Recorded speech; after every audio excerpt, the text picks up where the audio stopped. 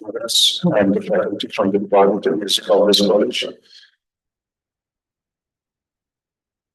I'd now like to invite the esteemed principal of the Institute Institution, Professor Vijan Khan, to join us on the dais for receive our distinguished press.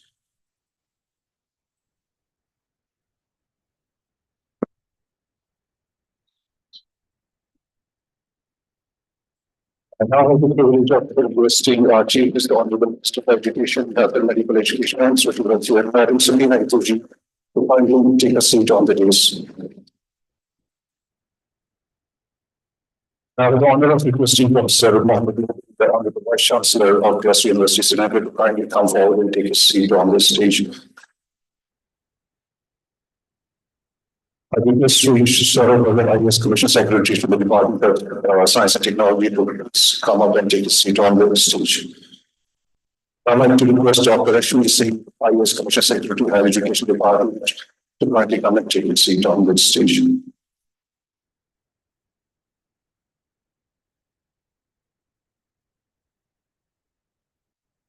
I'd like to request Dr. Nasir Ahmed Shah, Additional Director of Science and Technology, to come and take a seat on the dais.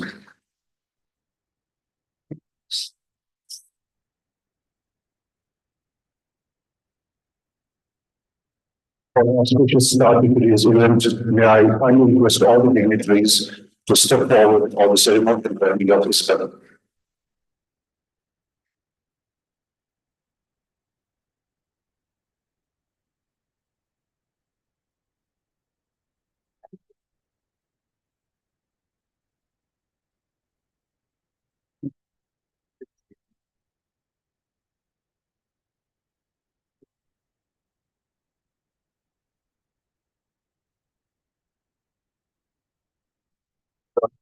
Kindly step forward.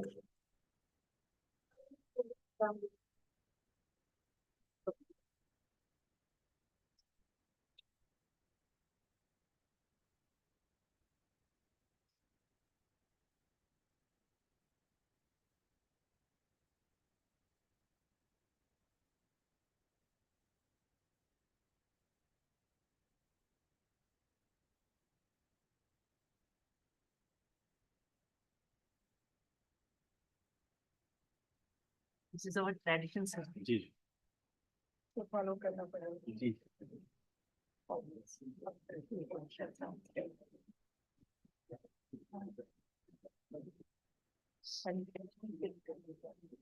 Right. Okay. Well, request Dr. Ashwini Singh, IAS, to present the shawl to the Honorable Mr. Madam Samina Ituji.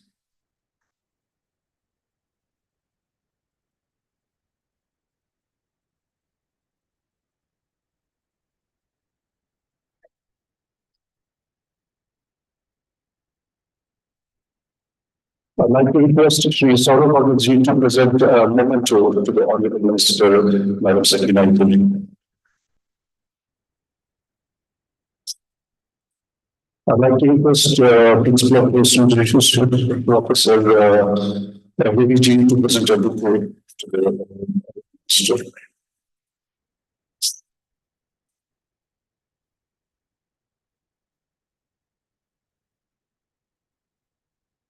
I request Professor VVG to present a book and memento to Sri Sarabhagat.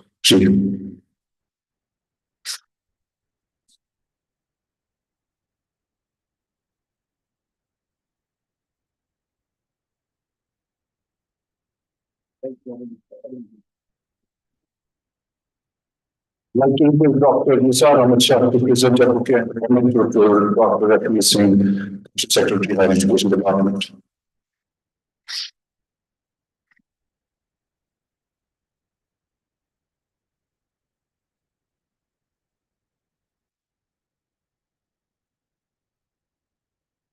Like to request our keynote speaker, Dr. ICMR, you please come up on the stage and receive a moment of the Madam Rinja Khan will present.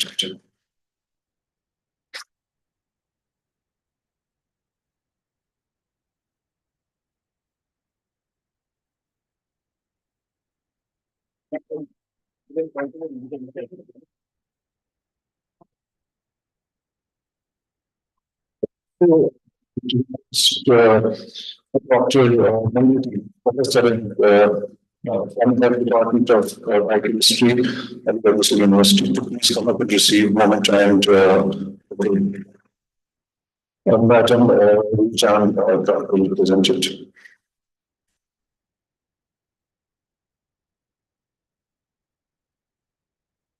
And Mr. Dr. Saram Shah to present it and moment to Professor Richard Khan.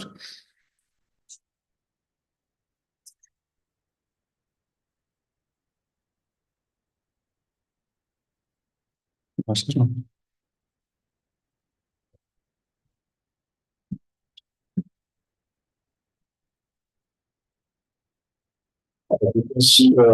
it's been presented and a moment to Dr. Nisar Ahmed Shah, Additional Director of Science and Technology.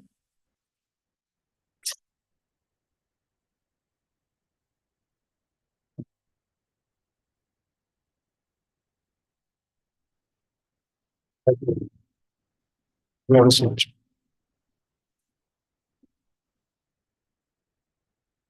I really like the institution Professor Ruja Khan to kindly extend a welcome to our distinguished dignitaries and guests.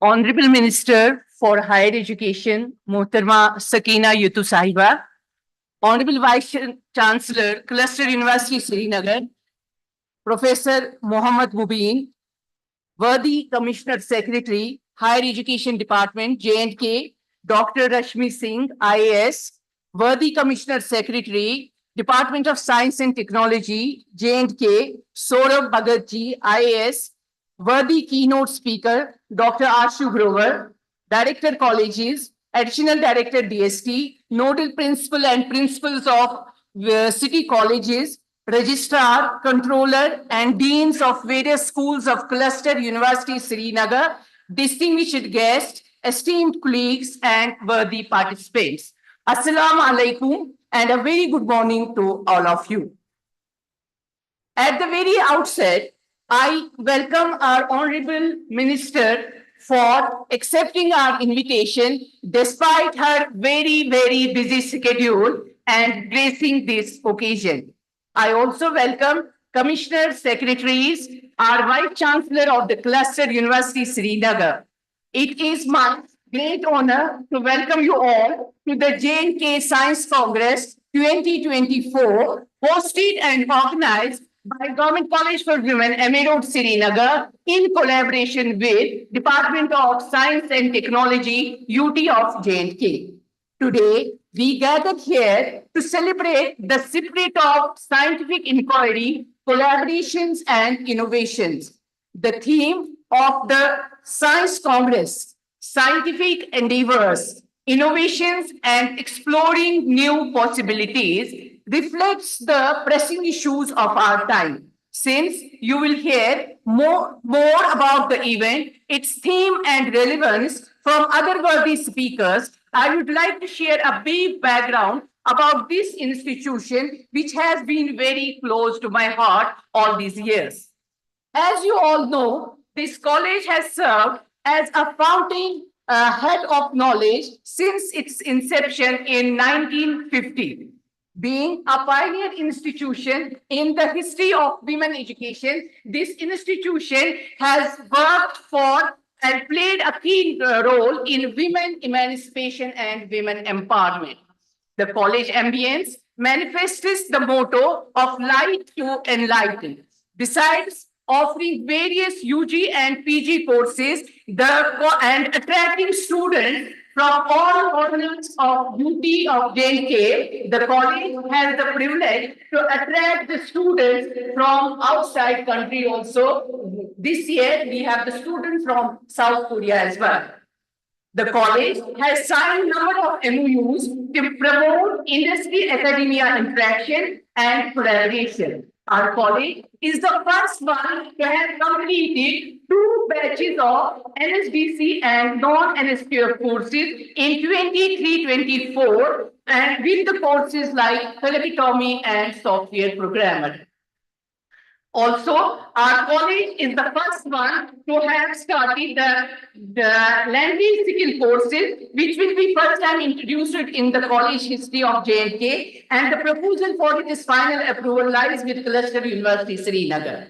The college alumni has made it a mark in different fields of life, and they serve as brand ambassadors of their alma mater. To name a few, the first female chief minister of J&K, the first female DivCom of J&K, the first women commissioner secretary of J&K, the first female vice chancellor of the University of Kashmir, the first female director colleges are among the proud alumni of our college. In order to foster research atmosphere, the college has established 3 centralized research labs in science, social sciences, and languages. Besides the college newsletter and magazine, we have other publications, including the research journal for English language, Dossier of Muses. The college regularly organizes seminars, workshops on various socially relevant themes. In the last 3 years particularly, we have hosted series of national and international conferences. Just to mention a few, we hosted 2 days international conference on advances in computer science, 2 days international conference on gender sensitization, 2 days international conference on selfhood of societies, 2 days international conference on multidisciplinary research, 2 days film fest, 2 days this science fest, and scores of other major events. Our college had the privilege of organizing 15 days refresher course, and this is in the history that our college was the first one to organize this refresher course in research methodology that was a multidisciplinary one. Back to the occasion, I would like to extend my sincere gratitude to our keynote speaker for sharing their expertise, our sponsors for their generous support, and our organizing committee for their tireless efforts, our participants for their enthusiasm and contributions. The focus of our institution is not only on the curricular activities, but also on the extracurricular activities as well. And we are proud to say that our students are bringing laurels to the institution, not only in academics, but also in sports, NCC, NSS, and other outreach programs. Throughout this Congress, we will foster collaborations and networks, showcase their groundbreaking research, inspire the next generation of scientists, and explore the interdisciplinary solutions. As we embark on this scientific journey, let us remember science is a collaborative, collective endeavor. Knowledge knows no border, and innovation demands diversity. Together, let us advance the boundaries of science, drive progress, and create a better future. At the end, I again welcome our Honorable Minister for gracing this occasion, and I again welcome and thank our Commissioner Secretaries, our Vice Chancellor, and all the dignitaries for coming here and gracing this occasion. Thank you and all the best.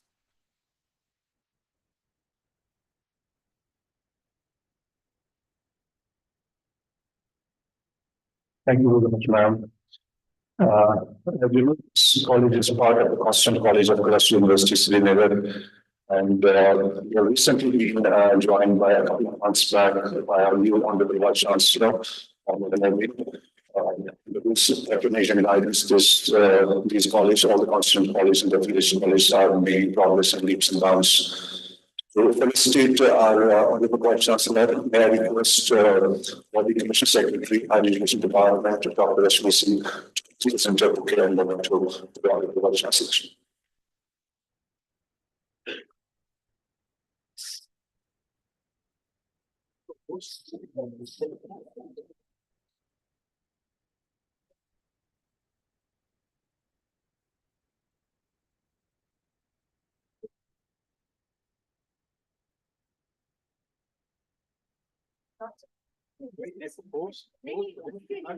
लेकिन ये good विशेष तो है ना फूलों के साथ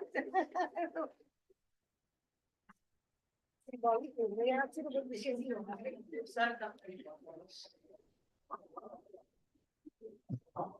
Honorable Minister has a bit of a tight schedule, so I'd like to request the Commission Secretary, Science and Technology, actually Saurabh Bharati, to address the gathering.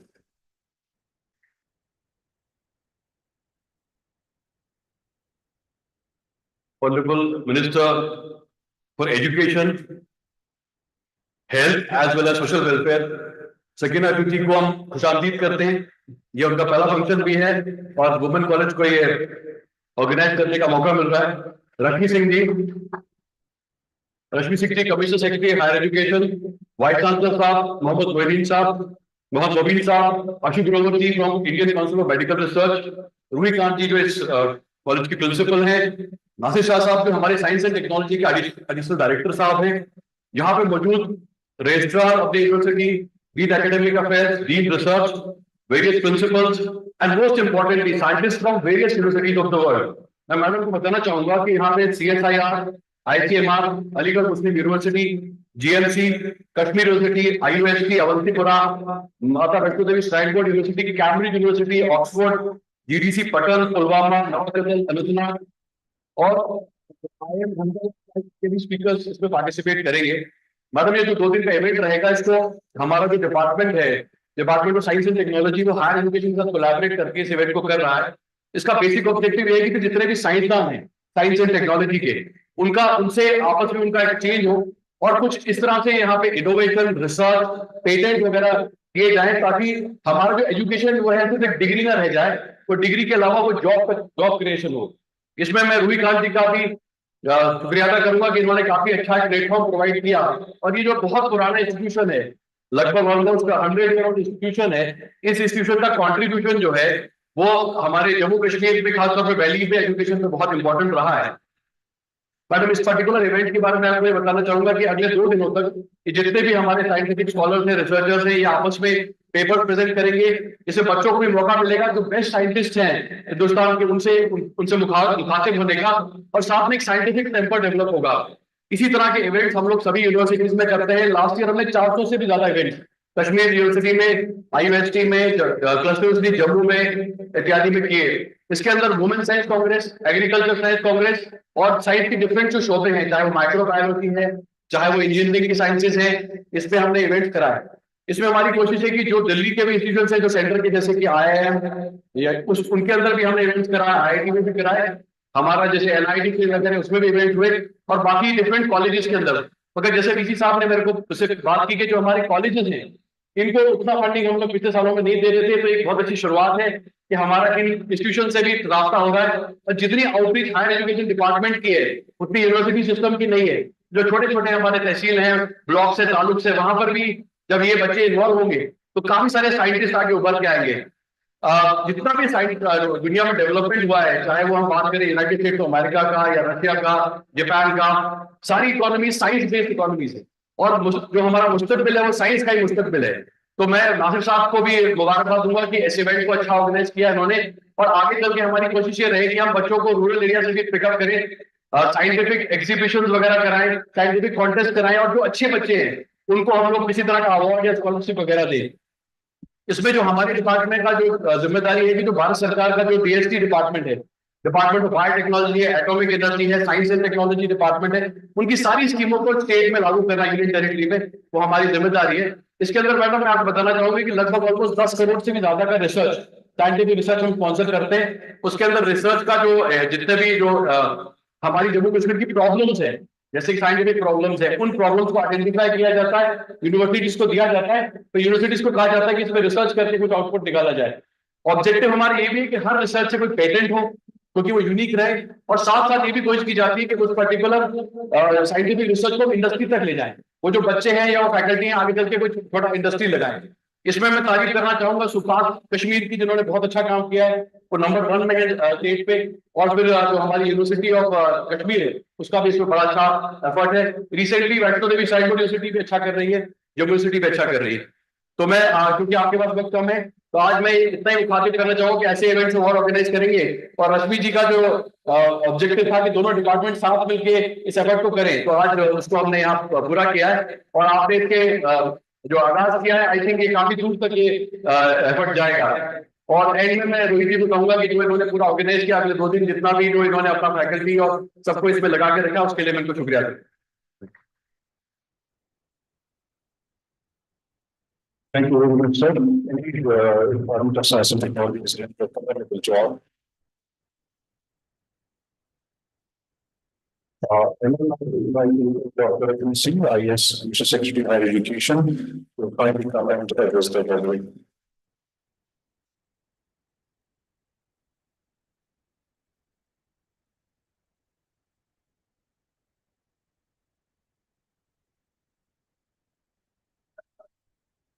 Good morning, and the very distinguished members on the dais. With the chief guest, the Honorable Minister for Higher Education, Primary Education, Health, and Social Welfare. And my colleague officer, Saurabh Bhagat ji, who's the Commissioner Secretary, again for this very important Department of Science and Technology, and the Vice Chancellor of the Cluster University, the Additional Director sitting on the dais, and Principal Ruhi ji, the students who are here in large numbers, and all the deans, principals, faculty members, researchers, scientists, who have come from various places. So at the very outset, I would like to compliment the DST, the Department of Science and Technology, the Innovation Council, for having partnered in this beautiful concept of taking the higher education department and this college in particular for this very important theme of the conference, which is going to unfold in the 2 days. And it is very, very befitting that in this women's college, जो मंत्री अभी बनी है सकीना इटू जी, इनको सबसे पहला formal कार्यक्रम इस वुमेन्स कॉलेज में आकर के और इस बहुत इंपॉर्टेंट मुद्दे पे जो यहाँ आप आई हैं, मुझे लगता है वो एक प्रोविडेंशियल जैसे ये है कि इस सेक्टर को इनका बहुत जो एक लीडरशिप रोल मिलने वाला है वो ये दिखता है। इनका आपका प्रेजेंस हमारे लिए बहुत अहमियत रखता है। और यहाँ पे जो आपने बहुत दर्दिन बात यह कही कि एक बार एक समय था जो हमने इस कॉलेज में एडमिशन लिया था, आई फाउंड इट वेरी टफिंग कि अब आप बहुत सारी महिलाएं जो लेडीज जो youth and girls were sitting here, they can actually draw inspiration from her in terms of her journey. And learning is not just about college and university. Learning is also about being connected to the grassroots. Learning is also about being able to solve people's problem. And that is the reason जो science and technology का ये conference है, ये क्यों बहुत अहमियत रखता है, क्योंकि यहाँ पर हम इनोवेशन की बात कर रहे हैं, innovation and entrepreneurship and emerging opportunities की भी बात कर रहे हैं। और क्यों ये बहुत जरूरी है, बिकॉज आज की तारीख में साइंस को सिर्फ आइसोलेशन में नहीं देख करके, सिर्फ थ्योरी में नहीं देख करके, सिर्फ एक लैब तक नहीं देख करके उसको जमीन पे कैसे उतारा जाए ताकि रियल लाइफ प्रॉब्लम्स उससे सॉल्व हो सके, ये जो है बहुत बड़ी चैलेंज भी है और अपॉर्चुनिटी भी है। अपॉर्चुनिटी इसलिए है क्योंकि यहाँ पे बहुत अच्छे ब्रेन्स, बहुत नॉलेज डोमेन के इतने अच्छे रिसर्च बेस्ड इनोवेशन जो कर चुके हैं, वो यहाँ पर अपने आप का जो नॉलेज एक्सचेंज करेंगे।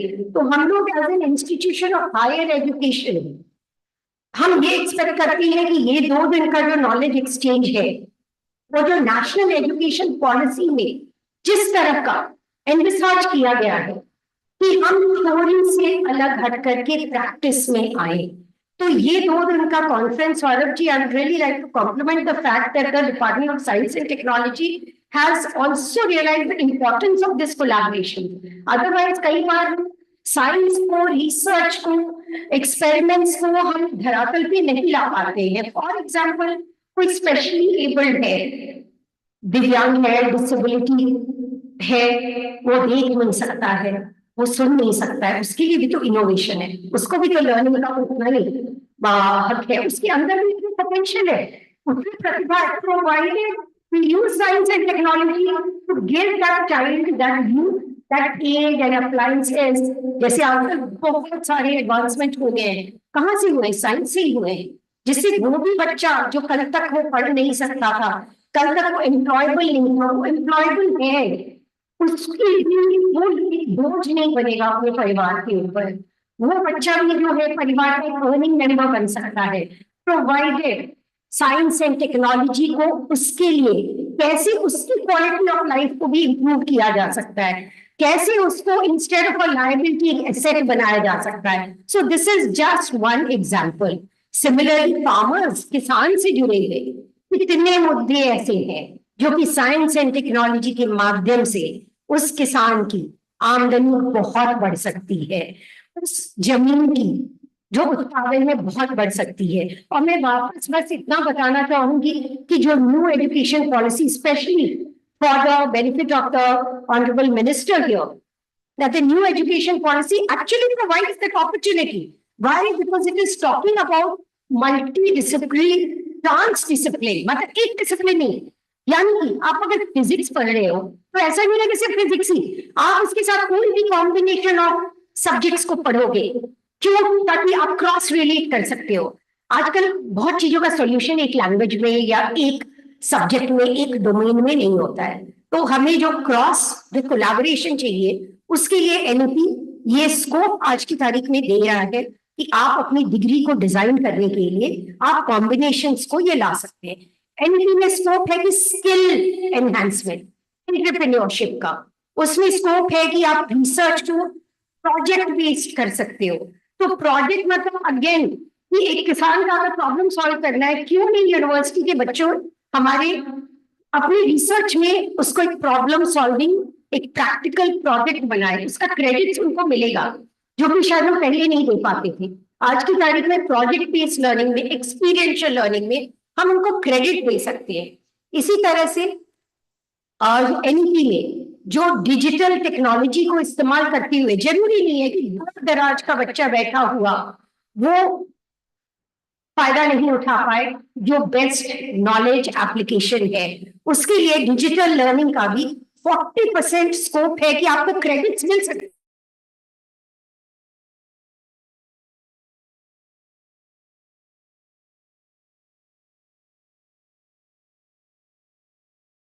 भी बच्चों को मिल सकता है जो दूर दराज जम्मू कश्मीर के इलाकों में रह रहे हैं। इसी तरह से मैं अंत में बस एक ही बात कहना चाहूंगी कि एक और जो अपॉर्चुनिटी हमें मिली है न्यू एजुकेशन पॉलिसी में वो है रिसोर्स पूल बनाने की। मतलब कि ऐसा नहीं है कि एक कॉलेज के पास सारा कुछ है, उसके पास हर सब्जेक्ट के हर प्रोफेसर्स हैं, हर स्किल देने की क्षमता है, ऐसा तो नहीं है। लेकिन हमें बाउंड्री को तोड़ने का मतलब फिजिकल बाउंड्री नहीं, लेकिन नॉलेज के दरमियान जो हमारे बीच में जो दूरी हो जाती है उसको तोड़ने का मौका है। जैसे कि यही का एग्जाम्पल दिया जाए, क्लस्टर यूनिवर्सिटी के यहाँ वीसी बैठे हैं और यही तीन कॉलेज है, एसपी कॉलेज भी है, अमर सिंह कॉलेज भी है और हमारा ये एमए रोड का ये गर्ल्स कॉलेज है। हो सकता है किसी कॉलेज के पास कुछ अच्छा हो, किसी के पास कुछ अच्छा हो, लेकिन वो एक बाउंड्रीज हो जाते हैं, आर्टिफिशियल बैरियर्स, तो हमें नॉलेज तरह से इस्तेमाल नहीं होने दे रहा है। और इससे जो है बच्चे जो है हमारी जो स्टूडेंट्स हैं उनको वो पूरा फायदा नहीं मिल पाता है जो कि हो सकता है। तो इस पे जो है हम लोग जरूर ये विश्वास मैडम आपको दिलाना चाहेंगे कि फ्रॉम द हायर एजुकेशन कोशिश यह बनी है कि हम लोग अपने एफर्ट्स को डायरेक्शन में, यहाँ पे हमारे director college, nodal officer colleges की बैठी है यहाँ, और हम लोग उस डायरेक्शन में आपके साथ मिलकर के प्रयास करेंगे कि वैसा ये किया जाए जिससे एनीथिंग सिर्फ थ्योरी में नहीं रहकर के प्रैक्टिकली मतलब जो कुछ संभव हो सकता है पूरे बड़े कैनवस पे, जिससे हमारा जो यूथ है वो पूरी तरह से आगे अपने जिंदगी को अच्छा बनाने में तो कामयाब होगा ही, साथ ही साथ बहुत ही और अन्य लोगों की सोसाइटी में अन्य लोगों की जिंदगी को अच्छा बनाने में भी बहुत बहुत कामयाब होगा।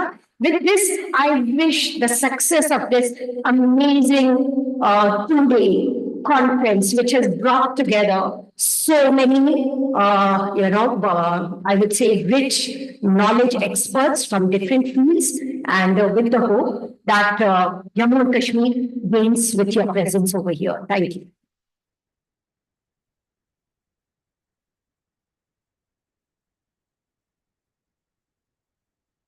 Thank you very much, ma'am.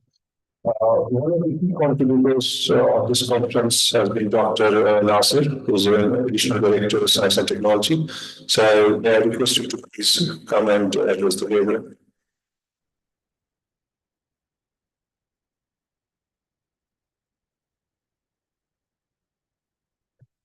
Respected Chief Guest Mohtarama Sakina Yatuji, Honorable Minister for Education, Social Welfare and Higher Medical Education. Dr. Reshmi Singh, IAS, Commissioner Secretary, Higher Education. Shri Saurabh Bhagat, IAS, Commissioner Secretary, Science and Technology. Professor Mohammad Mubin, Vice Chancellor, Cluster University of Kashmir. Professor Ruhi Jan Kant, Principal Government College for Government College, Women, Maulana Azad Road. Dignitaries, esteemed guests, principals from various degree colleges, fellow scientists, students, ladies and gentlemen, good morning. It is a privilege to welcome you all to JK Science Congress 2024, a platform dedicated to fostering scientific temper, promoting research, and inspiring innovation across Jammu and Kashmir. This Congress brings together students, researchers, and faculties from diverse fields with the aim of sharing knowledge, presenting groundbreaking research, and engaging in scientific discussions that will shape the future of science and technology in our region. Let me introduce you Jammu Kashmir Science, Technology and Innovation Council, Department of Science and Technology. It is a pioneer body under the Department of Science and Technology.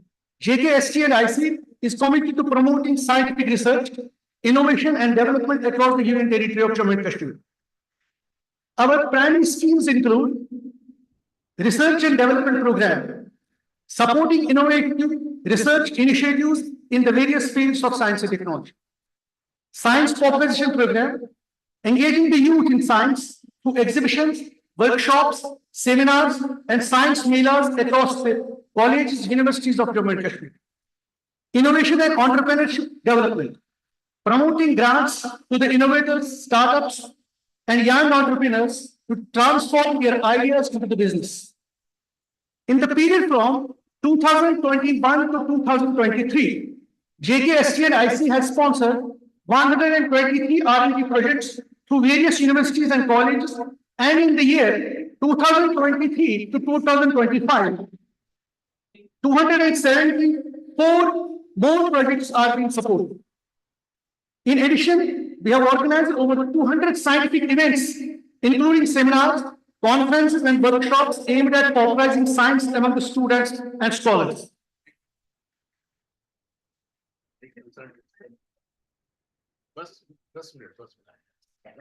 JK Science, Technology and Innovation Council is establishing Science Center as Center of Excellence in Lalmadi, Srinagar.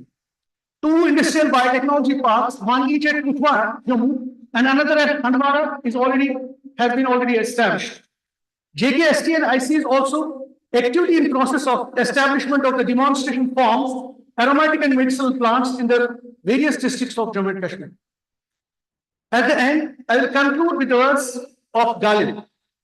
हजारों ख्वाहिशें ऐसी कि हर ख्वाहिश पे दम निकले, बहुत निकले मेरे अरमान, लेकिन फिर भी काम निकले. This expresses the idea that no matter how much we achieve, there is always more to desire or discover. Much like science, where each answer leads to new question. Thank you very much.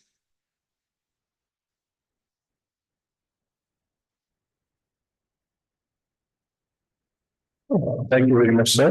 May I request the Honorable Minister for Education, Health and Medical Education and Social Sciences, Madam Sakina Yatuji, the Chief Guest of this conference, to please come and address the gathering.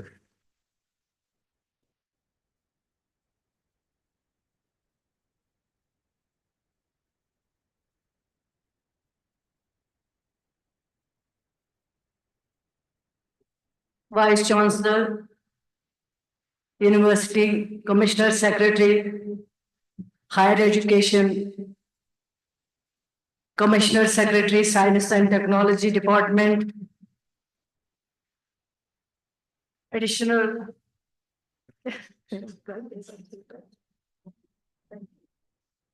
Thank you.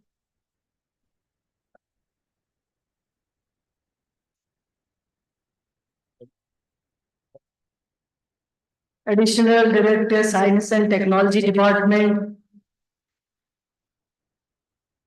Principal Rohi ji, distinguished guests, faculty members, dear students, good morning.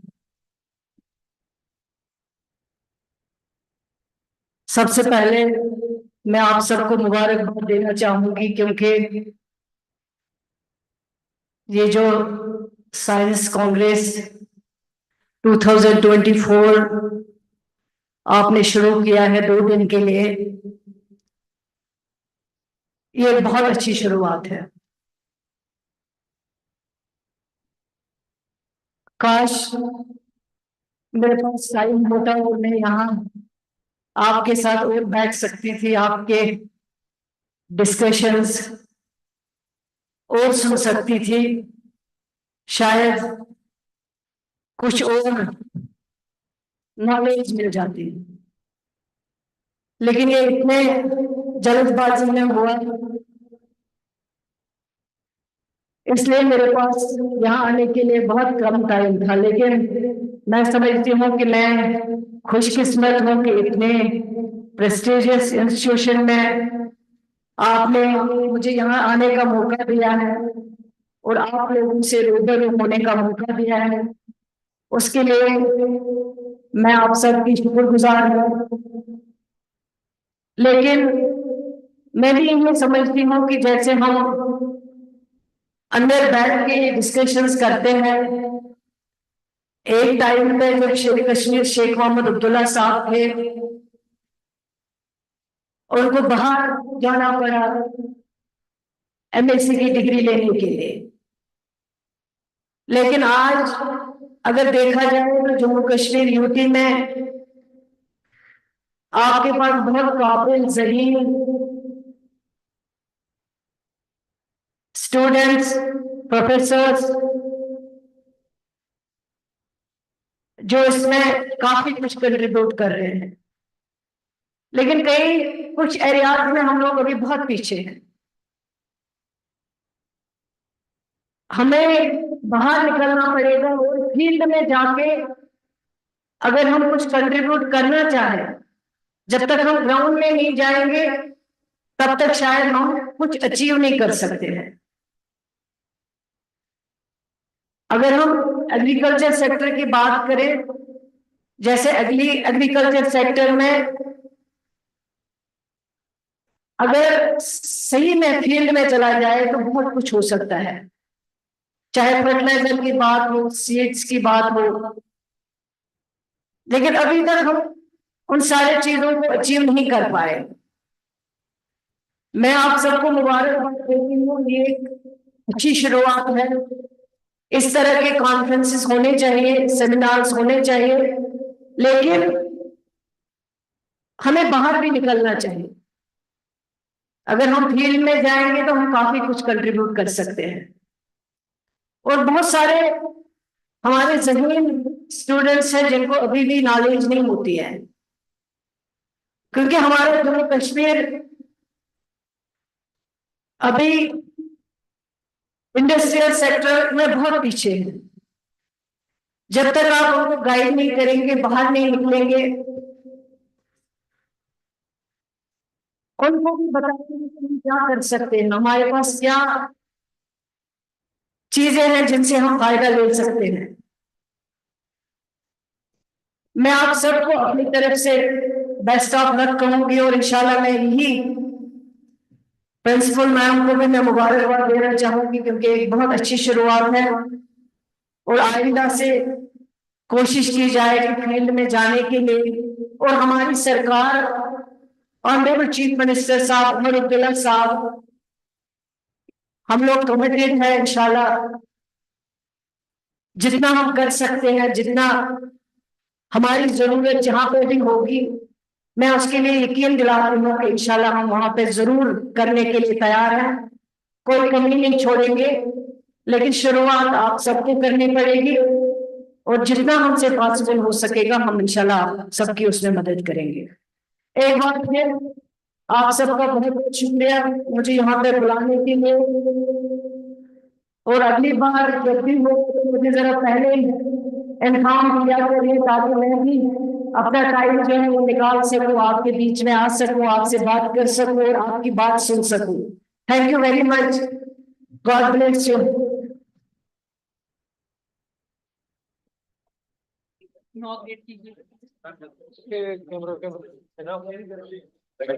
Honorable Mr. Ma'am, before we proceed to the conference and for the Honorable Vice Chancellor, we can request for a few more minutes of your valuable time to unmute the sovereign, college newsletter, and other constituents. I request the dignitaries to kindly hold the sovereign of this Science Congress. And also like to request Dr. Hilal and Dr. Samir to join us on the stage. Dr. Hilal, Organizing Secretary.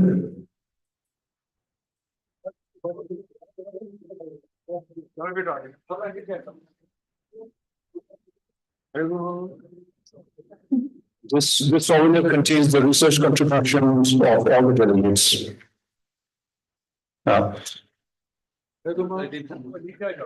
We'd also like to release the college magazine and the college newsletter.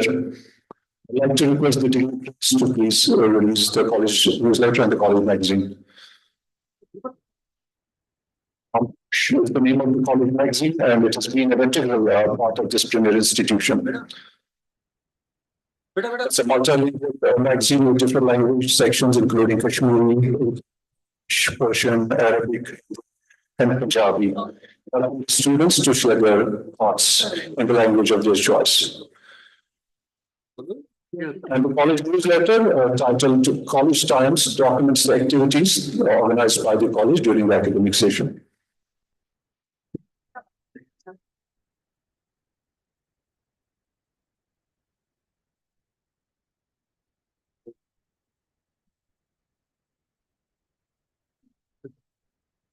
I'd like to request Dr. Sudan to join us on the stage.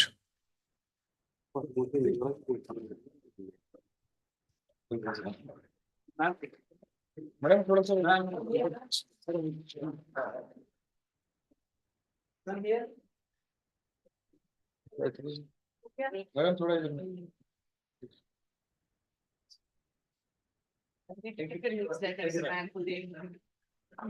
Thank you very much, Honorable Mr. Ma'am. We know you have a very tight schedule. We really appreciate you taking time out of your busy schedule.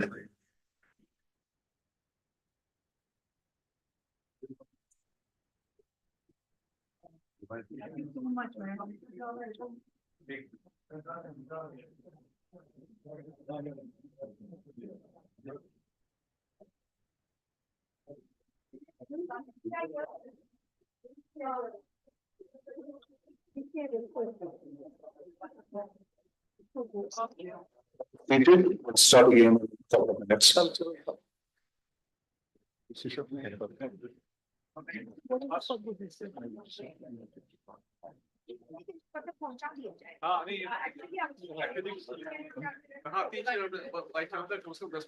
Exactly.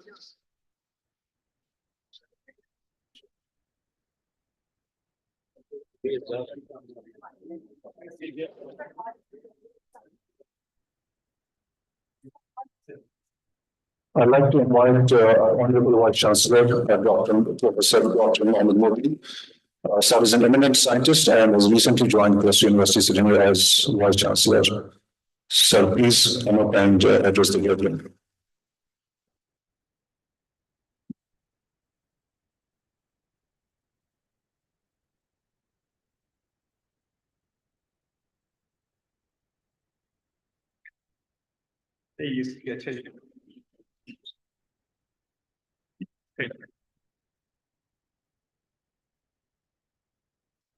Unfortunately, lack of time, our chief guest has left early.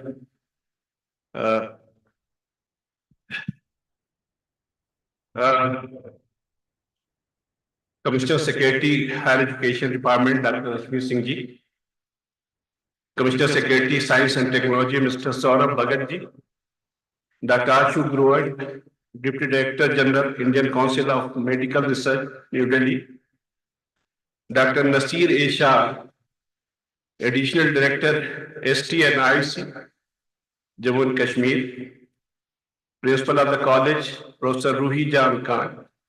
Officers of the Cluster University. Other distinguished guests and participants of the Science Congress, a very good morning to all of you. I feel extremely honored as the Vice Chancellor of this university that Jammu and Kashmir Science Congress 2024 theme Scientific Endeavors, Innovations and Exploring New Possibilities, organized by Jammu and Kashmir Science and Technology and Innovation Council in collaboration with Government College for Women, MA Road, Srinagar. At the outset, I congratulate the principal of the Women College, Professor Ruhi ji, for taking the lead in organizing this extremely interdisciplinary event.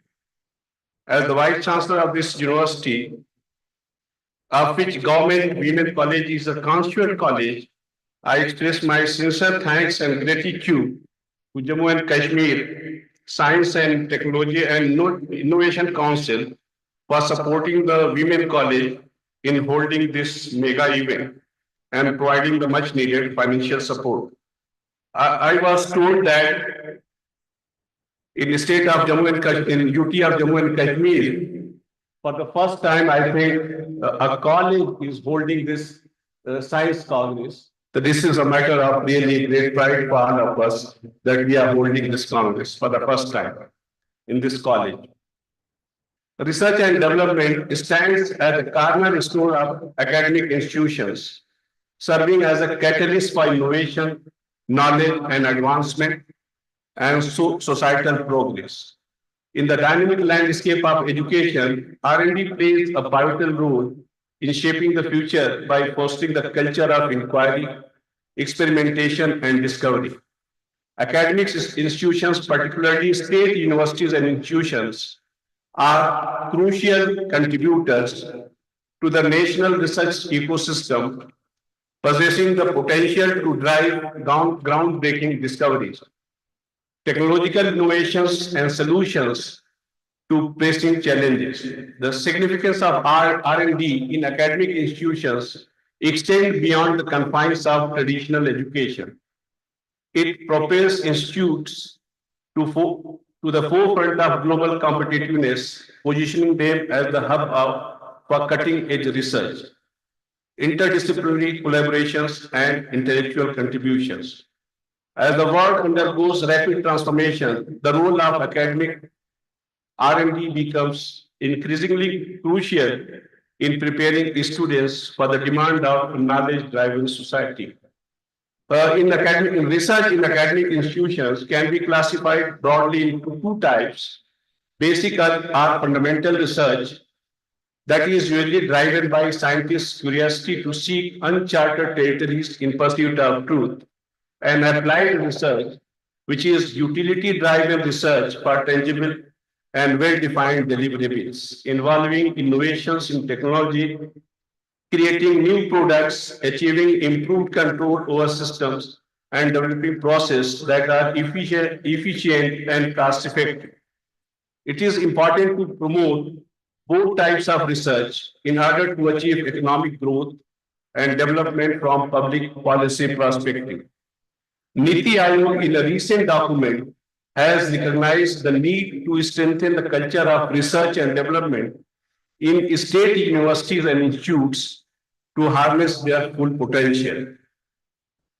Here I would like to give some information about the research output which is being produced in the state university and the colleges.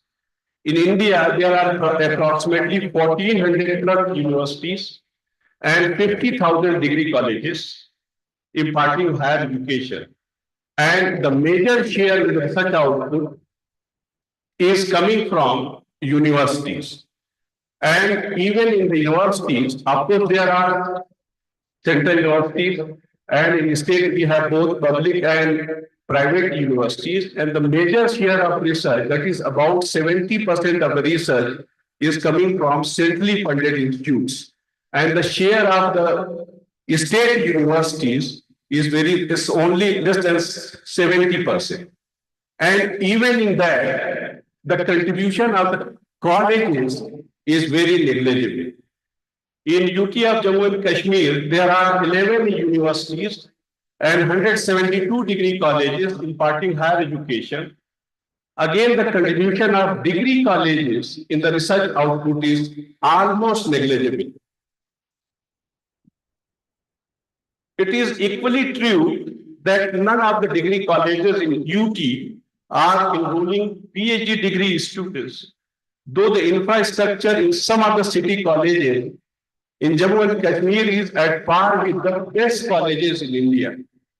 I was surprised when I joined here. I was surprised to know that in UT, the degree colleges are not independently offering PhD programs.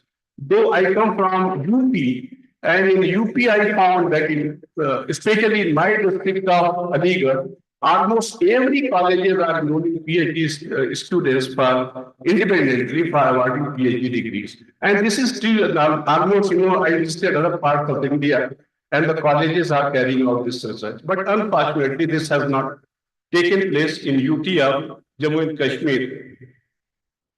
We at the Cluster University of Srinagar, to honor the vision of the founders of Cluster University, have taken a note of it, completed all the formalities required for admission to PhD program, and going to issue notification for admission in our 5 constituent colleges very soon. We have identified around 50 potential research supervisors across disciplines who are eligible to guide PhD students. Further, in order to strengthen the culture of research and development in our constituent colleges, the cluster university is going to establish two outstanding researcher awards, one each in science and social sciences, liberal arts, commerce, and management. And the modalities for the same are being prepared. Now coming to the 2 days program at Jammu and Kashmir Science Congress, we are embarking on a journey to celebrate the spirit of scientific inquiry, creativity, and collaboration. This Congress is a testament to our curiosity and quest for knowledge, scientific advancements, and transform our world, improving lives, fostering sustainability, and driving economic growth. Eight challenges persist.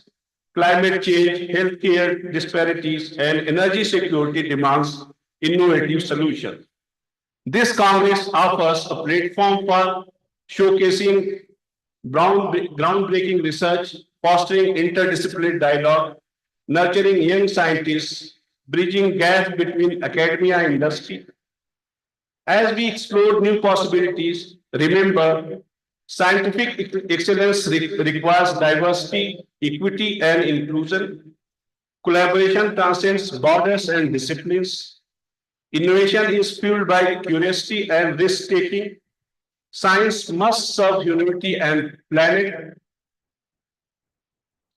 To the participants, I offer my heartfelt congratulations.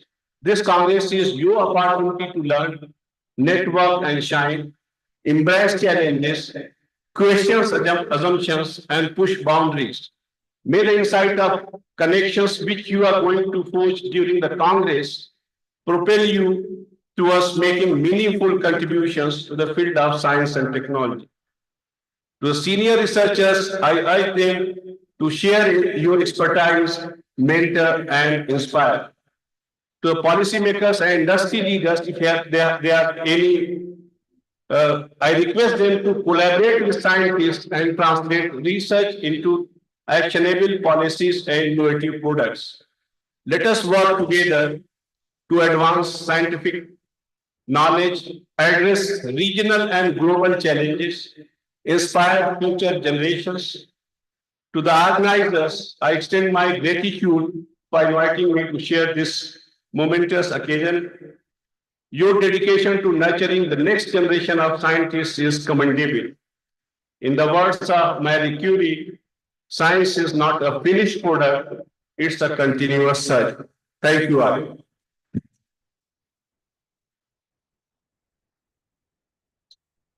Thank you very much, Honorable Vice Chancellor, for this. Thank you, Mr. Honorable Vice Chancellor. We have and the digest from the schedule. We are finally arrived at the much anticipated keynote address, which will be delivered by Dr. Ashu Grover. Ashu Grover is a Deputy Director General, ICMR. Dr. Grover is an eminent doctor and scientist. Dr. Grover holds a strong academic foundation in medical and public health sciences with advanced degrees and relevant fields. Throughout her career at ICMR, Dr. Grover has played a pivotal role in numerous national and international projects, particularly in areas of non-communicable diseases, maternal and child health. Grover has authored numerous peer-reviewed publications and has been an invited speaker at national and international conferences on medical research and public health. May I request Madam to please come up on the dais and deliver our keynote address.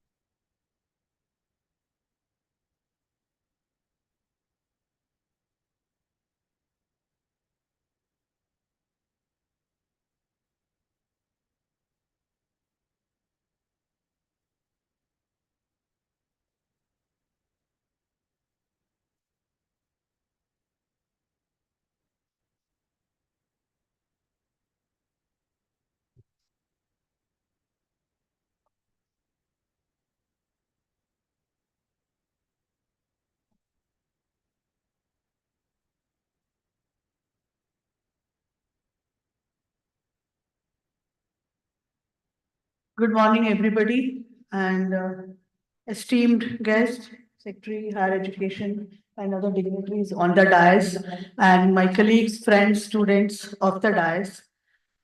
First of all, I would like to thank this organization and this college for inviting me to be part of this interdisciplinary team of faculty members, students. I think this is maybe my first time that I'm attending a workshop or a conference or an event which is being organized by college level, which is not a medical college. So I had been going to various medical college institutions, but this gives me a far most great experience that when we talk about the research, it is not only that the domain pertains to only the medical professionals. So we need to have other collaborators also.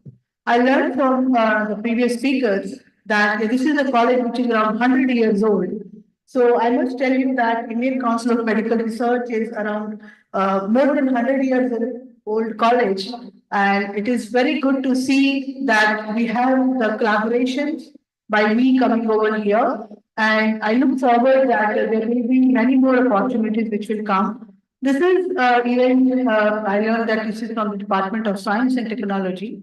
So we also come under Department of Health and Family Welfare and Ministry of Health and Family Welfare. We have the Department of Health Research. So Department of Health Research and Department of Science and Technology have various collaborative projects. And as has been emphasized by the Minister, Madam, that we need to reach to the ground if we want to see the outcome of the research.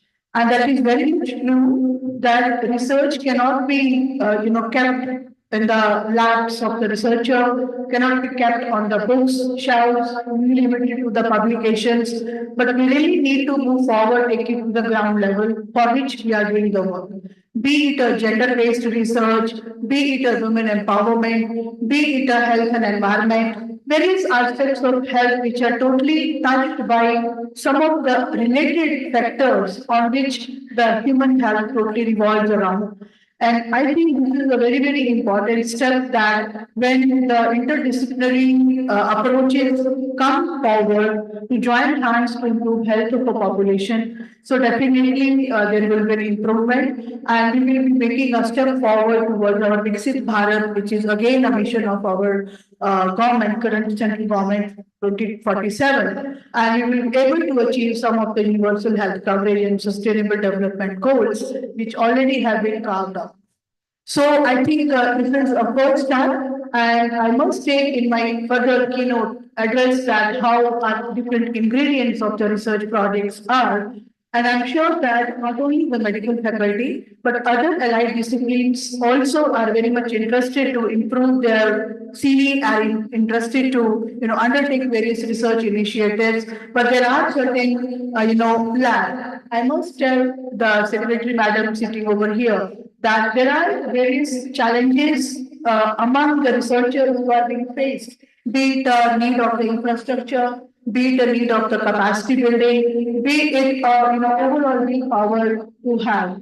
So I think very nicely, Madam also said that we need to pool the resources. And if the resources are not pooled on, probably we will not be able to do the total financial implications of the various institutions which are there. So it is not only that the non-medical institutions or other allied institutions come together. So rightly that we need to join hands with each another, that yes, we can do the research. Not only we have the Government Medical College in Srinagar, we have the Sher Kashmir Institute of Medical Sciences, and we have many other postgraduate and undergrad institutions right here in the state. And we, from the central government perspective, we look forward for various organizations to send us the project.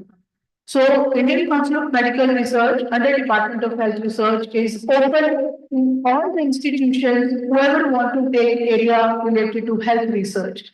We do not say that okay, the project has to come only from the medical colleges, but we need to take a project from other allied. For example, nursing discipline, Department of Physiotherapy, Department of Higher Education, Ramakrishnan Institute of Higher Education, they have also submitted the projects to us.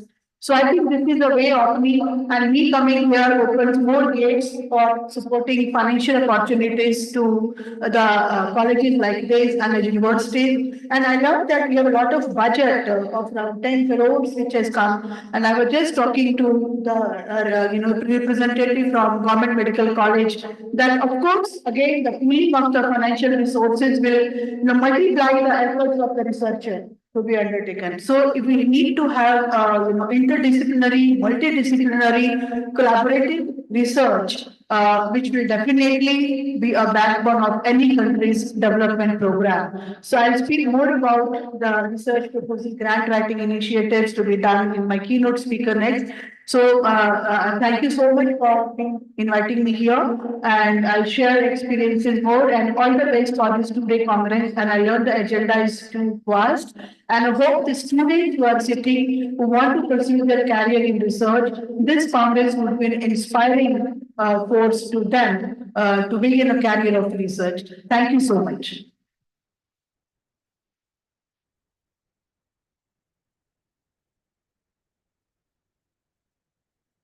Thank you very much, ma'am. We'll also listen to Dr. Grover in the first technical session. That will be post-lunch session. That will be more engrossing and technical in nature. Now we have the pleasure of unveiling two special releases, two special book releases. One, couple of books authored by Dr. Arshit, who is an assistant professor in the Department of Botany in this college. The first book, titled Ecogenomics, published by Routledge, Taylor and Francis Group, offers a valuable introduction to plant ecology from a genomics perspective. The second book, Advances in Plant Nitrogen Metabolism, published by CRC Press, is a comprehensive and up-to-date volume that delves into the psychological, biochemical, and molecular aspects of nitrogen metabolism in plants, exploring the regulatory networks that govern this process. May I request the dignitaries to kindly proceed with the release of these two remarkable books, and also like to request Dr. Pizada SHB to join us on the stage.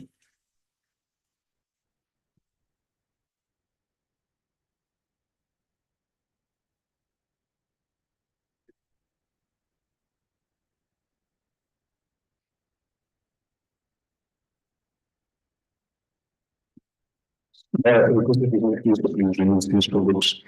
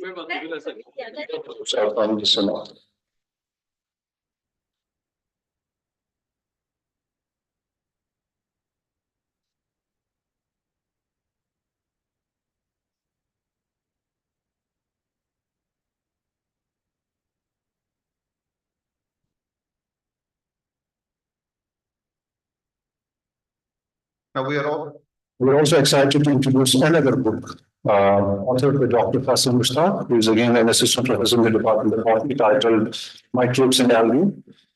This book serves as an essential guide for undergraduate and postgraduate students, researchers, and NEET aspirants. It combines scientific clarity and accessibility, making complex biological concepts easier to understand. What truly sets this book apart are the meticulously crafted, hand-drawn pencil diagrams, which simplify intricate details of microbes and algae. These visuals are designed to enhance student comprehensions. Dr. Faisal Mushtaq is also requested to kindly join us on the stage. बड़े-बड़े लोग award भी बड़ा award बड़ा risk हो गया कि आप बेइज्जती और होती है क्योंकि आप जब इफेक्ट होते हैं क्या था आप मेरे 10 ना दे वो जिंदगी भर लिख के आते रहे आप ऑलवेज भी एक धब्बा लगा रहे This is like a textbook. Yes.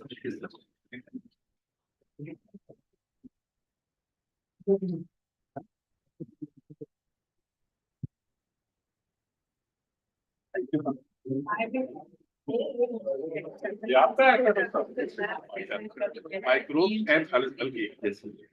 ये इस तरह का कंटेंट स्टूडेंट्स बड़ा पॉपुलर होता है क्योंकि ये सिर्फ क्वांटिटेटिव है हमारी यूनिवर्सिटी में अच्छा ये प्रेजेंट में किया you have good hand at it So like to request the dignitaries to unveil the newsletter of the college. That's College Times, which documents the activities organized by the college throughout the session.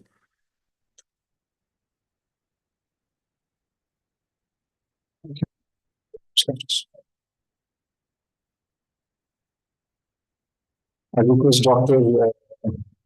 Sharul Ahmed, Head Department of MCMP, to kindly join us on the stage. And the members and his committee members.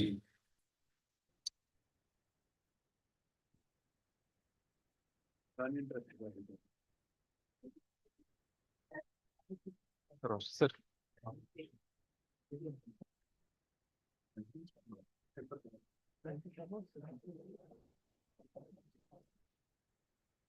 I'd also like to request the members of the publication committee, please come up on the stage. I'd also like to unveil the college Congress magazine.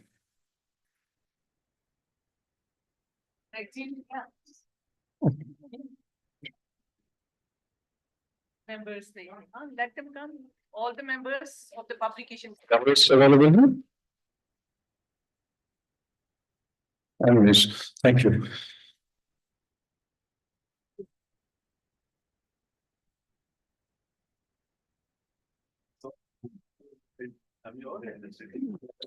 Oh, that's it.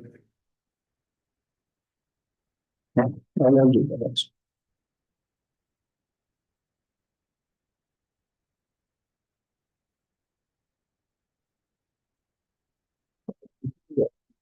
So, request all the dignitaries be seated on the front row. We'll have one musical captivating performance by an acclaimed music artist and singer, Shazia Hamid.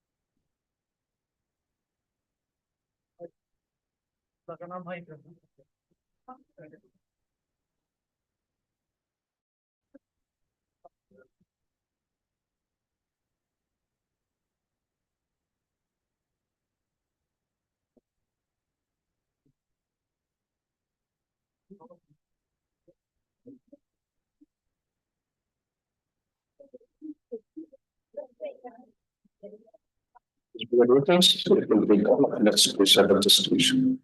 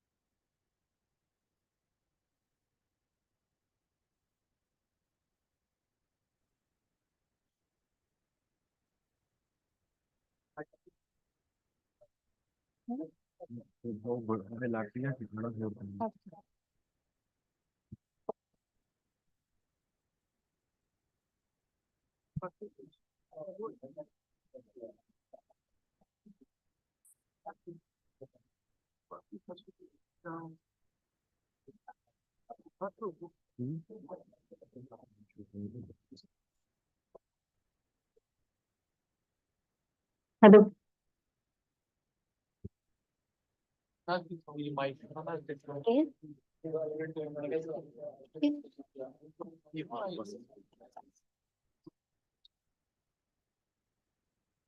Respected dignitaries, teaching, non-teaching staff, and dear students, good morning.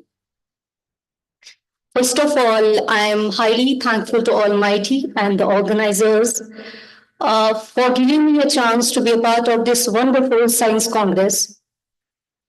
Ladies and gentlemen, whenever I am on stage and whenever I have to perform, I always take my teacher's name first because he's the man behind my name and behind my fame. Professor Muzaffar Ahmad Batsam, my teacher and mentor. So today, I will present a beautiful Urdu ghazal. Then a Kashmiri song. Hope you will like it. Thank you.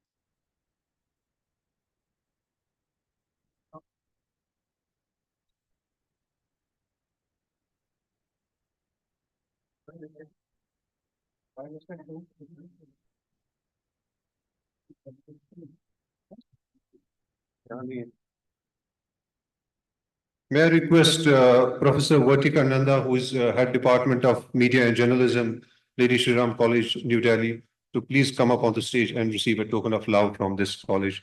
I'd like to request Principal of the host institution, Professor Ruhi Jan, to please, and Dr. Rashmi, ma'am, to please come up and give it to Professor Vartika Nanda.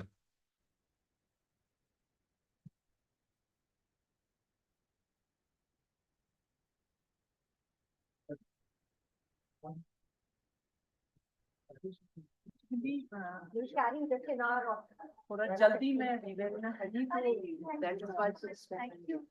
नहीं आपके मैं भी Thank you so much. Thank you.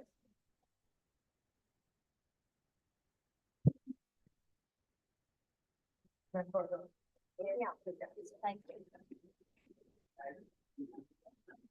Thank you for creating the situation. ठीक है ma'am जी का ना इसमें ना एक है ना स्पीकर मोइन ने बोला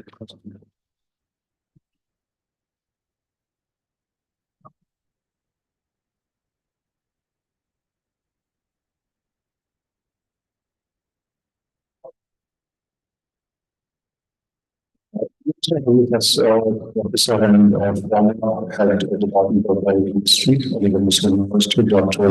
Moin, who's currently working as a professor in biochemistry at Jawaharlal Nehru Medical College, Aligarh Muslim University. He's a Commonwealth Academic Fellow, Fellow of Indian Academy of Biomedical Sciences. He has guided over 2 dozen PhDs, MDs, and MDS students, published over 125 research papers in high-impact international journals, and has over 5,000 citations with H-index of 35. May I request Dr. Mohin, sir, to please come up on the stage and address the gathering.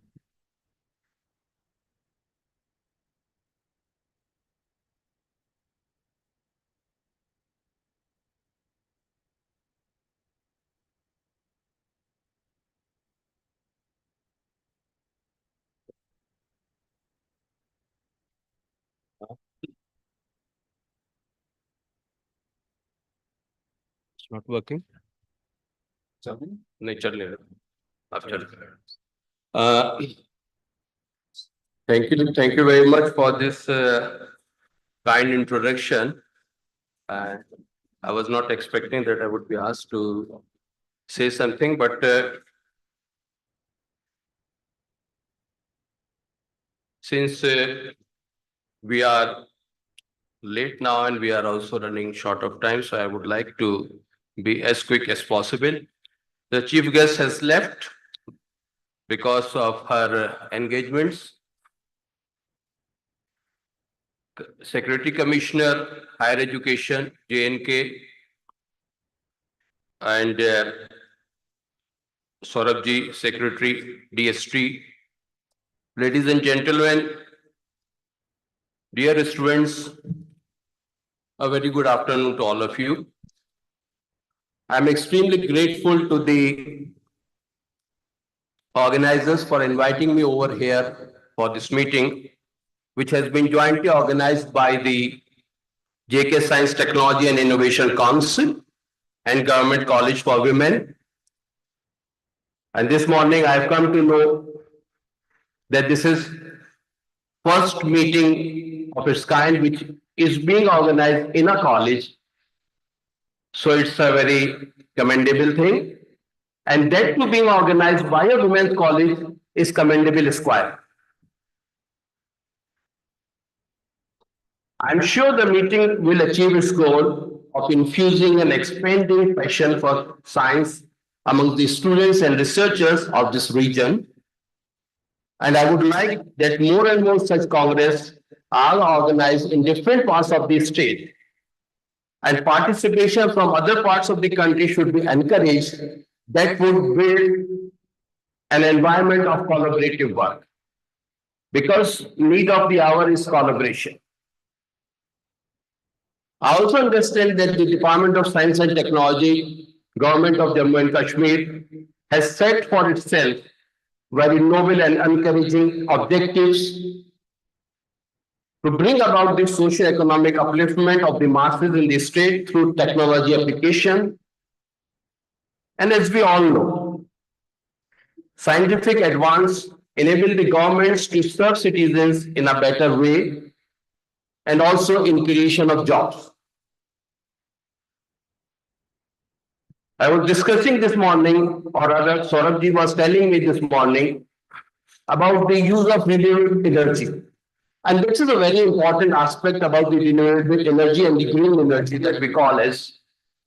My institution is also carrying out a lot of work on this aspect. And this is very important aspect on technological advancement because in certain areas where we do not have the electricity, especially in remote areas, this energy comes very handy.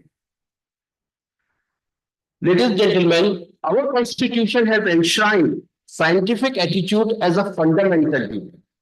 If you see Article 51AH, it says for every citizen to develop scientific temper, humanism, and the spirit of inquiry and reform. This part of the country possesses a unique blend of natural beauty and intellectual fervor, making it a fertile ground for scientific exploration and discovery.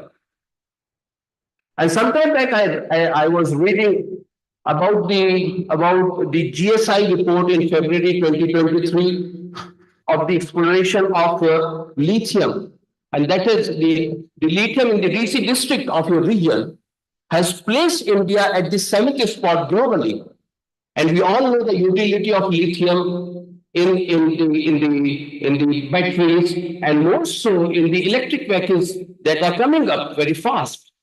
So this discovery will prove a lot for this region. I think there is a need to identify the cause that impedes the development of scientific temper in the younger minds.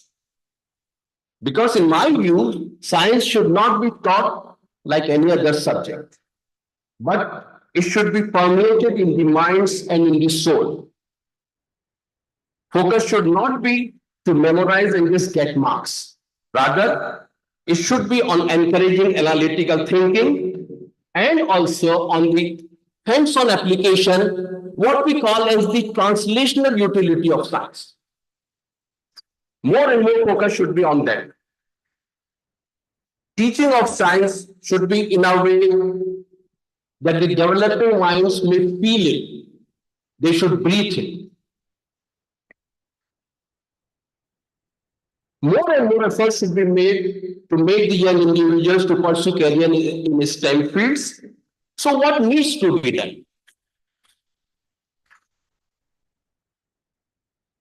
Madam Secretary has joined us at the very right moment. So I have written certain points that what needs to be done.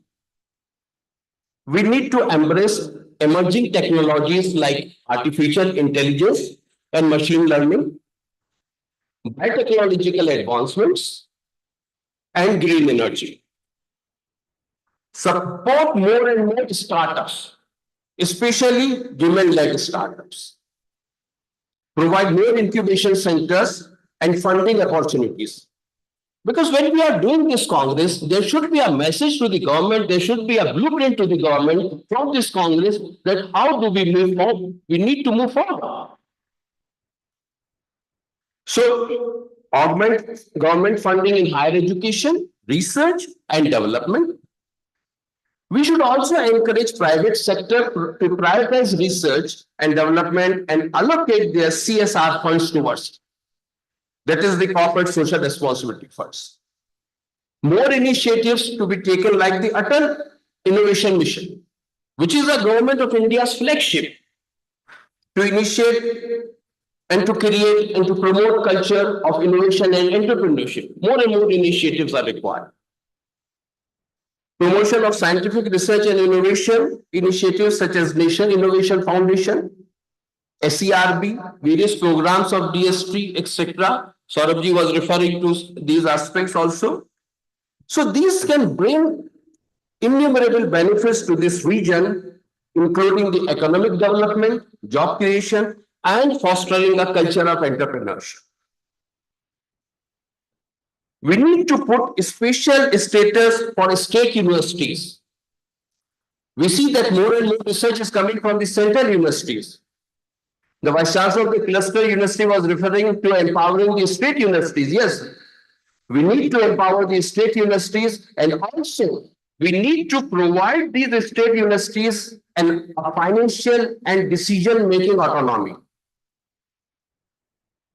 And one more thing that as a student of science, I have observed that maintenance of equipments remains a big problem for us.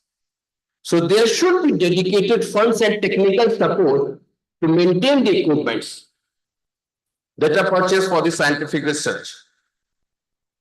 In Jammu and Kashmir, we can boost the use of technology in the sectors such as tourism, agriculture, handicrafts, and information technology. Ladies and gentlemen, this region has produced some very great personalities in the fields of education and science and technology. And since I am standing here in the Women's College, I would name a few ladies only. That does not take away the credit from all other individuals who have contributed. Your own principal, Ms. Mahmooda Ahmad Ali Shah, who was awarded Padma Shri in 2006 by the Government of India, an educationist par excellence as a social activist. Then we have Madam Serin Landon. Bas khatam hi ho raha hai. Then we have Madam Serin Landon, an Indian gynecologist and one of the pioneers in women's health from Ladakh region.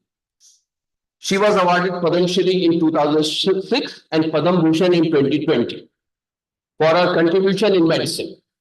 Then we have got Madam Chandrakanta Gupta, who is now in Canada in the University of Manitoba, but she did bachelor's from Kashmir University and master's from my institution. A mathematician par excellence. Then we have got Neelam Karmad, an Indian nanotologist, for a pioneering work on neonatal intensive care and ventilation. She is credited with developing neonatal care for better survival rate of extremely tiny preterm babies. Extremely tiny preterm babies means who are less than 1 kg of weight. And the government honored her with the 3rd highest civilian award, that is the Padma Bhushan in 2014. So a lot of figures from this region has originated. We can name PM Dhar Sahab, we can name Rameshwar Nath Banzai Sahab, we can name Avinash Kak Sahab, we can name Fayaz Malik Sahab, lot and lot. So my point in naming these personalities is that the younger youth should be encouraged to follow their path, footsteps, to emulate them.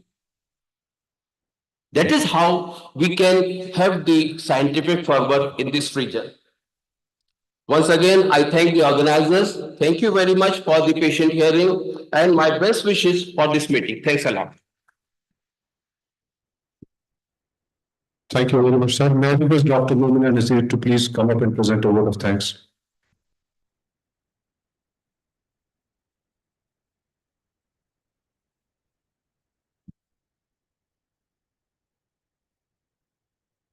Distinguished guests, esteemed speakers, and dear participants, Assalamu alaikum, greetings of the day. It's my pleasure to propose a formal vote of thanks here in the inaugural of JK Science Congress 2024. First and foremost, I would like to express our deepest gratitude to our Honorable Chief Guest, Minister of Higher Education, Madam Sakina Yatoo. She has already left due to a tight schedule. We have a thank her for her time, and as our Minister, we look forward to her unwavering support in future. I am highly and deeply indebted to Professor Mohammad Mubin, Vice Chancellor, Cluster University, Srinagar, for his able patronage during the process of fructification of this Congress. We thank you, sir, and on the same note, we welcome you as our new Vice Chancellor.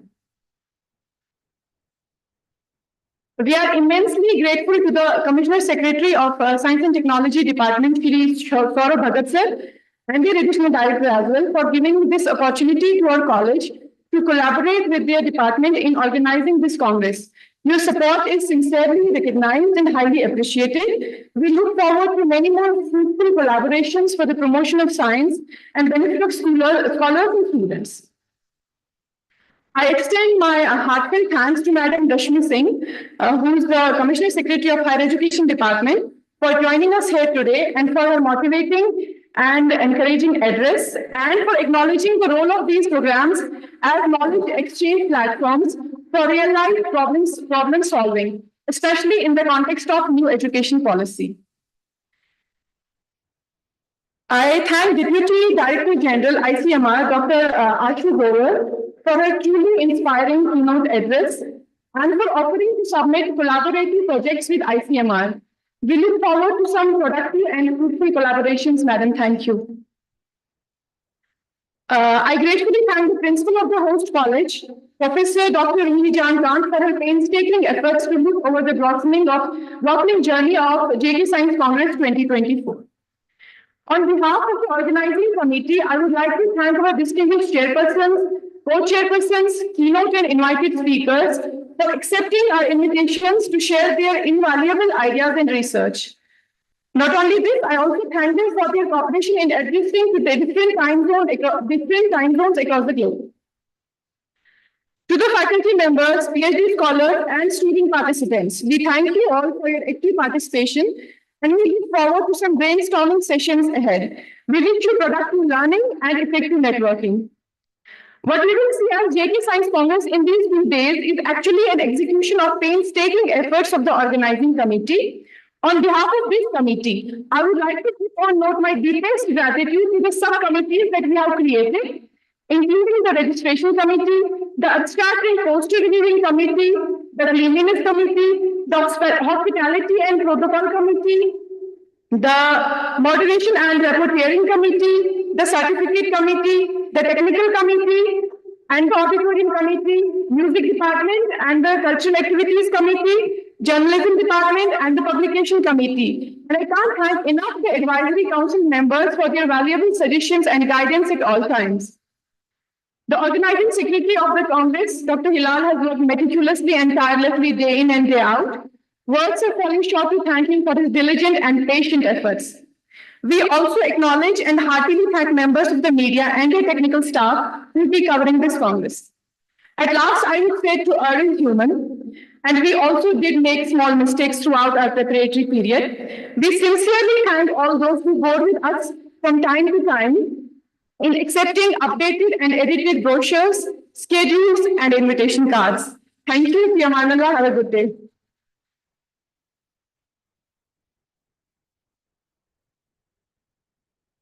Thank you very much, ma'am. That marks the end of the inaugural session. Dignitaries are requested to please proceed to the food court and for the high tea. And we'd also like to request the participants, delegates, and research scholars to take a 10-minute tea break, and then we'll start with the first technical session. Thank you very much. Phone किसने दे दिया? Phone किसी का है? मनोज, हाँ?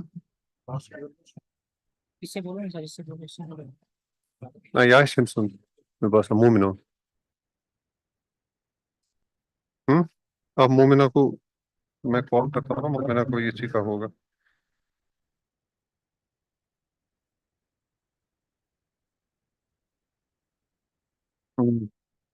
ऐसे मोमिनो.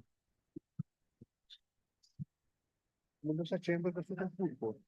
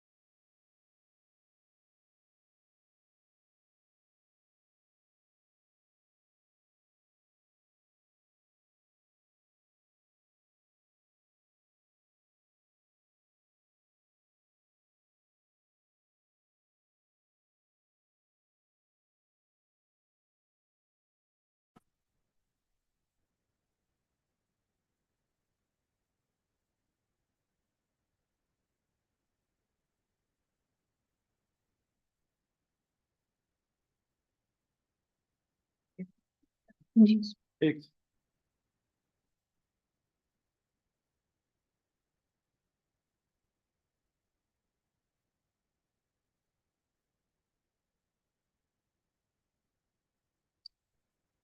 Sir, please take your seat. Ma'am, अभी मैं इनको बुलाती हूँ.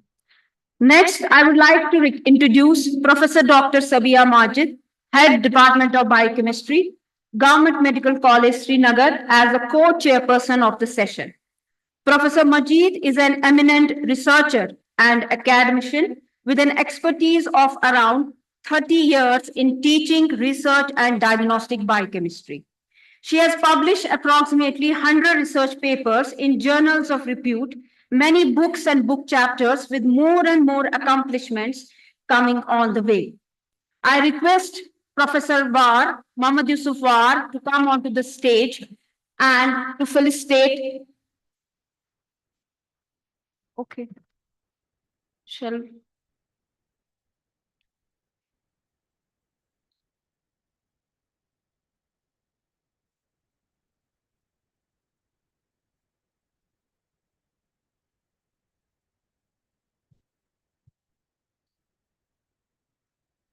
Okay.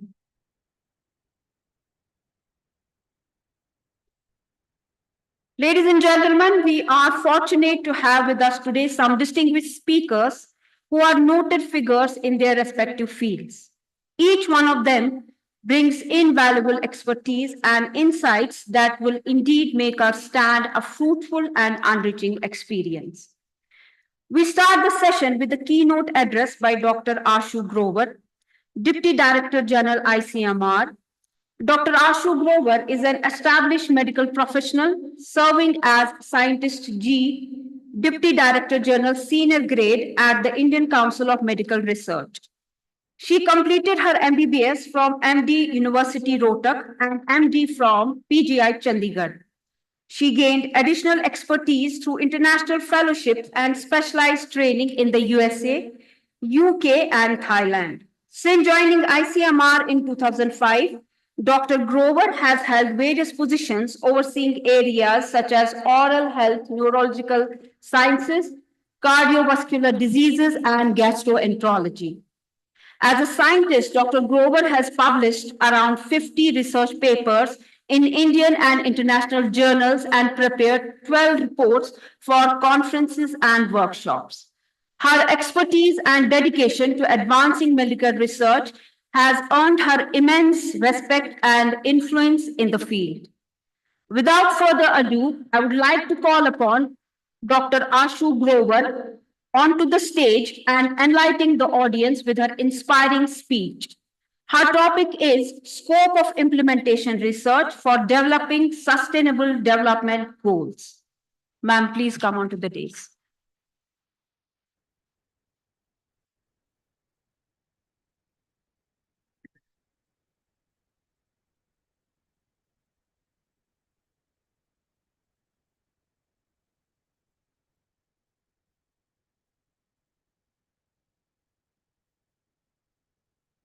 Yeah.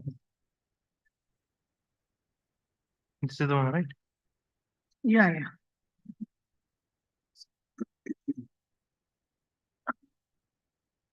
Can you switch off these lights which are coming on my face? हाँ, इसलिए लाइट ऑफ करनी है. लाइट पूरी मेरे सिर पे ही पड़ रही है वो. हाँ, संतोष जी बोलो. एक second light. And how to move the slides? Light on कर.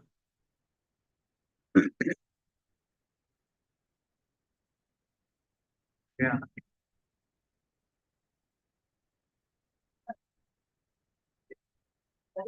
ना ठीक है. हाँ, ये बंद करवा दो दोनों. वो वक्त नहीं ठीक है. ये एक वाली, ये वाली. वो पूजा वापस कर. I can't see the audience then. और एक बंद करो. ना ये नहीं. Yeah, this is okay. बस. ना बस. So very good afternoon, everybody. We are running little short of time. But I feel this is that I want to make my presence fully justified by going through and telling you the journey of a little bit of mine and maybe persuading you about how to write, how to undertake a good research proposal, and what are the areas on which we can embark upon some good examples. And in between, I will be taking care you through few of the workable solutions and do's and don'ts. As I have been introduced by organizers that I am a medical person and my core area of interest is again epidemiology and finding out the solutions to the problems. And I will fail in my duty if I don't tell that research, and that too if we narrow it down to health research, is a very, very integral part of any society. Of any society, if they want to see it as a developed society. And research has to keep continue on, thereby adding new knowledge. Most of us remain quite busy in doing our routine work, even if in our professional career, that yes, that's my responsibility. I have been given the charge of teaching, so I'll do only teaching. I have been given the charge of doing surveys, like, those who are into the hospitals, they see the patients. That's it. Research is not my domain. But once you are engaged undertaking the research work, that is which is giving you more and more satisfaction. And this comes by doing. It is not that I am standing here and I'm going to, giving some kind of, such kind of instigation that no, that tomorrow you'll start doing the research. It is not like that. So it comes by practice, it comes by your interest, and it comes by if you are really, passionate and something is troubling you a lot, that I must do this kind of a work. And there are many various benefits of undertaking the research. One of the benefit is you can think about what is my interest into doing. If I don't do, what will happen? Nothing will happen. If you don't do research, nothing will change. Your whole life will go on. You will be doing your routine work. You will get up. You will do your routine task, go to the college, go to the hospital, perform your routine responsibilities, come back, and the day is done. Okay? But whereas when you do are so much interested into the research work, and of course it is going to benefit number one, you saying, yes, I am satisfied, my name is there, I got a grant, it is me who is doing it. It is me who is doing it. The grant has come in the name of Dr. Ashu Grover to that institute. And if I bring that grant to that organization, I am getting the recognition. And I think everybody wants recognition. You want to be a good teacher, you want recognition, you want to be a good service provider, you want recognition. But yes, the research brings you, it distinguishes you from the rest of the faculty, rest of the community, rest of the people around you in your neighborhood. So that is so important. And other than giving you recognition, it is giving you far more, you can come out of it more of publications. You now see that publications have also become so important that they should be there. So there are various benefits, but still I must tell here that I will talk about only the Indian Council of Medical Research scenario because I'm familiar with those particular organizations and medical colleges where there is a lack of good researchers. They only want to teach, and the only excuse they make that we come at 9, we go to our teaching classes, at 4 we are done, and we don't have time. And what is there for me into it? So I have seen, but still we get good large number of proposals from ICMR. So Indian Council of Medical Research is basically a funding organization, and it funds the proposals, it funds the research grants to not only the medical colleges faculty, but to the other allied, and now I am here. So probably there will be some collaborations which you can fruitful. But another couple of 10 minutes or 20 minutes, I'll let you know that what are the different sections of the grant proposals which you should be able to write. So why we do the research, health research probably. So this is when we want to, if you take about the example of diarrhea, if you take about example from adolescent health, like we all girls, when we were adolescent, we feel that yes, anemia used to be a problem. Okay, but now through research papers, through innovative methods, through various implementation models, we came to know that if we supplement the adolescent girls, even the even in the premarital stage, at the adolescent stage, probably it is going to give a good pregnancy outcomes, going to improve the nutritional state of the women, and thereby increasing good output for the baby. So this is the future of the health. And now AI, artificial intelligence has come up. Who could have thought of AI 20 years ago? Who could have thought of the mobile phones even 30 years ago? So if we want to see the future of the health, we really need to have some or the other kind of research as an integral part. And who knows among the audience who may be doing a very, remarkable and, dent making research. Establishing the health research and health system partnership. Now, yes, we have various departments, we have various institutions, state government, central government. So by undertaking research collaborations, we can build up our partnership and we can strengthen each other's, the CV or the biography, and we can persuade each other. And of course, for research, we require the funding. It is required to undertake a new knowledge. And more or less, I spoke that it is so satisfying, and that comes by experiencing. And of course, it is going to have an academic gains. Lastly, by undertaking research, you can definitely influence the policymakers. We had two important policymakers in the beginning, start of the session. These two are the policymakers. If we have good success stories, if we have to have certain things which are there in our plate, if we go to them, we convince them, they are going to integrate into the program. Like for example, with the midday meal program is only for the children, only meant out for the girls at various levels. Somebody must have done that. If we supplement the nutrition component, it is going to be helpful, and program has introduced it as a bigger mode. Now talk about the anti-tubercular drugs. Who talked about, how to give the, DOTS, directly observed therapy regime. Somebody had the model because there were poor adherence to intake of the ATT, anti-tubercular drugs. Somebody suggested that let us do a model where the people take the drugs, take the tablets in front of us and return the empty packets to the ASHA workers, to the health systems. That's a good model, and it has now become a policy practice that yes, that DOTS regime has to be introduced into the program.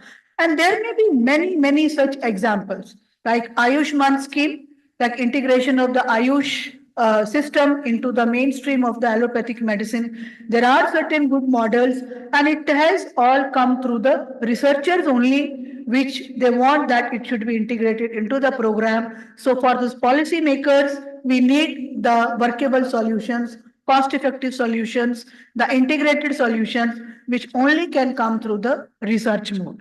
They can't do it, without any evidence. So we need evidence, and evidence is generated through only the research.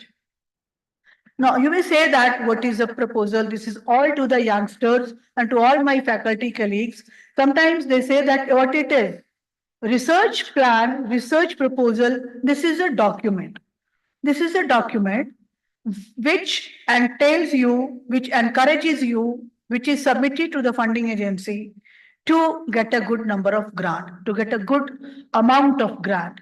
And research cannot be done without grant. That is the hard fact. That is a hard fact. If you do not have grant, you're not able to do the research. If you have the grant, an ample amount of money, of course, it is at your own liberty. So you need to do a good research plan in your mind. And then most important is that it is only that particular document which is there with DST, which is there with the DBT, which is there with the state councils, which is there with any of the funding agency.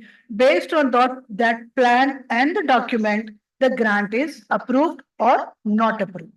So the grant has to be written in such a manner that the reviewers, the funding agency gets convinced that yes, I must fund the Government College of Women for undertaking this work or whatever institution it is.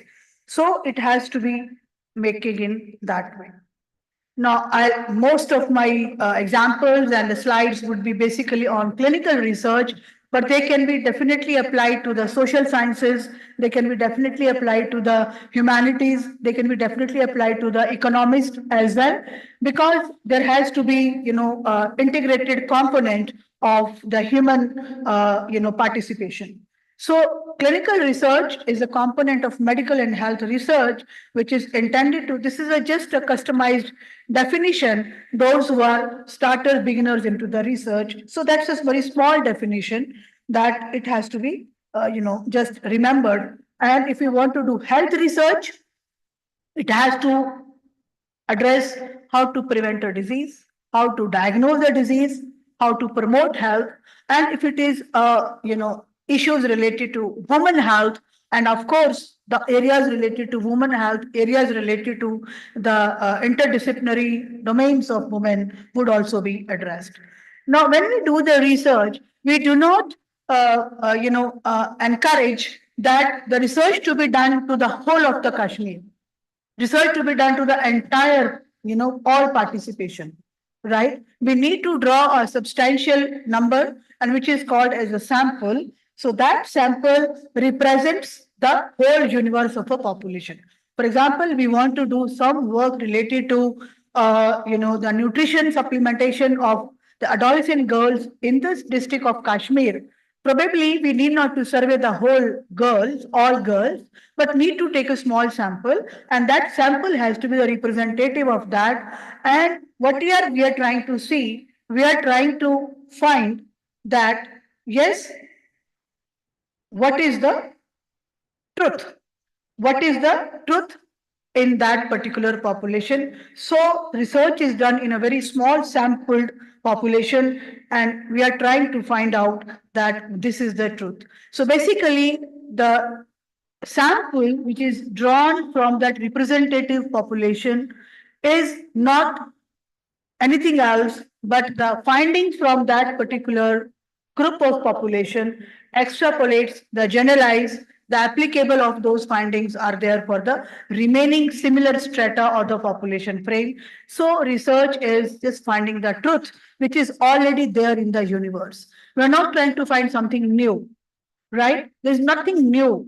We're trying to find out which already exists, which has been a complexity of the environment, the host, and the human.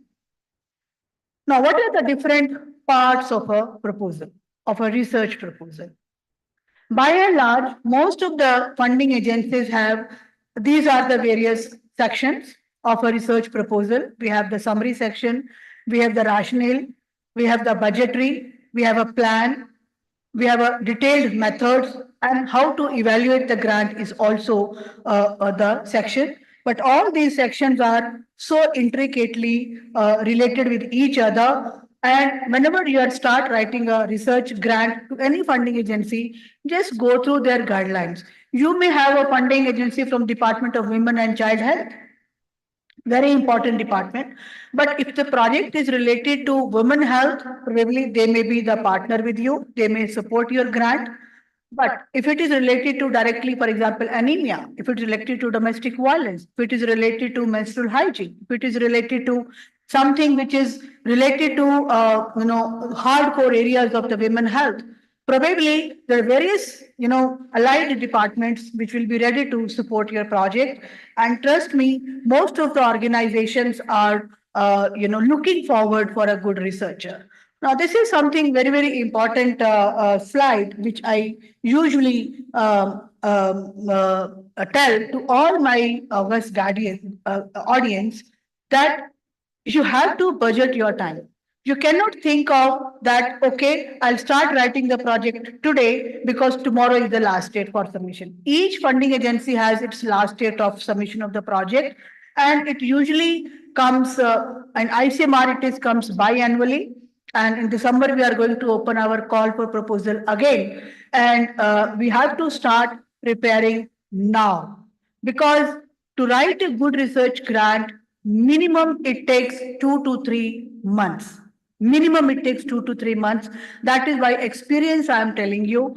And for that, you need to have the probable working document, share it with your partners, share it with your collaborators, identify who is going to be a collaborator. In medical college, I usually tell if it is a project related to your obstetrics and gynecology. Of course, if it is obstetric project, children pediatrics department is not going to be involved. Probably we are not doing justice. For example, if we have the social sciences department talking about certain qualitative issues, quality of life of the women health, maybe the pre-marital and the post-marital quality of life, it definitely engages a department related to women health, related to social development, related to health development. So we need to have all collaborations to be there, and that strengthens the research proposal.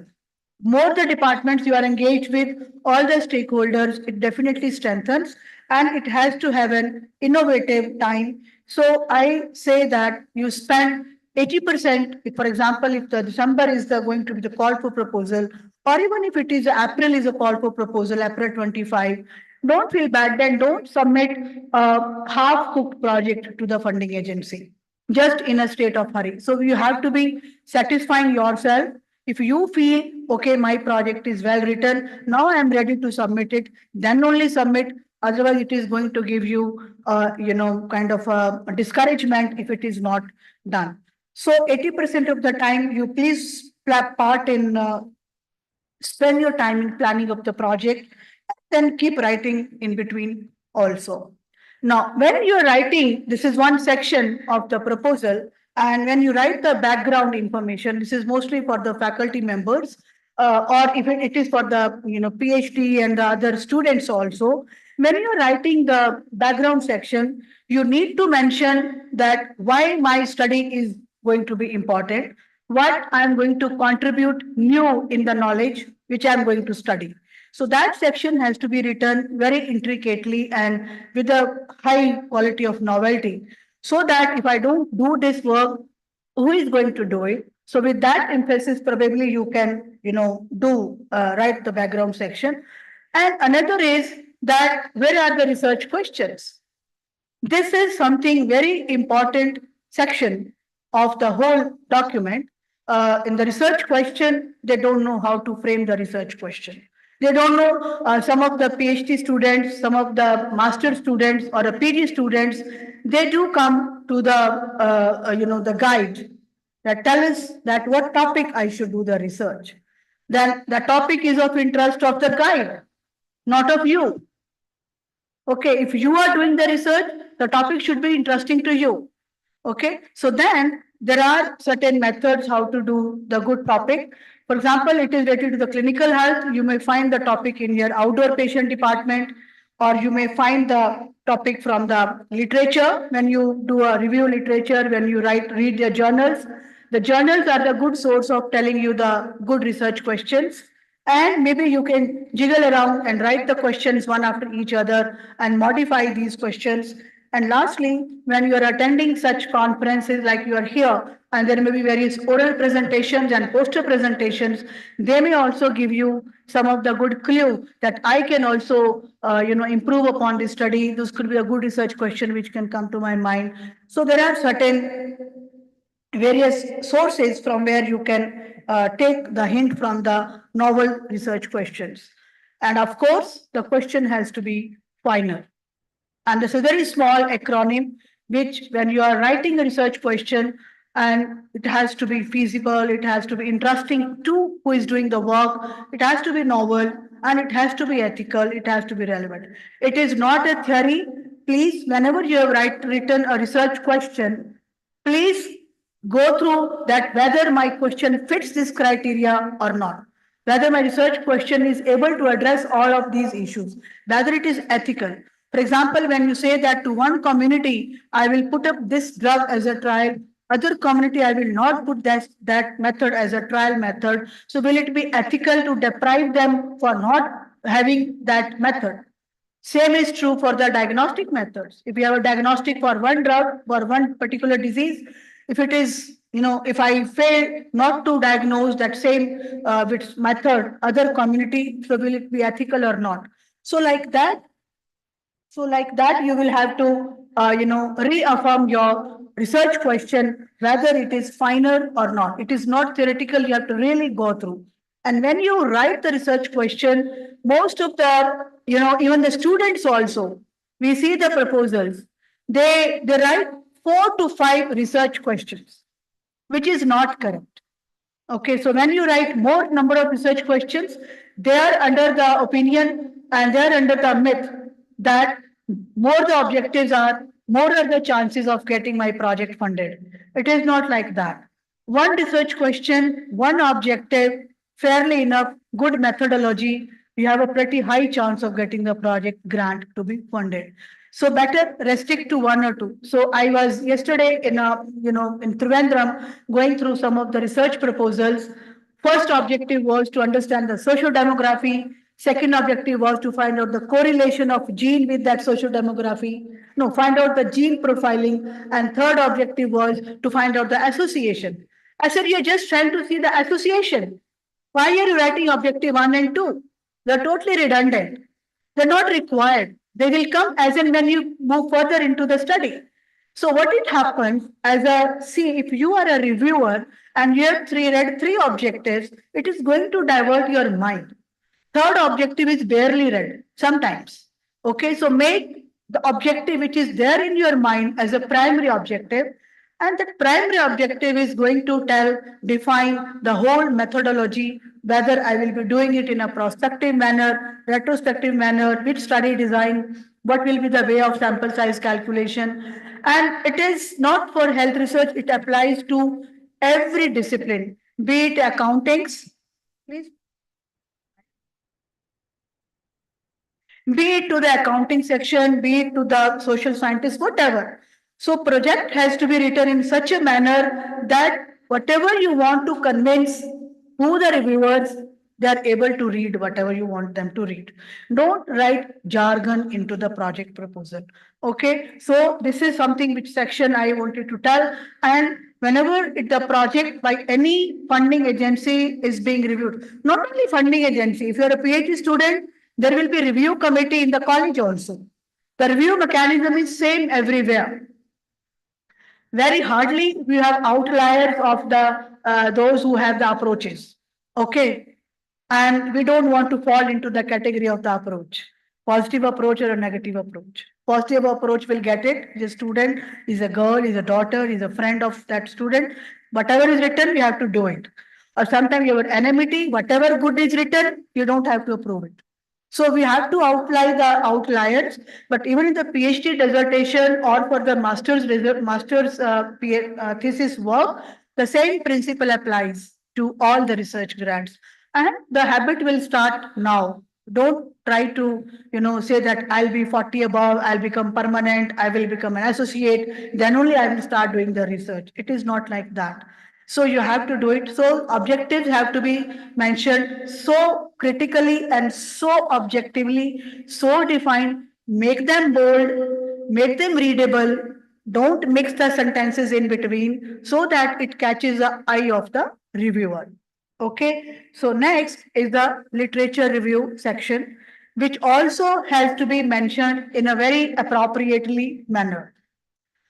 Giving my experience that there is a proposal of 40 pages and what the investigator or the student writes is around 15 or 20 pages of review of literature. and methodology section is written just 2 or 3 pages. I said research plan, research proposal is a document which has to be made convincing. None of you will be there to defend your proposal. None of you. Even if it is a PhD student or a whatever, nobody is there when your proposal is being reviewed. Mind it. So whatever is being written into the document, that only is going to be reviewed. Okay, so when you write the literature review, you have to be very concise, hardly 2 or 3 seconds or maybe 50 seconds is time spent on reading the review literature. So don't spend much time in reading review literature. Very less time is spent. We focus more time in reading the objectives, writing the methodology, and the other, additional documents for review of the proposal. But we have to synthesize the review literature in such a manner that makes convincing, and your objectives and methods, they fall into that my study is novel. Okay. And one more thing, I had got many proposals from the state in health research, from Kashmir, from Jammu, from SKIMS, from GMC. We get proposals. And trust me, and of course I'm saying so you need trust, that I personally encourage the proposals from the institutions which are not getting good accessibility to as compared to All India Institute of Medical Sciences, New Delhi, or PGI, or STPGI, or KGM. I can talk about the medical colleges. Sorry, my talk is more inclined towards the medical science, but same may apply to other disciplines also. But whenever there is a proposal from institutions like Srinagar, I really tell my reviewers, sir, this is from Srinagar. Let us encourage it. Let us encourage it. It is from your Northeast. Let us encourage it. Because how can you say that the faculty in remote institutions can compete with the All India Institute of Medical Sciences? Of course, they are of the same caliber, same nature, same teaching, same studies have been gone, but they are having more research environment than these institutions. So don't say that they are comparable. Okay, so give them a chance, but to give them a chance, I have to be convinced. Yes. So Ashu, what is novel here? Then they say this study is to be done in Kashmiris. Then if it is to be done in Kashmiris, then they have to make the reviewers or ICMR convinced that how Kashmiri population is different than the central India population. If there is some ethnographically, biographically, environmentally, nutritionally, some differences are there, probably then it becomes a more and more convincing reason that, okay, yes. But merely adding a knowledge which is already there, we know that, okay, there is so much genetic mutation which is occurring in CA breast cancer patients. And they want to study the same genetic mutation across the globe, across the India, across the Rajasthan, across the Kashmiri, across the Punjab. But if there are 100 literature, only 35 papers are there will be another 36 paper only. There is no new knowledge. Okay, so if you want to add on a new knowledge to that existing literature, even if it is to be done in a Kashmiri population, please make a case in the review literature section. Yes, our Kashmiri population is a little bit different because they are exposed to different kind of environment, different kind of nutrition, different kind of host interaction models are there. Probably they may think of it, supporting it. And of course, that section has to be very nicely and appropriately written. So this is something important. You need to have the PubMed. This is again skewed towards PubMed. And of course, from the other allied disciplines, there are various search engines which will be there from where you can find out what already is existing in the knowledge. And we have a very good Google search, Google Scholar. You find anything, and of course there may be many issues and many other search engines related to that.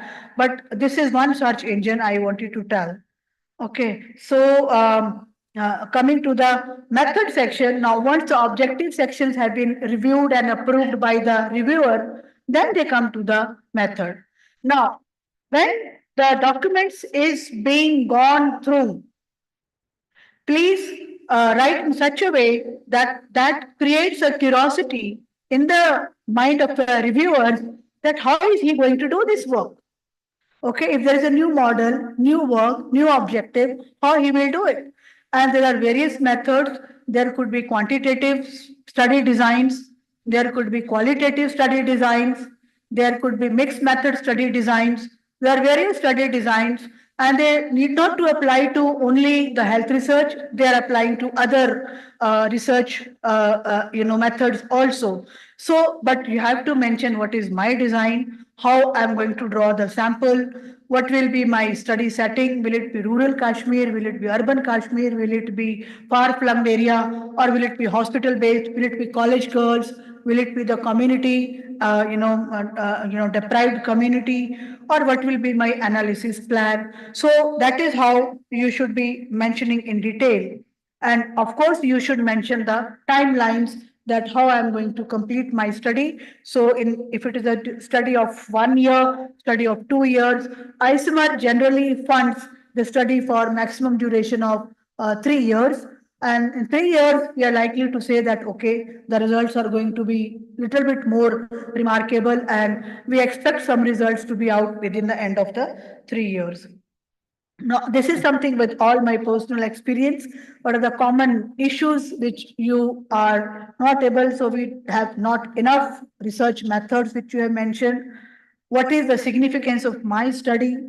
Underpowered sample. Nobody mentioned the sample size. Nobody. I was there in Haldwani reviewing the research proposal of MRU. I don't know anybody aware about multidisciplinary research unit in the medical colleges. I am their co-chair of LRAC member. And there are, they say we will take 100 subjects, 50 subjects. They don't mention whether 50 will be in the cases, 50 will be in the controls. Okay, that has to, so in total makes 100 sample. And that 100 sample hospital-based study or a community-based study out of lakhs of population, how they are going to choose 100? So there's entire, issue of validity, reliability, generalizability, that all comes by experience. But you as a youngster should have known that what exactly are the research methods, and that comes by really either by reading or getting yourself exposed to such kind of session. So they do mention the sample size calculation. There is no instrumentation. I haven't seen very less number of projects they submit the data collection tools. If you're going to a community, if you're going to a hospital, if you're going to a society, please attach the data collection tool, data instruments, which are missing. They say we will use quality assessment survey, but where is that tool? Don't mention, nobody knows. Don't expect the review committee knows what that tool is about. Please attach that tool along with that. And there is improper statistics. There is no proper analysis of the statistics. So what all matters is that how do you present? What is the ethical issues? What are the necessary documents have you submitted and not? Don't be in a hurry to submit the proposal. I'm telling you, I'll just mention here, this year we have received 6,000 research proposal only from the medical faculty colleges. I mean, from the health research. And out of 6,000, the first stage screening came up only 3,000. 50% is gone. And that is gone because of there is improper documentation. Sometimes there is no cover letter, sometimes there is budget is inappropriate, or they're, just written. So we have not just came out the result who those 3,000 are. But personally, to me, subjectively, it pains me because those 3,000 researchers have made an attempt to submit the proposal. But because of a hurry, because of some lack of knowledge, or whatever the factors may be, they don't know that 3,000 their project is. I was there in Hyderabad, University of Hyderabad, taking a session on aging and brain issues. And that lady who was organizer, and she came to me, ma'am, I have submitted one project to small grant this year, and I said, you are doing such a wonderful work, and she had done good cognitive related issues on the elderly population. And what a fantastic work she had done. She had gone to the community, improved the lifestyle of the elderly women into the society, and they had come to attend that congress and conference. Okay, so with my internal mechanism, I could find out that where her project is. I can't tell her that it has gone in the stage one itself. Okay, but I know she is doing such a great work. But probably something would have been missing in her proposal that from 6,000 it could not make it to 3,000. Okay, but personally, let it be announced as and when it will be announced, because it's very difficult. Like you announce, I think those who are doctor friends over here, it's very difficult to announce death. Okay, so for us, it is a death of a proposal. Okay, it's very difficult to announce it is not selected. Okay, so you have to be very careful while writing. And I said outliers will always be there. Good proposals may be killed, but some of those bad proposals may be selected. But that middle part. So what I'm going to tell you next is about the implementation science part. And that is again very, very important area of research, which is close to my heart. So my previous section was more about how to write a good research grant, some do's and don'ts. Now, what is implementation science? I don't know whether this slide is visible to you or not, but I can broadly tell you about the boxes. Okay, and this implementation science, this is the division which I am heading at ICMR right now. And in this particular division, we get around, this year I got 200 research proposals. They already have been reviewed, and the success rate is so less. Only around 20-25 have been shortlisted by the reviewers. But just to let you know that what is implementation science, this is one model. This is called as a consolidated framework for implementation research. Now, what it is just to broadly understand the concept of implementation, if you have an innovation, if you have a model which is working in a society, any intervention, you say that, okay, if I go to a community and for preventing sexually transmitted infection, this is the intervention which is working. Okay, but now whether that intervention is working to a larger context or not, that also has to be undertaken as a research mode. Okay, so that is called as a implementation research. It may work in 50 girls, it may work in 100 girls, but when you try to put it into the larger program, does it work to all women, all adolescent girls? Is it feasible? Will the program will take it? That science is called as an implementation science. To understand the barriers and challenges of implementing the working models, the approved models, the intervention models to larger context is called as an implementation science, but it is not easy. Why it is not easy? Because it is influenced by the all boxes. Now, the first box is the red box. That is the box of the politicians.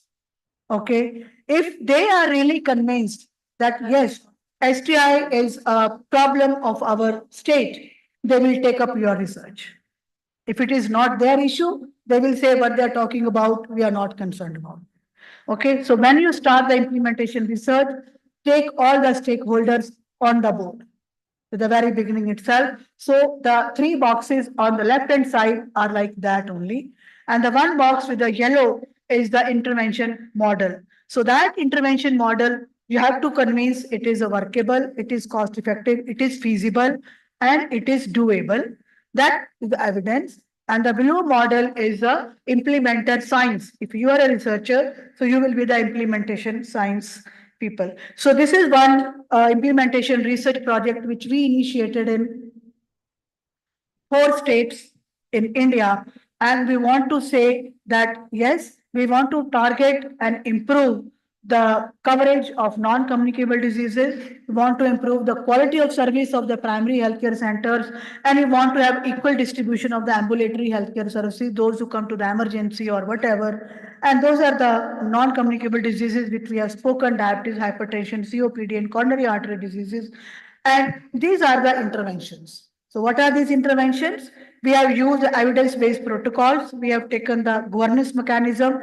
I personally visited the state of Tripura, the Gomti district, like Secretary Higher Education was sitting here, the Secretary Health and Family Welfare and the Minister of that state inaugurated that project that shows that there is a willingness to reduce the anxiety burden into their district. So we have taken just Gomti as a one district, and later on it can be expanded to the entire Tripura state. Similarly for the Haryana, Nagpur, and these four districts have been chosen based upon the EOI. We had an expression of interest from the whole country, and I'm really feeling very pain here that I have around 7 to 8 national health research priority projects with my division. I don't have any representation from the J&K state because they must have submitted the expression of interest, but none of them was part of that. Maybe the some of the various reasons. So we have to have the proven intervention on IR.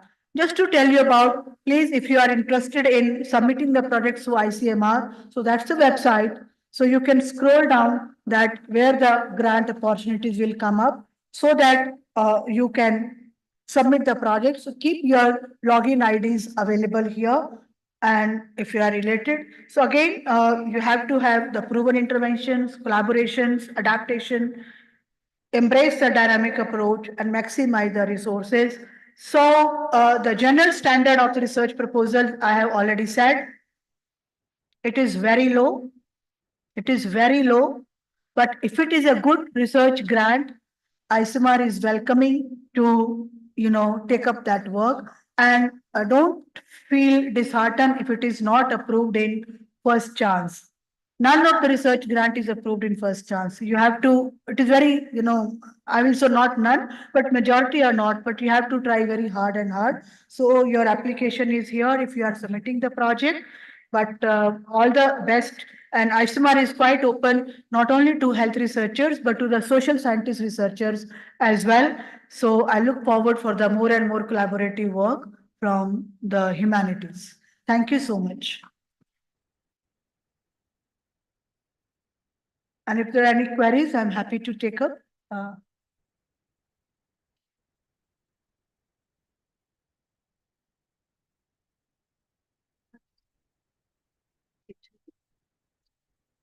Thank you so much, ma'am, for your informative talk. We look forward for more such illuminating ideas from you in future. To felicitate our keynote speaker, I would like to request Professor Moinuddin to come onto the dais.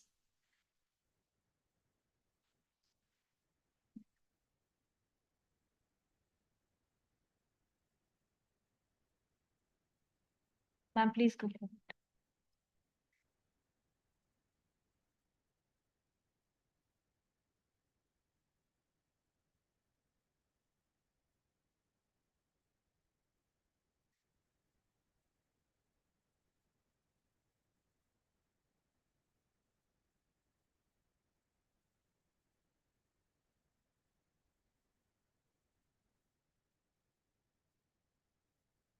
Thank you, sir. Thank you, ma'am. Next, I would like to call upon Professor Dr. Sabia Majid, Head Department of Biochemistry, GMC Srinagar, and co-chairperson of this session, to come forward for her special lecture on DBT Nidan Kendra at GMC Srinagar, a mega leap in diagnosis and management of inheritable diseases in the UT of J&K. Please come onto the dais, ma'am. Sabia.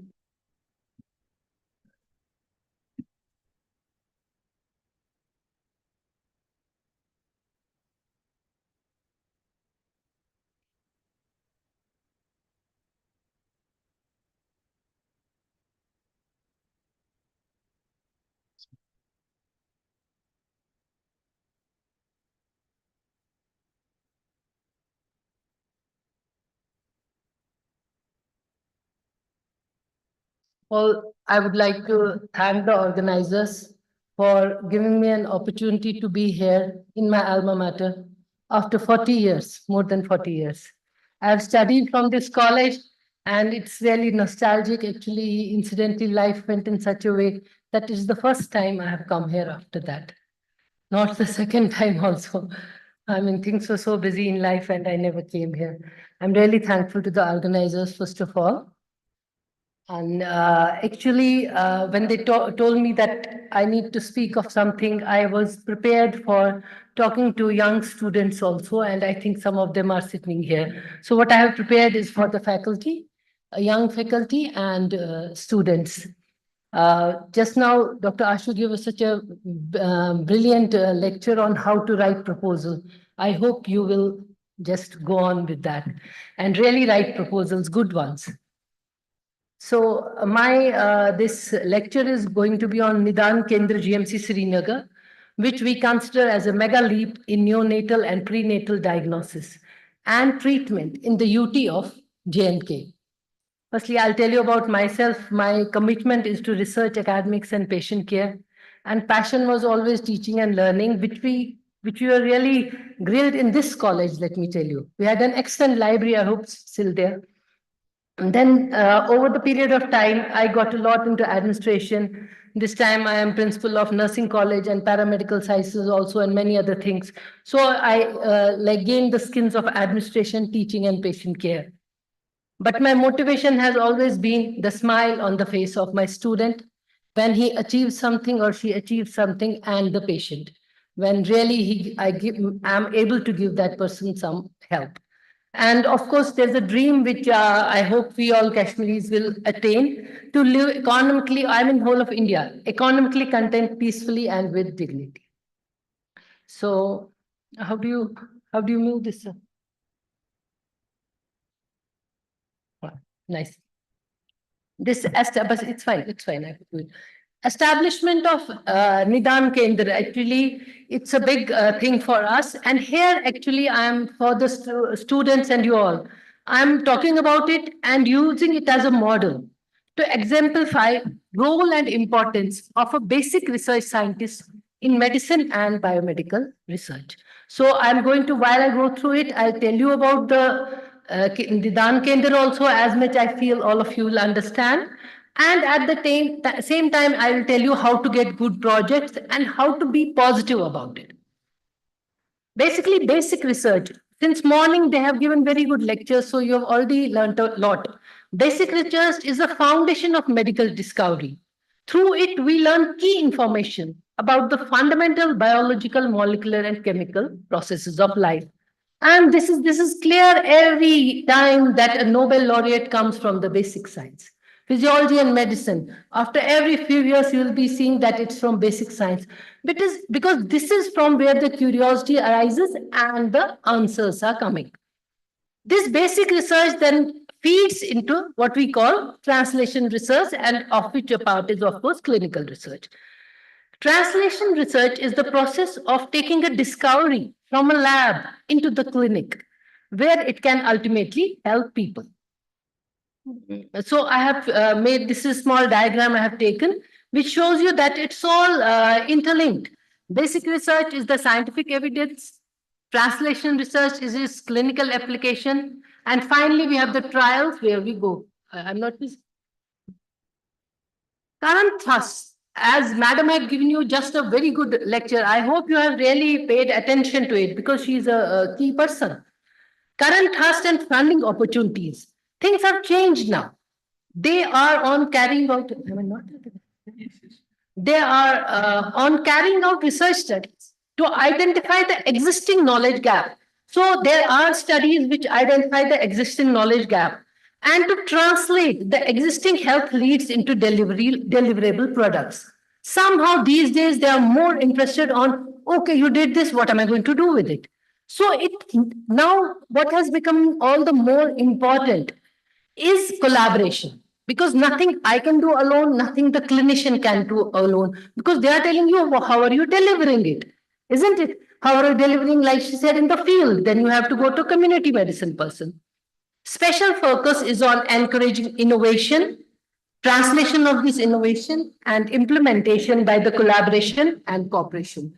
Stress is on implementation research so that there is better utilization of available knowledge. This she told you a lot about just now. I think now it's not.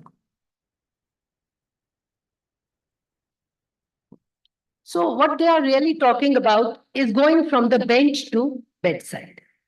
Means whatever you are doing on your lab bench, that is to be got to the bedside of the patient or the community person so that he improves. Basic research, I don't know how much it will be because the board is very small, so I'll read it out. I told you, basic research is the basic scientific exploration that can reveal fundamental mechanisms of biology, disease, or behavior. Every stage of the translation research spectrum, which I'll come to just now, builds upon and informs the basic research. What is meant is that whatever you're doing in your labs, that will ultimately go to the clinical side, clinical research, and finally reach to the patient. And from that, again, you will get feeders for the basic research. Now, preclinical research is very close to basic research. It is like all the work we are doing in labs, stem cell therapy, stem cells, all those computer-assisted stimulations, animal work, even the assays in the labs that we are discovering, therapeutics of drugs, etc. This is the preclinical research because till now we are just discovering, we are not taken into the clinical part. Then we go to the real clinical research. In this real clinical research, a clinician has to be with you. Even if it's just an observational study, for example, we'll study, okay, any molecule, how is it there in the, like in the diabetics? You need a clinician, and that starts a clinical research network. And this is the all, whether they are observational studies, they are behavioral studies, and outcomes of health research, all this comes under the clinical research. Finally, it is the clinical implementation. Now, this clinical research, clinical implementation, this all comes on the translational side. Means you are now going from the bench to the bedside. So these days, though it's a bit too eager on their side also, they are just focusing on this, taking to the bench to the bedside. But that doesn't undermine the importance of real basic research. That has been shown by this year's Nobel laureate. They worked so long back on microRNA. Now they were awarded because it was seen the impact. But if they would not have done that so many years back, where was the impact? We would have never got it. So it's all interlinked. And whatever you feel, the thrust should now be on the collaboration. And public health. Finally, you need to do it, as she said, because she is this time dealing public health, that we need to go to the public and implement those things. This is very small. I never expected this to be so small. Sorry. I hope I have been able to read at least properly. Now, this is a small slide, which actually in brief tells you basic research and preclinical research. Then we come to clinical research, clinical implementation, and finally public health. In all, patient involvement is there. Basic research also, because finally when you go to public health, from there feeders will come to the basic research. Now it was, I'll tell you about this Nidan Kendra, and in the same time I will exemplify how you can get good projects and how it is all interlinked. It was midst of COVID-19 and in 2020. Mostly people were not moving out, but being in the health sector, we had to go every day. And we were there, and we came across, all of us together. I came across a call for proposals from DBT Umeed, under the DBT Umeed initiative from Department of Biotechnology. It was COVID. We used to wear all those PPGs and all, things were tough. So I called my colleague, professor and head pediatrics that time, Dr. Muzaffar Jan, and we had a head of gynae, that obstetrics and gynae, Dr. Farhad Jabin. I told them, look, I want to put up a proposal. They said, it's COVID, what you put the proposal for? I said, no, it's a very exciting thing. We'll get a lot of money and it will be start of genetic testing in our this. I want to do it. They said, okay, you write. Whatever you write, we are with you. And finally, now the project is with us. This has to be very much collaborative. Wherever you do, please do collaborative work. That's going to give you more laurels than working alone in the lab. So finally, this time, myself as from the biochemistry side, clinical biochemistry side, and Professor Muzaffar Jan, who is professor and head pediatrics in Government Medical College, Srinagar and its associated hospitals, and Dr. Saeed Masoom Rizvi, who is the professor and head of obstetrics and gynecology. We are together in this project, and we got in the initial stage around 2 crores of funding. Beyond that, we have many things that will be funded by naturally by the hospital.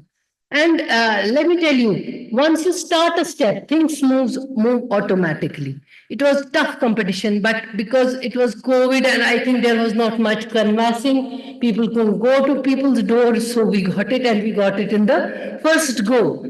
Though we did not have some of the things which we have now, but they said, no, you are interested, you know it, you do it. So what is this Umeed? Actually, there are health institutions here who can still go for it. They are funding it. What is this Umeed? Actually, Umeed is that they call it unique methods of management of inherited disorders. Under this scheme, this Umeed initiative DBT has taken, keeping in view a big socio-economical burden in our country. And that is these inheritable disorders, which little has been done about. And it's a big socio-economic burden. So of this, they have three. They have made a triangle sort of a thing. Nidan Kendras, they are diagnostic centers. They are my interest. So I filled it for that.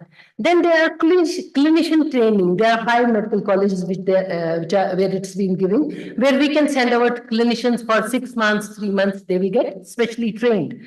And there are aspirational districts. Like here we have Kupwara, Handwara. There it will be, there we found that it is more. Somehow, whatever little bit data we have, so they become the aspirational districts. So as of now, we have got a Nidan Kendra.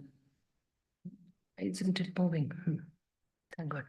Establishment of this DBT Nidan Kendra at GMC Srinagar is a mega leap in neonatal and prenatal diagnosis and treatment in the UT of Jammu and Kashmir. It's actually a big step towards personalized and molecular medicine. And interesting thing is that we are having it here, which I could not dream of 7, 8 years back. People have to shell a lot, believe me, for these diseases. And anyway, they were most of the time getting left like that, and the baby used to be like born and died or something like that. This is a collaborative diagnostic and research project, initially funded for a amount of 2 crores, but it will be funded further. DBT Nidan Kendra at GMC Srinagar. It is going to be a state-of-art diagnostic management and counseling center. We have all the equipment ready, everything ready. Just because of this model code, we cannot appoint the staff. And after that, the public will announce it for the public to come and avail the facilities. Actually, the morbidity and mortality associated with congenital and hereditary genetic diseases is a healthcare burden with great social and economic impact. Worldwide, all over the world, in advanced countries mainly, screening for inheritable diseases is being implemented. In urban India, now this is the latest data, 2024, congenital malformations and genetic disorders are the 3rd most common cause of mortality in newborns after the very common causes. Especially needed in Kashmir, because here one important thing is that we have, because of the social conditions, there is consanguineous marriage. And here it should be definitely, it will have its consequences. And now lately advanced maternal age, which unfortunately is becoming very common in our society. You'll be seeing after, because these congenital diseases in the they have a direct link to the maternal age at prime. So these 2 things in our state, that means it's a hidden burden which will be revealed. There is dearth of public health measures directed at prevention and diagnosis of congenital and genetic diseases. This has to be a public health issue where we will go and make the public aware, because they should be aware of it, because once a person gets a baby like that, his life or her life is hell. Establishing this Nidan Kendra will be highly beneficial. It has affordable, what we are providing will be affordable quality screening, timely diagnosis when something can be done. Early intervention, management, and counseling. And this will be provided by as this is a referral hospital, by experts there. Healthcare workers will be trained for better clinical outcomes. Public awareness will be generated regarding these diseases, and need to come forward for availing this facility will be generated. Actually, this project will be a big opportunity. Now, this is the part which we call the implementation part, and this I'll tell you how it will feed the basic research. It will be a big opportunity for basic clinical and community-based research because as of now, little data. When the patients are not coming to you before, how do you get the sample? How do you get the amniotic fluid? How do you get so many things that will be needed for, let us say, basic research?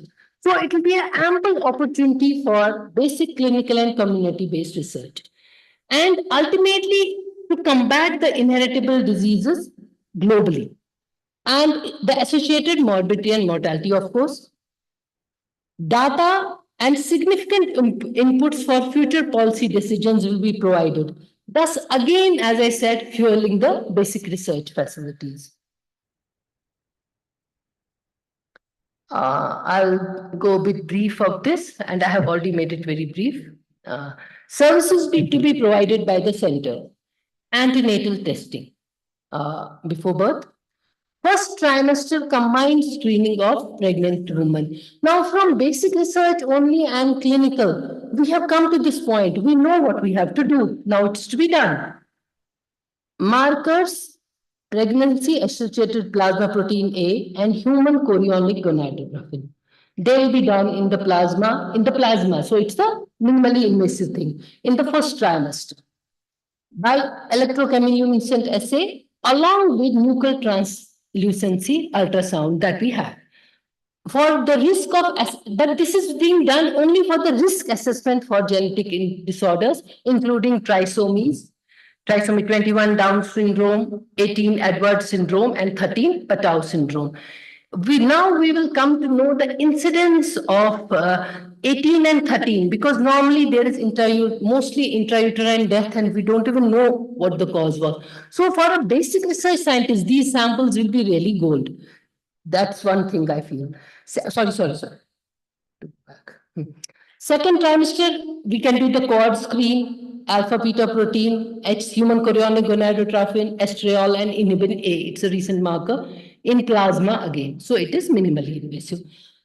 Then in the amniotic fluid, we can do fluorescent in situ hybridization or FISH as we say. It's pre to the karyotyping and this we'll be doing within 24 to 48 hours we'll get the results. So this will be the time when the mother can be counseled that, okay, you are having this. Then we can further go for the advanced karyotyping and all. Or what do you want to do with the pregnancy? Isn't it? It's a very serious issue. Mother coming to know in her second trimester that my baby, God forbid, will be having Patau syndrome. Now what to do? So they have their own. It will be absolutely the will of the mother to see. And these are all very ethical issues. I'll come to that just now. And when we started this project, we did not have amniocentesis in London Hospital. All of a sudden, what happened once I started this, they worked on it and we already have now a very good fetal medicine lab in LD. So this is all things we're getting prepared for this work. And that has not been funded by DBT. That's our government fund. Now, amniocentesis is routinely being done in government Laldi Hospital in a state-of-the-art fetal medicine lab. Then neural tube defects. For these quad screening, it is known as, these are biochemical markers, alpha-fetoprotein, HCG, estriol, and inhibin A. Again in eclia, in blood of pregnant females in second semester. That means for screening, second semester will be very important. Those will be recruited by pediatric hospital, Lalganj hospital and the sample sent to us for screening of the neural tube defects. See, this is the photo. Actually, I had told them to send a good photo and this is what they sent. This is it. Fetal medicine lab, government Lalganj Hospital, Srinagar. See, this luckily we got it. Otherwise, I was thinking how to make it. And this is the, considering that I told you, this is a very serious issue. There can be legal issues with it. So Department of Biotechnology in conjugation with its legal cell had made the common participant informed consent form. We only have to translate into the vernacular. And this they will be told, counseled by the counselors and the doctors that this is the problem. Okay, this is why we want it. Supposing some lady comes and says, I have had 2 abortions. So such ones, that is for the gynecologist to recruit the patients. Again, continuing with the services to be provided by the center. Okay, newborn, we will be screening for, I'll not give the details of the test, congenital hypothyroidism, congenital adrenal hyperplasia, galactosemia, phenylketonuria and other amino acid ureas. These will be done by electrochemiluminescent immunoassay and on the multimode reader by some other types of assays as the need is. Then we have got in this project a state of art, which is nowhere this time in UT of JNK, fully automated capillary electrophoresis system. It's only at 4 places in India and in very big centers. This we have acquired. We have got the CDMA. This will be used for screening of hemoglobinopathies, on which literally no work is being done as of now. Work, yeah, we don't know. They are just poor people. They have their problems, then they go somewhere. There also they are not treating. So this is we are excited about this. This we have acquired and we'll be starting it soon. This is the photograph. This is still in the process of procurement, but I got it from there. This is our diagnostic biochemistry lab in which already ECLIA and other electrochemiluminescent immunoassay and other things are done. This is already a good lab, which is the only NABL accredited lab in UT of JNK, and we are doing most of the things which I told you regarding congenital adrenal hyperplasia and all, already doing it. This, luckily at the same time, now we have this pediatric super specialty hospital. This is the best hospital, pediatric hospital in north of India. We are lucky to have a 500 bedded pediatric super specialty hospitals with, I think, 10 super specialties they are having. I'm not sure. Sorry, I don't want to quote wrong. This you people must have seen while going to Baramulla. It's in Bemina. Okay, but finish. Services to be provided by the center, genetic counseling, training of healthcare workers, and basic clinical and community-based research will result in improved clinical outcomes and provide data and significant inputs, as I said, for policy decisions. So they had asked all of us to prepare a slogan because this UMEED program was designed with the concept of prevention is better than cure. So we gave this India's UMEED for better healthcare, step towards healthier India. They really like it. They said they are going to use the slogan. And that's what I want to tell you. Accept challenges, you will move far. Thank you.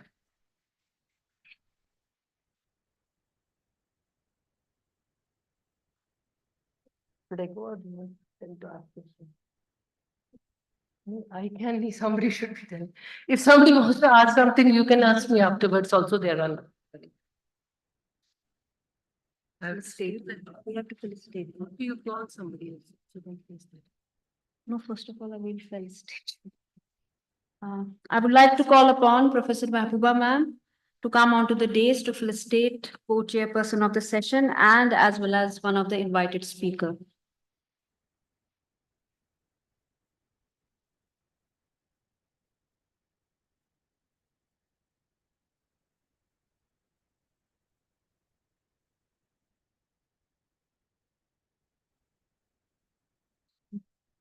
One more certificate as invited speaker. One more certificate as invited speaker.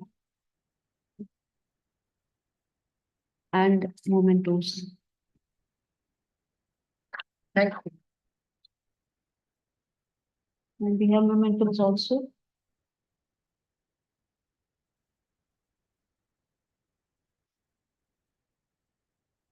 They are giving a bundle of this. Thanks. You deserve, ma'am. Thank you so much. Since we are running short of time, we will be having a lunch break first, then we'll continue the session sharp at 3.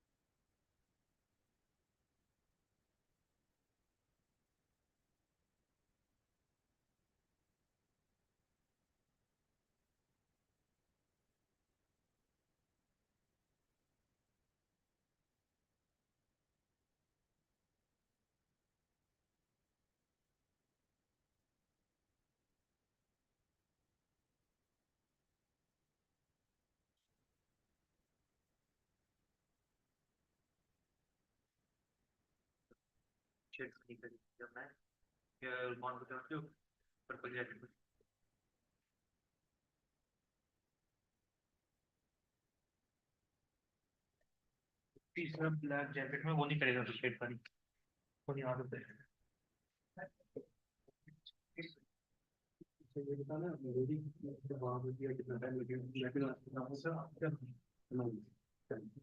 तो अभी आपके पास दो online है आपकी दवा है नहीं सात फिर भी आज मेरी मेरी ऑनलाइन है दो फिर दोस्तों में मलिक ठीक है फिर आपके हमारे डॉक्टर 7 रुपए दी वाली लास्ट है आपकी लास्ट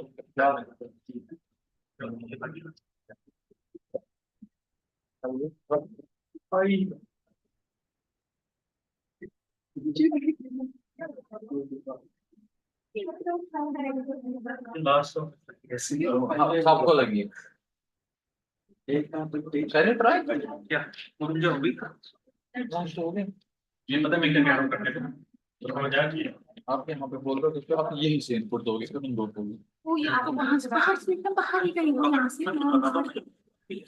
क्या कर ये लेगा ठीक ये लाएगा ठीक हाँ ठीक यहाँ लाया तो यहाँ पर लगाया दूसरा लेकर ठीक वही दूसरा सब्जेक्ट वहां से गोरे लाएगा ना हाँ यहाँ ले आएगा दूसरा लगाया तो उसका आउटपुट लगेगा ये ठीक हाँ ठीक ये तार जा रही है ना उसकी इनपुट हाँ ये लगेगा दूसरा आउटपुट में हाँ इनपुट उसको लेना होगा ना इनपुट मेरे लैपटॉप की तार लगाएंगे ये उस लैपटॉप की तार लगाएंगे लैपटॉप के पास कैसे लगाओगे समझती है उसको फिर और एक सेपरेट ये चाहिए हमें एक्सटेंशन सेपरेटर उसके एक ही एग्जाम बोर्ड है हाँ ये वो लगाएंगे ना एक मैं निकाली लगाई स्प्लिटर को स्प्लिटर में 2 तारें एक उधर जाती है एक टीवी को जाती है अच्छा कोई उस वाले की हम देंगे इनपुट सेपरेटर हाँ ओके ठीक समझ आया ट्राई करो मैं आऊंगा ओके सारे लोग तौसीफ प्रैक्टिस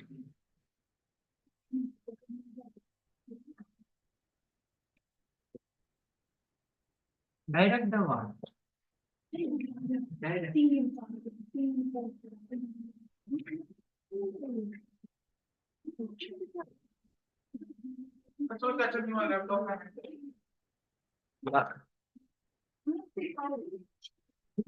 लैपटॉप में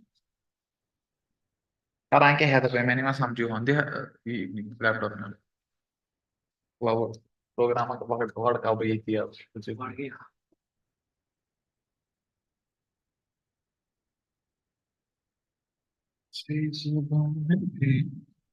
Please be brief.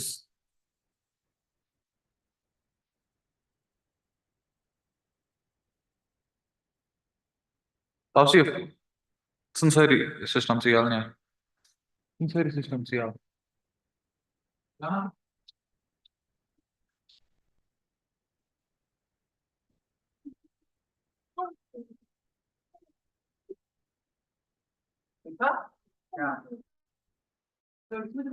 Some stuff. Rush, yeah, like.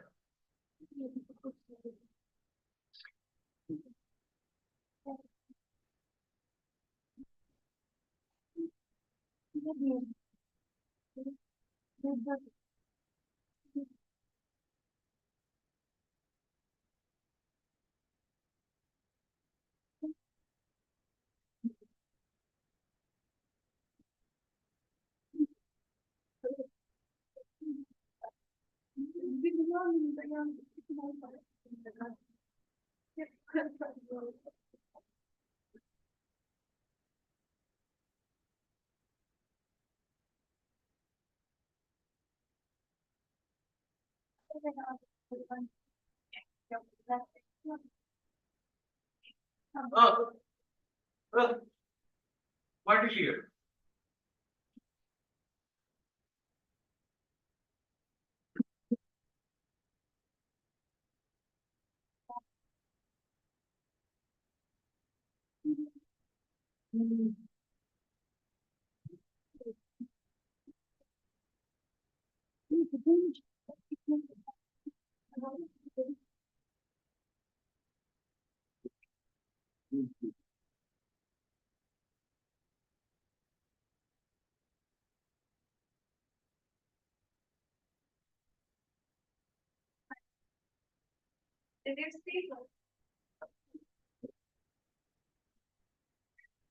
Hi.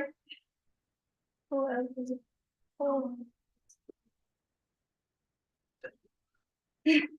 What are you? Oh, you are behind this. Yeah, I know.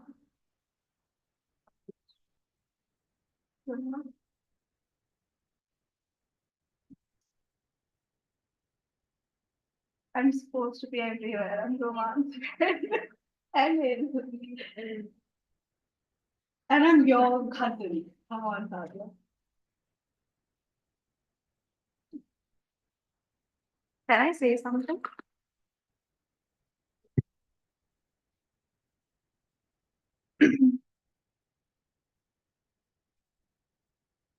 Are they gonna come back? Are they gonna come back? So where will I go?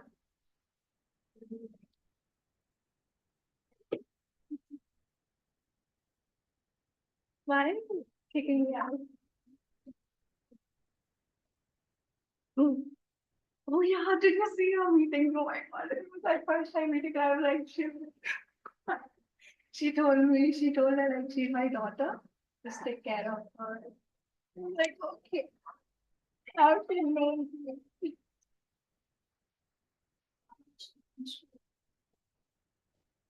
I met her with you. Yeah, I did. And she made me feel all my god, if I don't just take care of her. Like, oh, how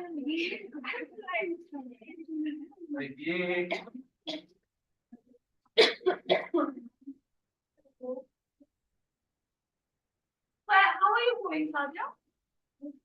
By yourself? How are you going? Should I wait for you? I'm not going today. I'm staying here only with you. Yes. We live in the same house. Wow, you're kicking me. Go to heaven. What should I do here then?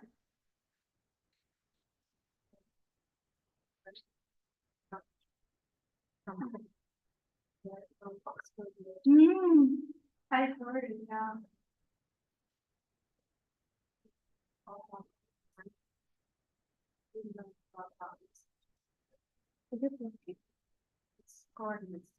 Kelsey could give me everything.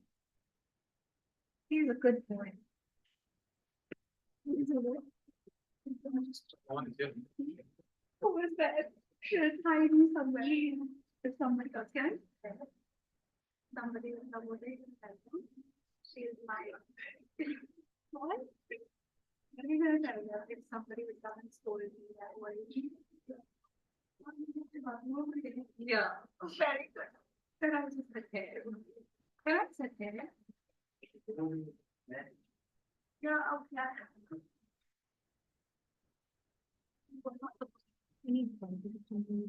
I'm not touching anything. I like तूने mask लगाया है तो बाकी में कोई touch नहीं है तो आया because he is I'm not that girl. Excuse me. You are not supposed to talk like this.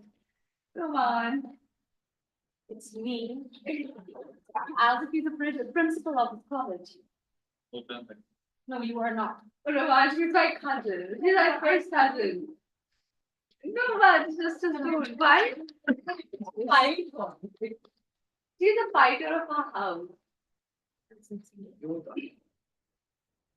Come on, let's go. Look at. Why is it home? Angry bird. She's actual angry bird. She's the angry bird of our house. तो थोड़ी separate रखना चाहता था उसे बहुत बनता No, sit. You won't stand. Online का खींचेगा हाँ हाँ वही Controlling your.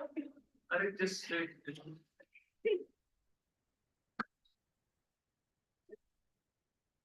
My heart is beating a marathon. It's running a marathon.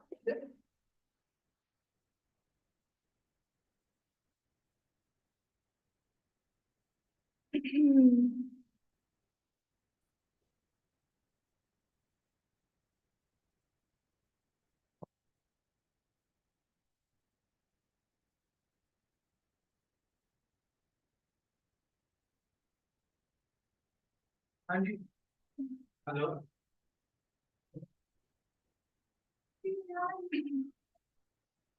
Hello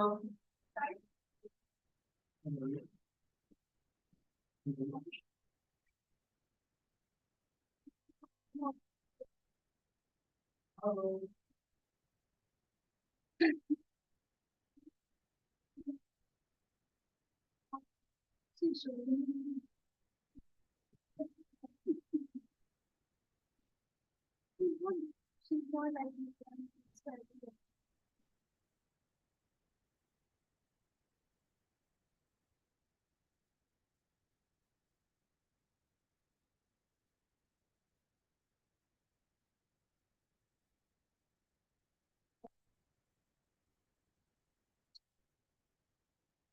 Oh yeah, the one. Of course. Oh yes. You were right about him. Oh, he's wearing maroon today. Okay. To me.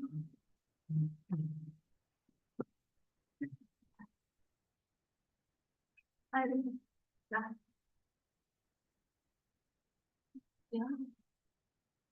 There was a big sun.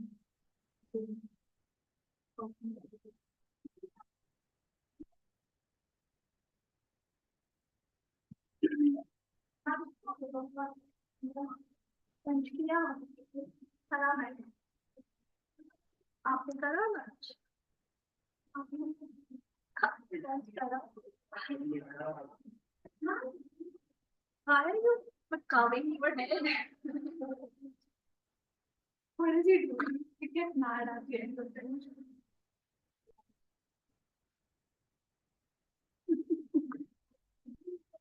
Don't laugh, say you. actually It's showing you thank you. It's showing bye bye. Your work is done. Oh, this thank you.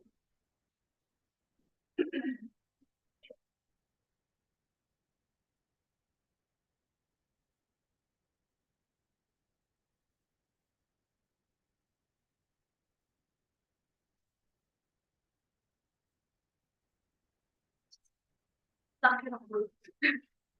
And let me do it as just about I tell ask him what this is. oh see yeah mom Take it, I will. Did I help you? yo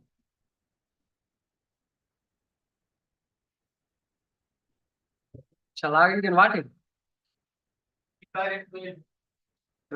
Over cash to allow. Now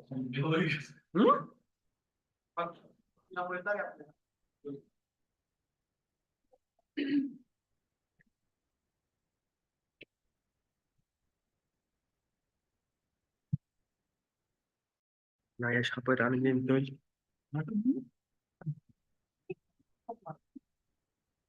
Ja,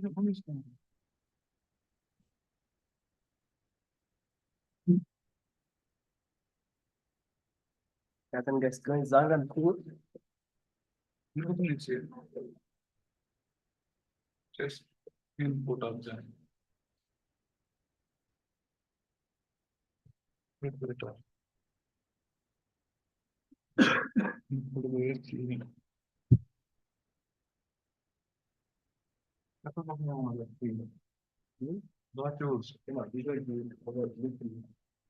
No.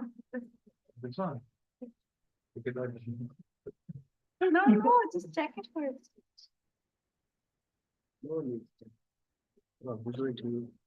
Yes.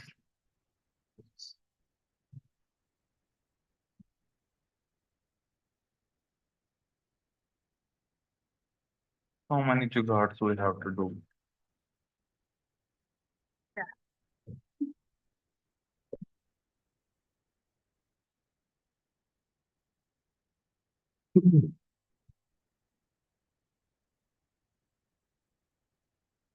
ये हम देखे input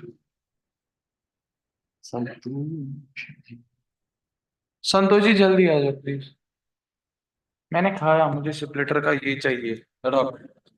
doctor मुझे अभी चाहिए, जल्दी। तो जल्दी आना प्लीज।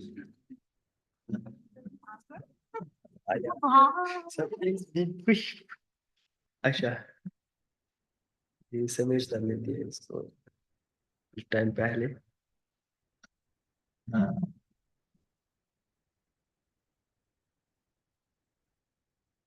सही समझ समझ सारा नोट्स मतलब समझ दे दी स्प्लिटर पर splitter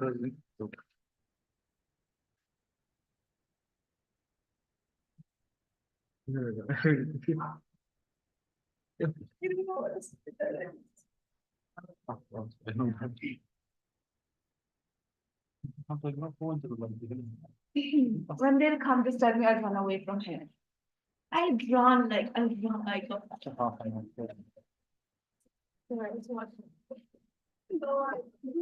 Stop doing it. What? Should I call my parents and call them? So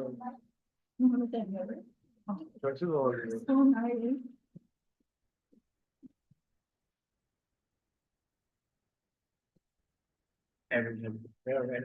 No.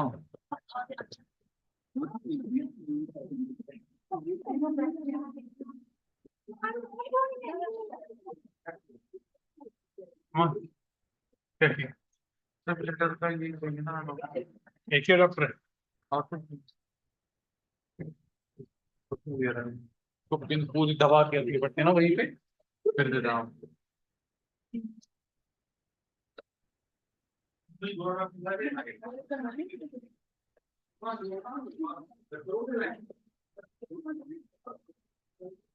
हाँ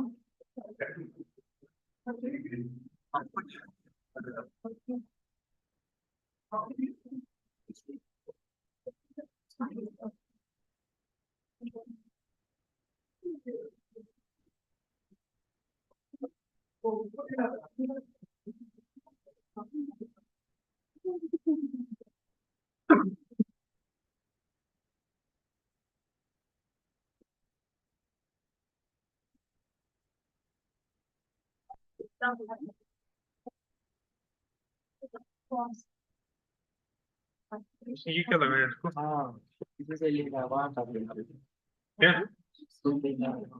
हाँ ठीक है ठीक है ठीक है ठीक है।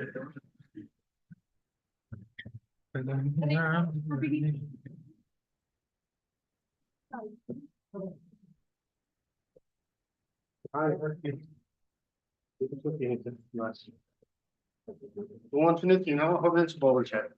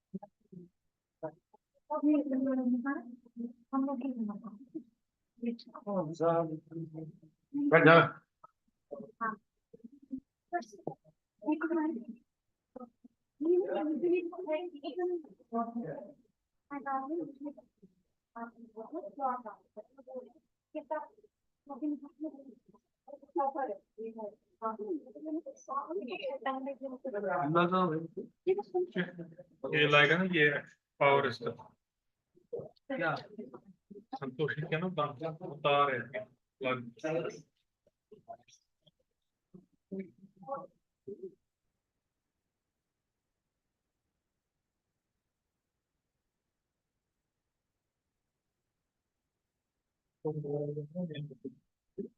संतोष गायब हो जाता है मेन मौके से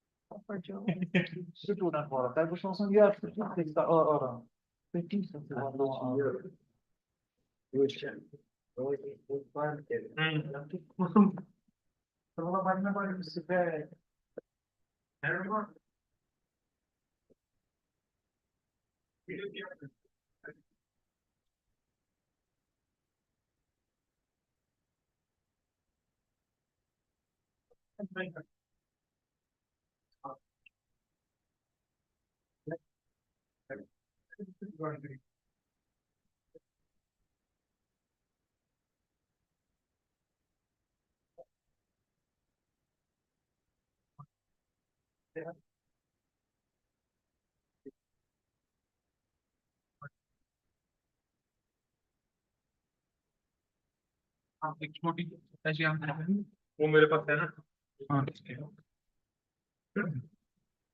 ये लो स्प्लिटर ये लो स्प्लिटर वहीं पे रखो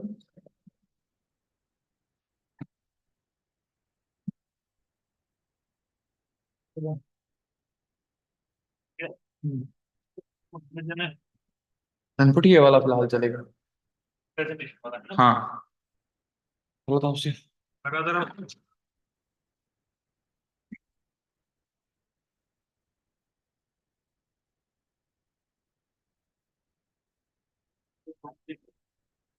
लगा बंद किया। रख है।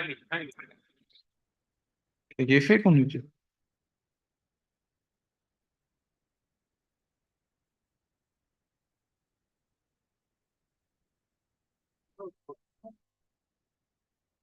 हेलो। वंस well मैं बस पढ़ा हूँ। और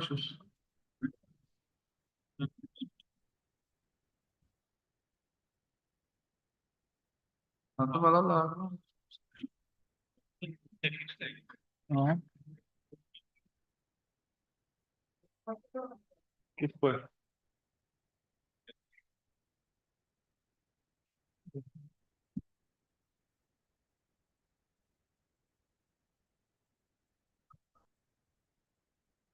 पाँच वाईफाई जरूरी थी। वो कहते हैं चाची बात फोन बस यार और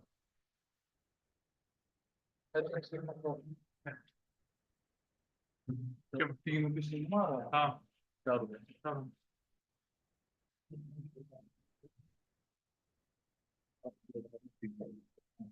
ये डिस्काउंट हो गया फिलहाल। ये भी आप स्पीड में लगा ना।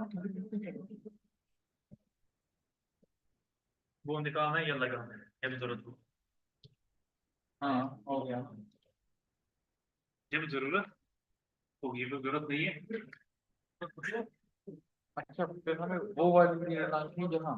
हाँ टाइम देगा थोड़ा। मतलब 4 रुपये चलाने के लिए वो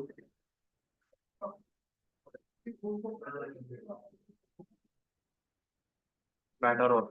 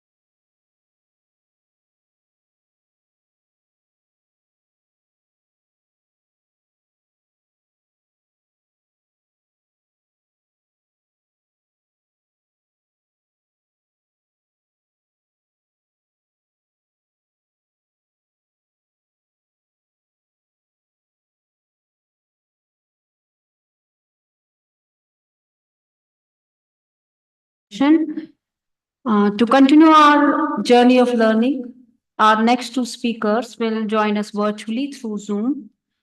Our first speaker is Dr. Ashik Hussain, a research scientist from Yong Lim Liu School of Medicine, NAS, Singapore. His topic is on deciphering cancer metabolism, importance of signaling and lipid pathway inhibition in tumor. Can you hear me, sir? Dr. Ashik?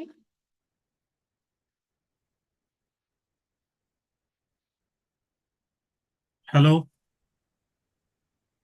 Hello. Am I audible? Yes, Okay. you are audible. You can continue, sir.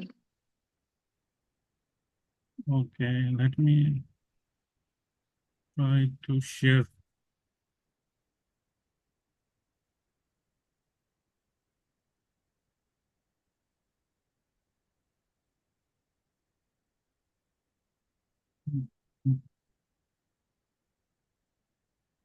So is this screen visible?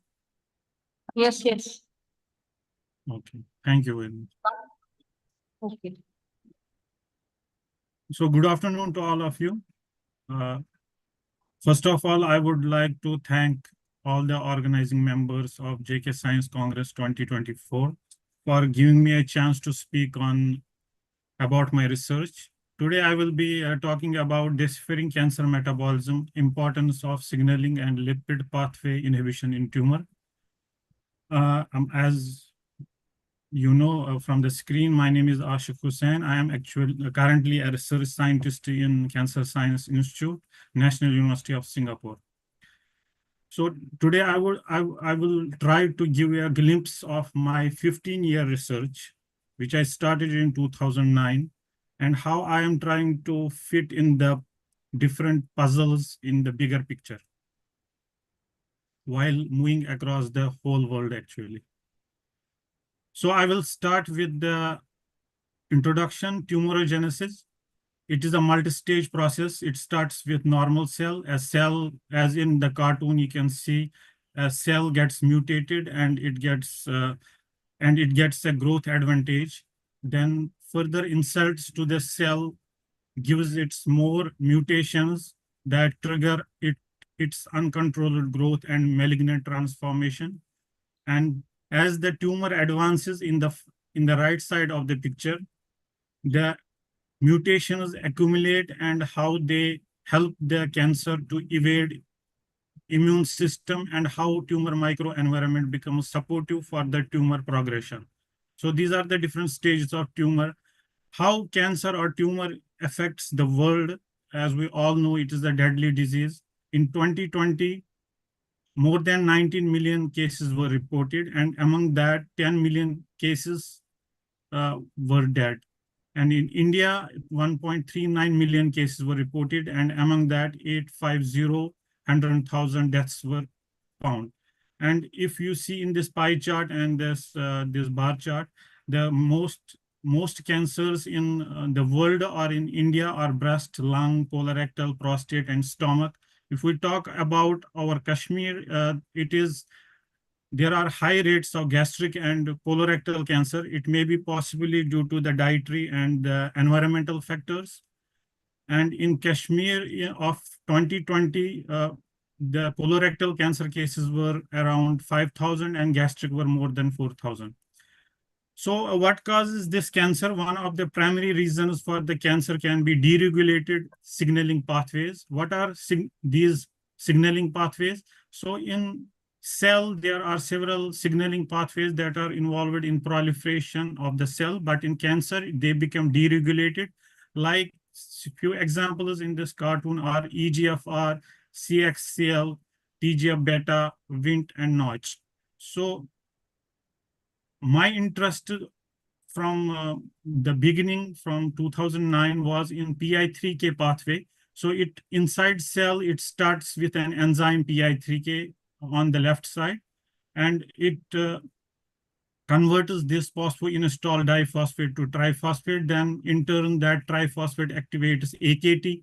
AKT in turn activates mTOR. mTOR then finally leads to the downstream effects that causes the gene expression of the oncogenes, leading to the cancer growth and metastasis and angiogenesis and whatnot.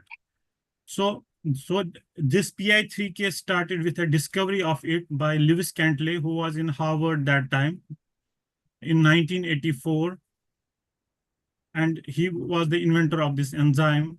And since then, it has been established that this has role in cell survival and metabolism, and it is mutated in most of the major cancers in the world, like colorectal, breast, lung. So my journey in research started from CSIR IIIM Jammu, where I was embarked to find the novel inhibitor of this PI3K pathway. So along with the chemistry collaborators, we choose a quinozolinone scaffold.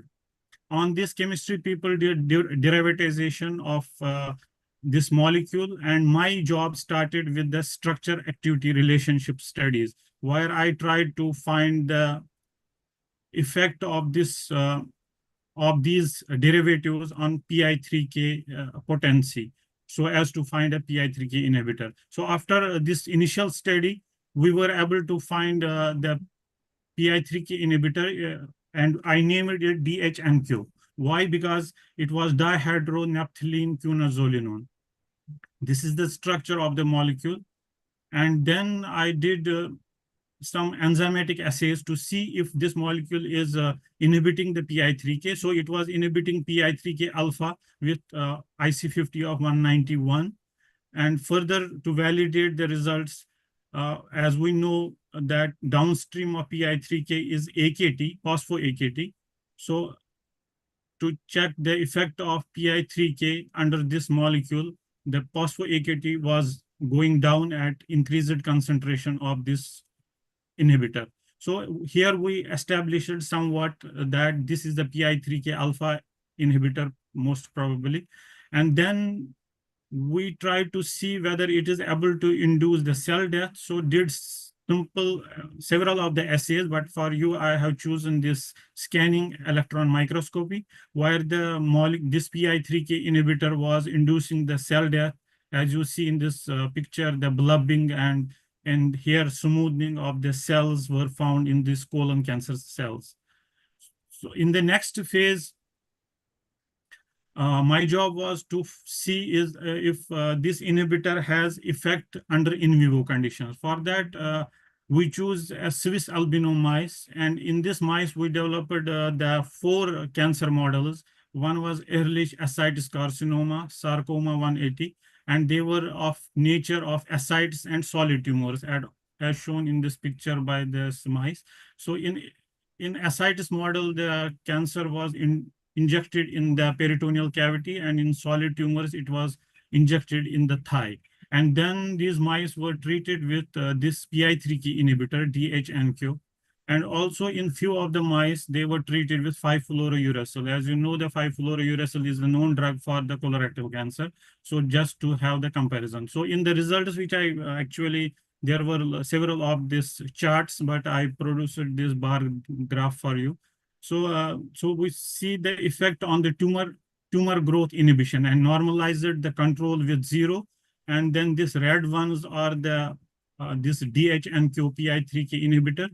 It is effect on tumor growth inhibition, and the blue ones are the effect on tumor growth inhibition due to 5-fluorouracil. You can appreciate that this molecule was having comparable effects with respect to the known drug 5-fluorouracil under in vivo condition in all the 4 mice model. Then I did some check its effect on metastasis and angiogenesis. For metastasis, did several of the assays like wound healing void chamber assay. Here I am showing just the wound healing assay. You can see that increased concentrations of the molecule, the wound was not healed, or this migration was inhibited as compared to control in 48 hours. And for the angiogenesis effects, several in vitro and in vivo assays were done for this PI3K inhibitor. Like for in vitro assay, this 2 formation assay was done, where the while the endothelial cells forms the tubes in control, but in the increased concentration of this PI3K inhibitor, tube formation was decreased. Similarly, for under in vivo condition by matricial plugs, which were put in the mice and then check the effects on angiogenesis by calculating the hemoglobin and vascularization. So this molecule increased concentration, both hemoglobin and vascularization was decreased. Then came my interesting part, which is one of the important aspects of my research that time.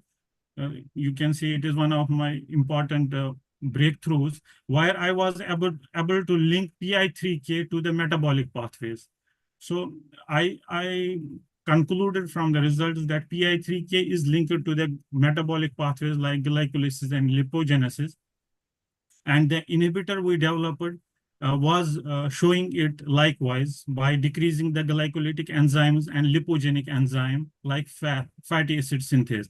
Even this SRBP1, which is the transcriptional regulator of FAS, was downregulated in immunofluorescence, which I'm not showing all the results here, but the Western blot here is the increased concentration of this molecule in 2 of the cell lines.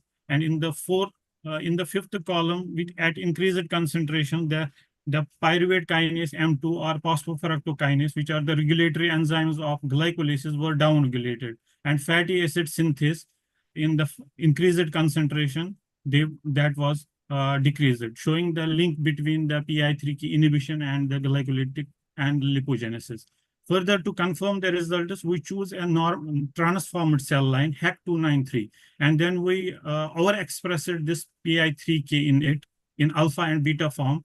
And in the third column, you can see when this PI3K was overexpressed, this glycolytic enzymes, phosphofructokinase 1 and pyruvate kinase was upregulated. So was the fatty acid synthase. But when the inhibitor was put in the presence of overexpression, all the enzymes went down, confirming the link between PI3K inhibition or the PI3K pathway and the glycolytic and lipogenic pathways.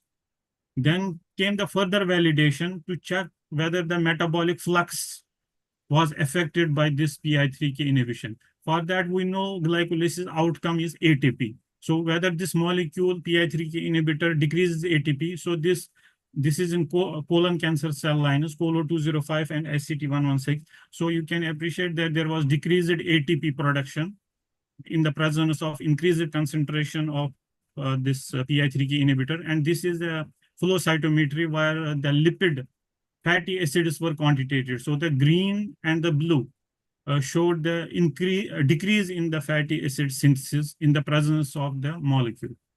So both the ATP and fatty acid were decreased. That are the outcomes of glycolysis and lipogenesis. And finally, to further validate, to do a rescue experiment for the young researchers which are listening.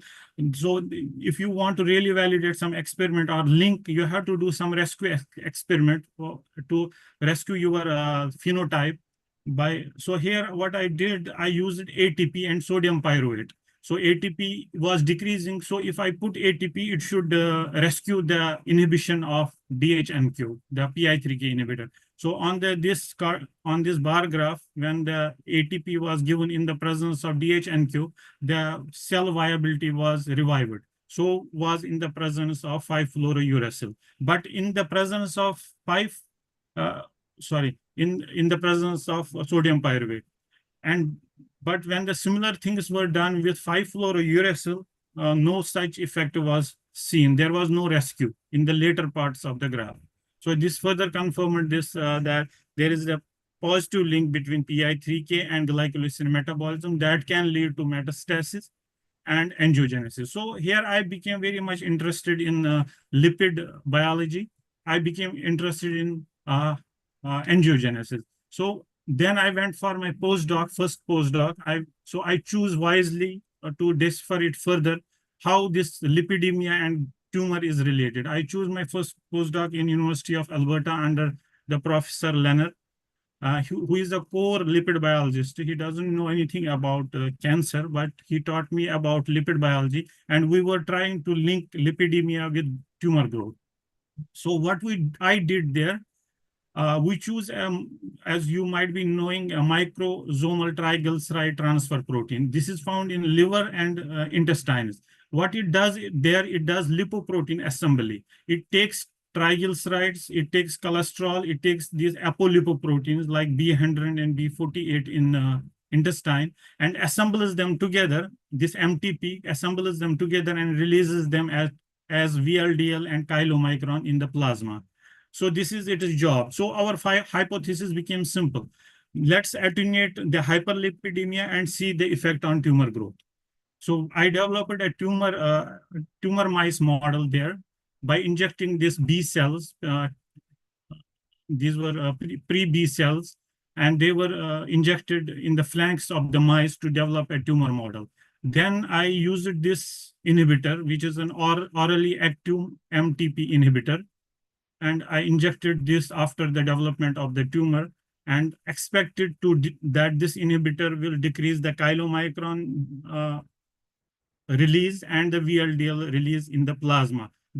And maybe when there is less lipids in the plasma, then the tumor will get starved of the lipids, and maybe it will decrease the tumor growth. So, but before checking on the tumor growth, we were supposed to see if this inhibitor is really decreasing the plasma lipids.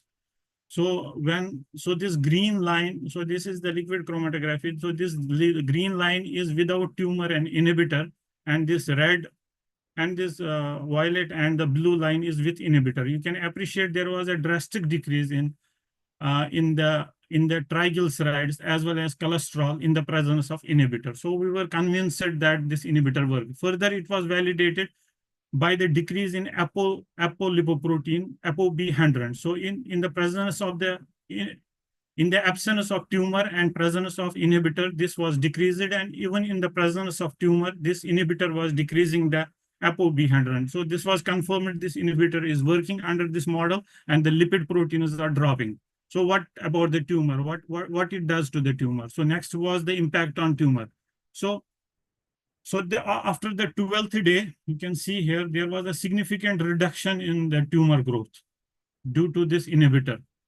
And to check whether this reduction in tumor growth in the mice was not due to the cytotoxic effects of this MTP inhibitor, we did this simple cell viability assay where increased concentration was required to just have a small cytotoxic effect. So it was kind of in the range that this was not cytotoxic, but this was decreasing the tumor growth by depleting the lipids. So this has been already published in 2022. So overall, the result of this finding was that there is a liver, if we treat the mice or the humans later on, if possible, with the MTP inhibitors or other lipid decreasing inhibitors, that will decrease the VLDL in the plasma, that in turn will decrease the LDL. And then when the LDL is decreased, tumor growth gets decreased. And when in compensation, tumor tries to increase the glucose uptake. It tries to go to the other pathways to drive its energy. But that was not sufficient to revive it completely. And also this glycolytic pathway was not having any change. And this oncogenic pathways like PI3K and ERK pathways were not having any change. And also tumor was not increasing its fat synthesis by fatty acid synthesis. So overall, there was effect by this. Next, I went to the other professor in the University of Alberta for the second postdoc, because I was interested in angiogenesis. So this is Professor Barbara Bellarmine. And she is actually one of the pioneer discoverers of this protein, TIMAP. And she was interested in linking this protein to the angiogenesis. So then I came in. So what is this protein? This is the TGF-beta inhibited membrane-associated protein. It is found in endothelial cells, which are responsible for the sprouting and the angiogenesis, vessel formation. So this protein is actually a regulatory subunit of phosphatase, PP1 protein phosphatase, like myosin phosphatase, and it positively regulates these phosphatases. And in hollow enzyme, like in the cartoon here, these TIMAP along with this phosphatase regulate negatively regulates P10, which Sir, yeah. listening. We are running short of time, so please be brief. Okay, I will be completing in few slides now. So yeah, so it will have negative effects on P10, then in turn have positive effects on angiogenesis, and it also regulates MAP kinase pathway. So in turn, this regulates. So just showing one, sorry. Just showing one important result of this. We developed their tumor developing mice, which were null in TIMAP, and then develop a tumor in the mice which have TIMAP and which doesn't have TIMAP expression. And we saw a drastic decrease in tumor growth. Similarly, we checked for the angiogenesis markers like TIVE, ESM, and PCAM. There was decrease in angiogenesis marker, confirming that decrease in growth. And so overall, this result has been recently published in American Journal of Physiology, where we showed that this in quiescent endothelial cells, the BMP9 inhibits TIMAP, inhibits angiogenesis, but in the presence of tumor, which releases growth factors that inhibits BMP9 pathway, that in turn activates TIMAP, that in turn activates phospho-AKT, which increases proliferation. Also, it increases phospho-MLC2, which is involved in sprouting and angiogenesis. So this was already published and was a good study. So in conclusion, what I found so far majorly, that we developed at PI3K inhibitor DHNQ, and then this PI3K path, through this inhibitor study, I was able to find that PI3K pathway is linked to glycolysis and lipogenesis metabolic pathways, that in turn is linked to metastasis angiogenesis. And in tumor growth in obese mice depends on exogenous lipids, making MTP inhibition a potential therapeutic target in combination with chemotherapy for obese cancer patients. And in TIMAP study, this TIMAP is a pro-oncogenic function in vivo, and it is due to the growth factors and hypoxia that works partly through BMP9. So currently I am working in Cancer Science Institute at National University of Singapore. I'm actually working in the kind of the last riddle of this picture, where I'm working on IQ-GAP3, which is a scaffold protein. An interesting fact about this scaffold protein is it is an important hub for multiple oncogenic signaling. These signaling pathway actually binds to it physically, PI3K, AKT pathway, MAP kinase, and Wnt. And we have this understanding that if we target now the bigger picture, IQ-GAP3, we will be able to inhibit proliferation, actually promote terminal differentiation in the wound that doesn't heal cancer. So actually some of this work has already recently been accepted in gut paper, and there is more coming bigger impact factors, which inshallah I will be presenting in the next time whenever I'm given the chance. So this is the IQ-GAP3. So it has 6 scaffold, these domains, which are binding to different proteins leading to proliferation. So we are intending to target this actually, rather than PI3K and MAP kinase and others. Thank you very much. So this is my mail ID if anybody wants to connect to me and ask me more about it, or wants to collaborate or in future. So I am ready. Thank you very much.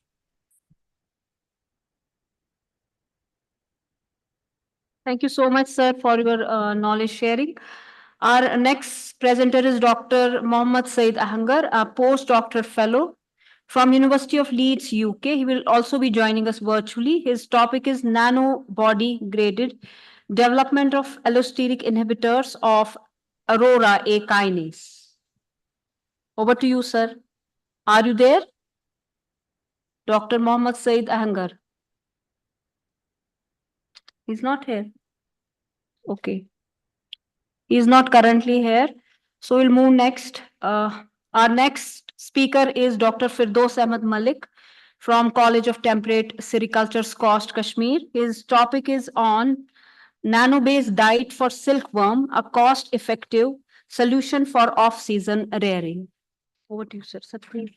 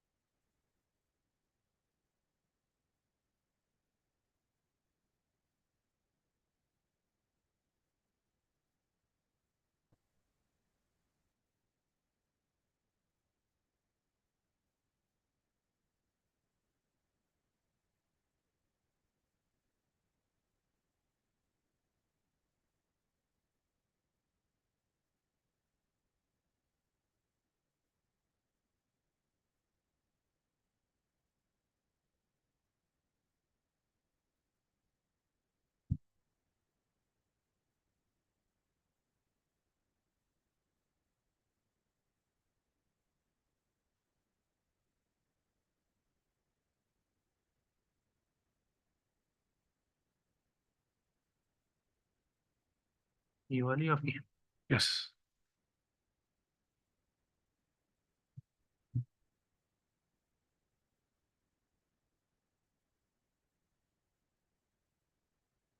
Assalamu alaikum and good afternoon to one and all.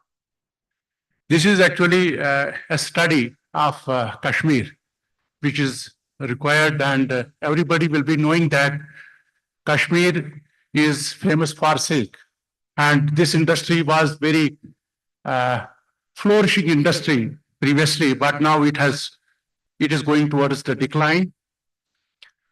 This study actually, it is a innovation grant, just 1,50,000 grant, which was supported by JKDST. And luckily, this grant has been converted into a technology.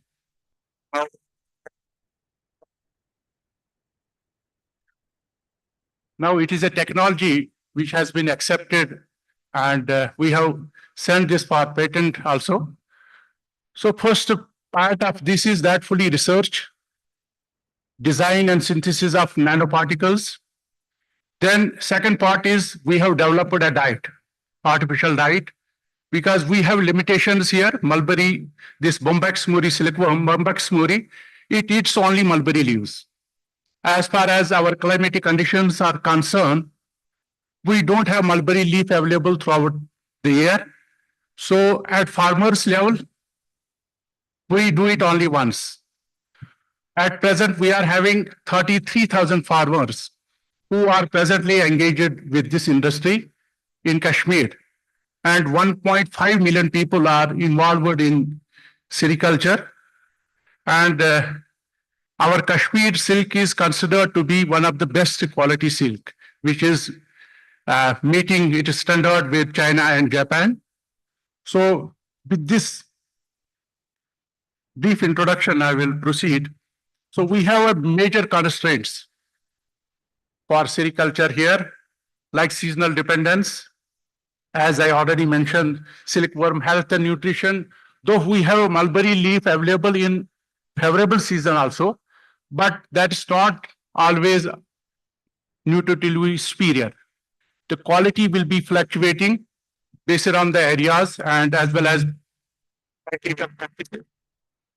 then high labor cost is involved.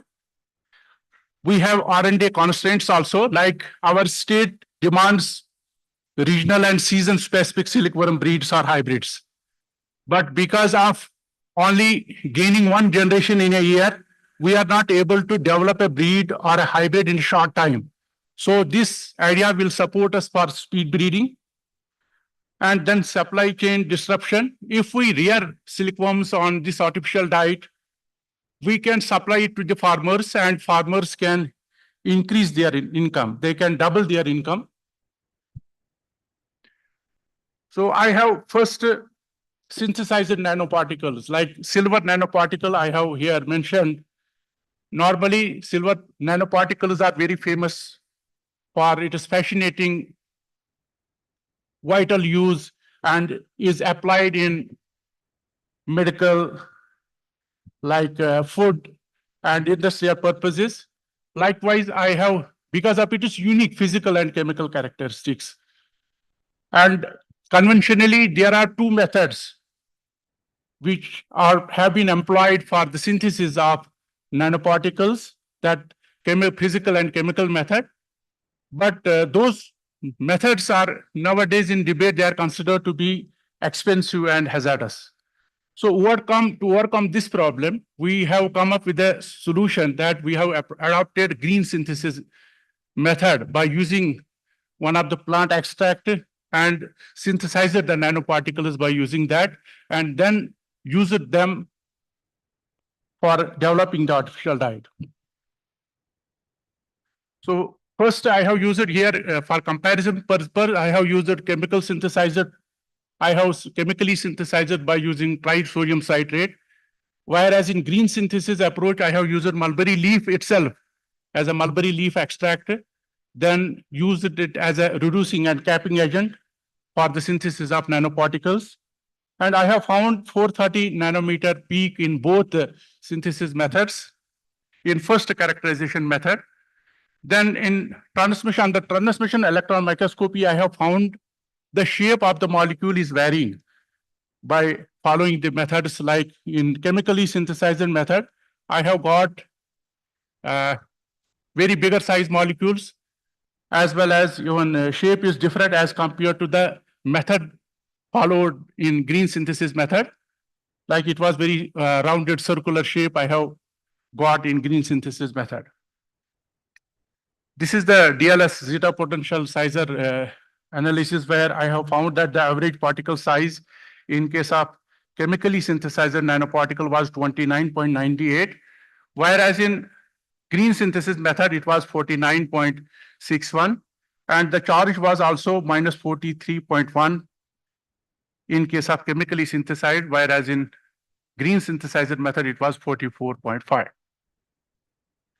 This is the Raman spectroscopy result, where I have used the mulberry leaf extract also, and whatever the peaks I have got in the extract, same have been retrieved in the green synthesizer method, plus one extra peak at 234, even peak size is observed in case of the green synthesizer method. Whereas in chemically synthesizer method, we cannot find some of the peaks which have been observed under the green synthesizer approach.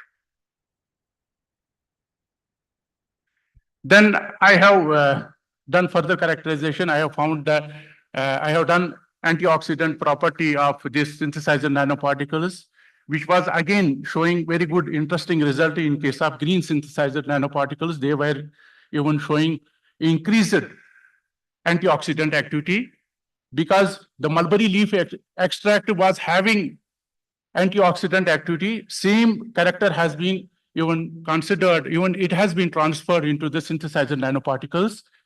So I have found that the green synthesizer nanoparticles are having very good antioxidant activity, whereas chemically synthesized nanoparticles are not showing any antioxidant activity. Then I have done cytotoxicity assay by using MTT assay.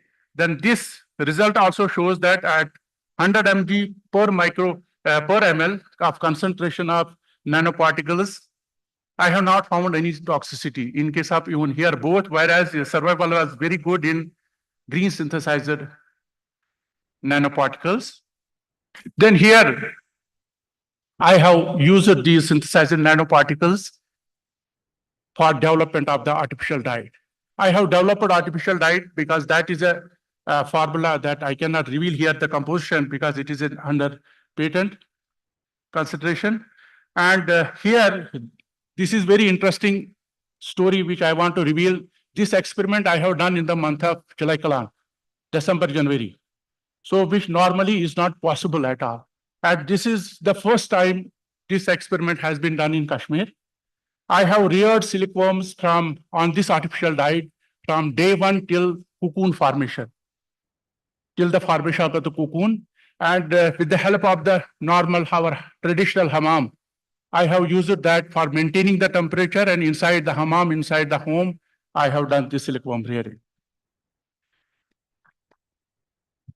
This is the process which I have followed first while preparation of nano-based this artificial dye. Both the synthesized nanoparticles I have separately added into the artificial dye. Then after the preparation of the artificial dye from first insert till cocoon formation, I have done it inside the home. Then the effect, I have checked its effect on our even economic traits, which are considered even very important for industry, our silkworm industry.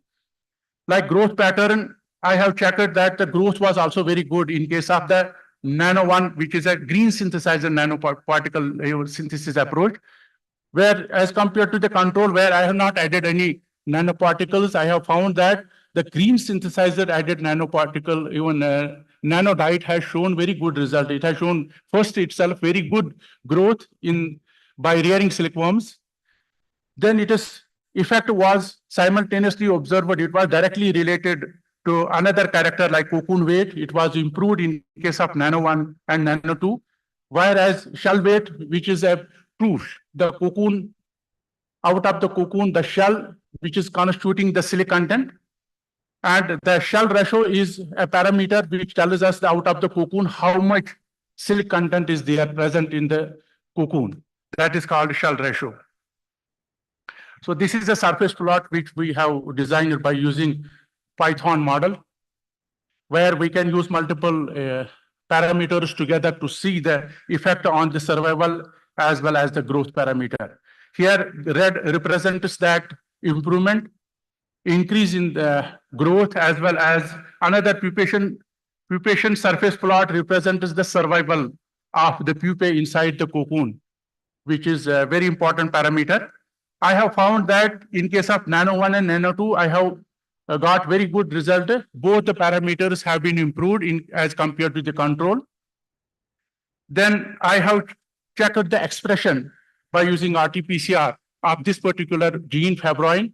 And fibroin gene expression has also significantly improved in case of nano 1 treated diet as compared to the nano 2 and control. So with this, I will come to the conclusion that the introduction of nano-based artificial diet for silkworm can restore Kashmir sericulture and ensuring year-round production and reducing the cost, labor cost, reducing the cost of land, and even reducing the initial even labor cost for collecting mulberry leaf from different fields. This innovation enhances silk quality, minimizes disease risks, and supports more efficient silkworm rearing and offering consistent results. The nano-based artificial diet for silkworm has the potential to revive the sericulture industry in Kashmir, promising a sustainable and prosperous future for farmers and the region. So thank you very much. Now I'm open for the discussion.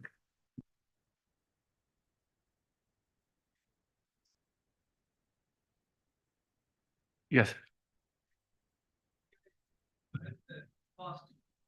So sericulture itself was declining.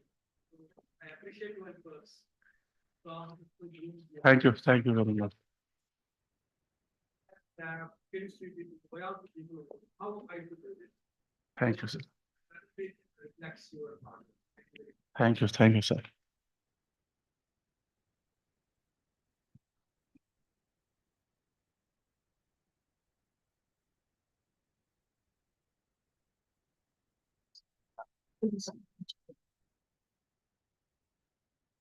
Thank you so much, sir. Our online presenter, Dr. Mohammed Said Ahangara, joined us from UK. Over to you, sir. Are you there? Yeah, now I can.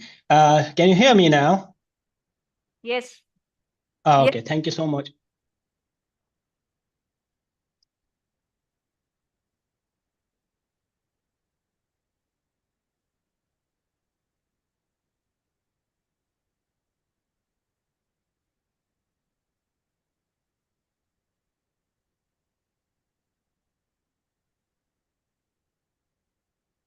Hello, everyone. Sorry, can you? Brief. Sorry, can you please repeat? Kindly complete your presentation in 10 minutes. We are running short. Okay, okay, no worries. Okay. Hello, my name is Said. I would firstly thank you, the organizers, for inviting me for this talk. So I will be talking about here a basic research, as Dr. Sabia mentioned the importance of the basic research in science. And the type of work I do is as the topic suggested, is the nanobody guided development of allosteric type 3 inhibitors of aurora kinase, which I will be discussing in a bit. I by training myself is I'm a crystallographer, macromolecular crystallographer. Just to give a brief idea about what crystallography is, you take macromolecules, mostly the proteins. You take the proteins, purify the proteins, you make the crystals of the proteins, and then use X-ray diffraction to get the diffraction pattern of the crystals. And from that that diffraction pattern, you then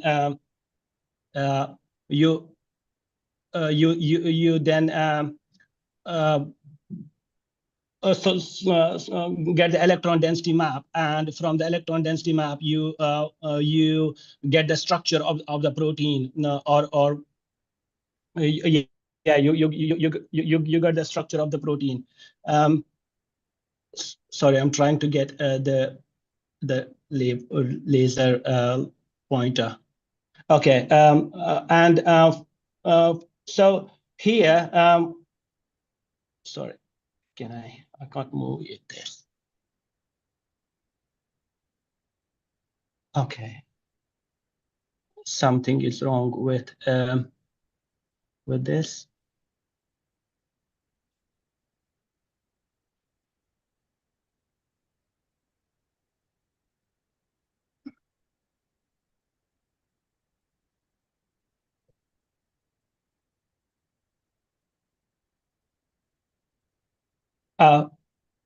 I can't move my presentations. It's somehow hanged. Just give me a second, sorry.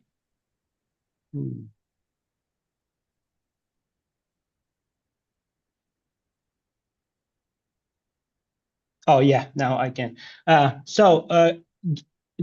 Just to give a bit of introduction about the aurora kinase and NMIC. These are both these are serine threonine kinases. For example, MYC protein is a transcriptional regulator which activates and regulates many genes. Similar is the case with aurora kinase A. It's also a kinase.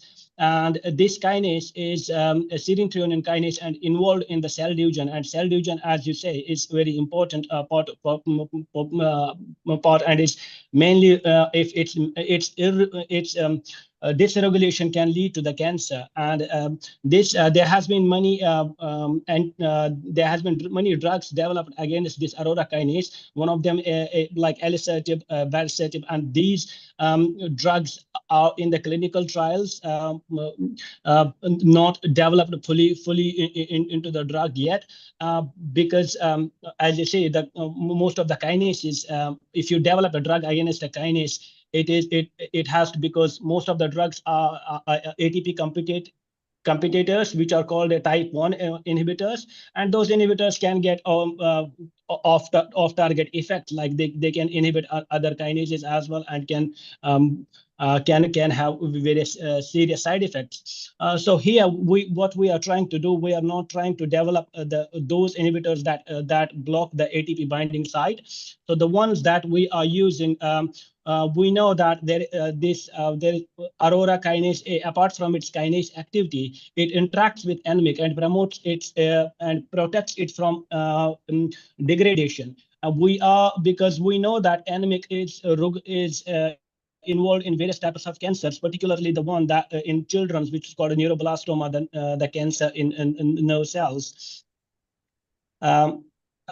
So what we knew previously, that aurora and interact with each other, and we knew a bit where it interacts. If you can see on the left hand side of the image, you can see the blue is the anemic part, and on the left hand, the wheat color structure is the aurora A structure. And there has been a lot of efforts done to find the inhibitors that bind this site. However, as you see on the picture moving, lots of inhibitor screening has been done, and none of the almost none of the inhibitors were found against this back pocket, which is called which will bind next to the ATP side. So I started this project because we knew that we could not get the inhibitor that would bind to this region. What we did a nanobody binding screening assay where we found a nanobody. A nanobody is an antibody with a single chain that binds that is easy to purify, and we can make a nanobody that can interact with this aurora kinase on the backside, so that it opens up this this pocket where we want to target this molecule. And we want an inactive kinase to have, so that we can then screen different inhibitors and various inhibitors to get the inhibitors that can bind this pocket, and we can develop a type 3 inhibitor that can be developed into a drug. And I was successful. I screened about which is called a high throughput crystallography, where you screen thousands of compounds at a diamond light source, which is at Oxford, near Oxford, Harwell. It's a facility where you can screen thousands of these. Are every yellow sticks here are different structures. So these are different crystal structures. These are so the ones that are shown here are about more than 25 structures here, 25 different compounds binding to different pockets. More importantly, what you see here is the type 3 allostric site, which we want to target. So this is the site where I have developed, where I have found various compounds, inhibitors that can bind to this region. Here is just one example. I can't go into all of these fragments, but just the one you can see here, the lysine glutamate salt bridge, which is a classical example of when the protein is active, the kinase is active. There is a salt bridge between this lysine and glutamine, and the inhibitor that I found is binding exactly in between these two residues, so preventing it to make a salt bridge, and that is helping to keep it in an inactive state. And here I'm also showing some, that was just one example. I have not shown the structure of the compound here because of the confidentiality issues here, but this is just enough to show how you can, using a crystallography as a tool, you can find different compounds or molecules that you to target different pockets in a protein. And these are some other examples of the type 3 inhibitors, because now you have the crystal structure, you know that they bind, but just to confirm biochemically, you can also check their binding affinities on the right hand side, the binding graphs. Apart from that pocket, the thing that we wanted to target mainly, which I haven't mentioned here, if you go back, so we wanted to target aurora kinase A so that it prevents its binding with anemic, because anemic is stabilized in anemic has been shown to be increased in cells, in cancerous cells. So we don't want to stabilize, because aurora A stabilizes it. We don't want anemic to bind to this, so that degradation is prevented, and so anemic driven cancers can be prevented.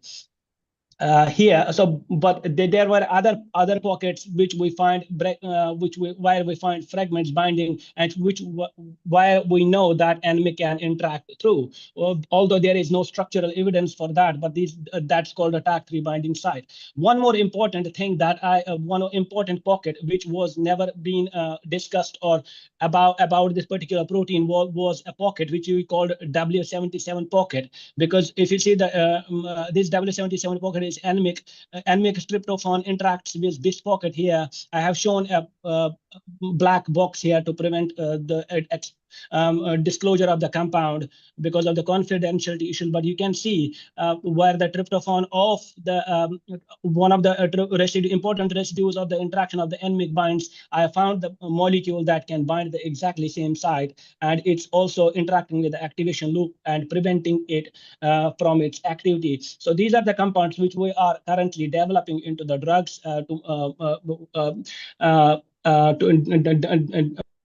further developing to make better compounds from them which are more soluble and can be developed further into the drugs. One of the important things, this is the last slide. One of the important things about the power of the crystallography, the X-ray crystallography, I want to show you here. This is one of the findings that I found. I found one of the iodine interacts with one of the cysteines which is deeply buried into the molecule where no compound can reach it. It just reduces it, and an iodine and sulfur and iodine and covalent bond is forming here, and and that makes a huge conformational change. If you see in the red loop here, and in which you call the DFG loop, the activation loop of the kinase, it completely shifts it into another conformation, which is impossible for any other compound to bind in the activation site or for the anemic to bind. So just to show the power of the crystallography, that you can even see a small molecule binding to a small residue in a protein, and that makes a very huge conformational change in the protein. And when just to mimic this effect, I changed this particular cysteine into methionine, which just mimics the presence of iodine there. And you can see in the orange graph here, the orange line shows the kinase activity of this particular protein is reduced significantly. Just a few acknowledgements. My line manager, Professor Richard Bellis, and Dr. Sarah Ward, who helped me with some of the work done, and the Cancer Research UK, who is funding this project, and the Diamond Light Source, which is basically a facility, an international facility where you can do a high throughput crystallography, where you can solve hundreds of structures. And lastly, the University of Leeds, which is why I'm currently doing my research. Thank you.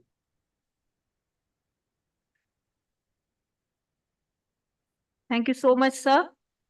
Our next presenter in online mode is Dr. Salim Ahmed Dar, postdoctoral research fellow from NIH Maryland, USA.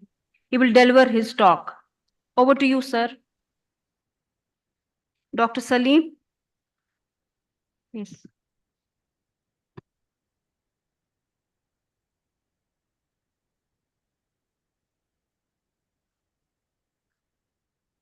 You can start your talk.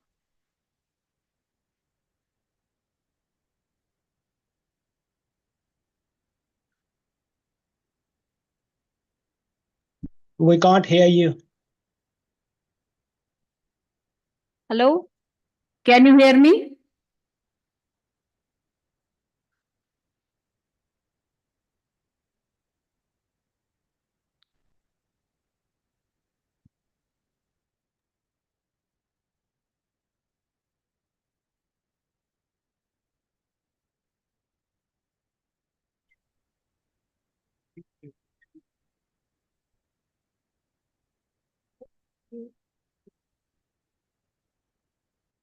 इनको ये आवाज नहीं आ रही.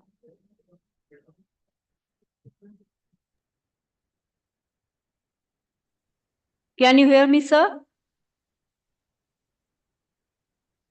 Okay. Salim, your microphone is off. We can't hear you.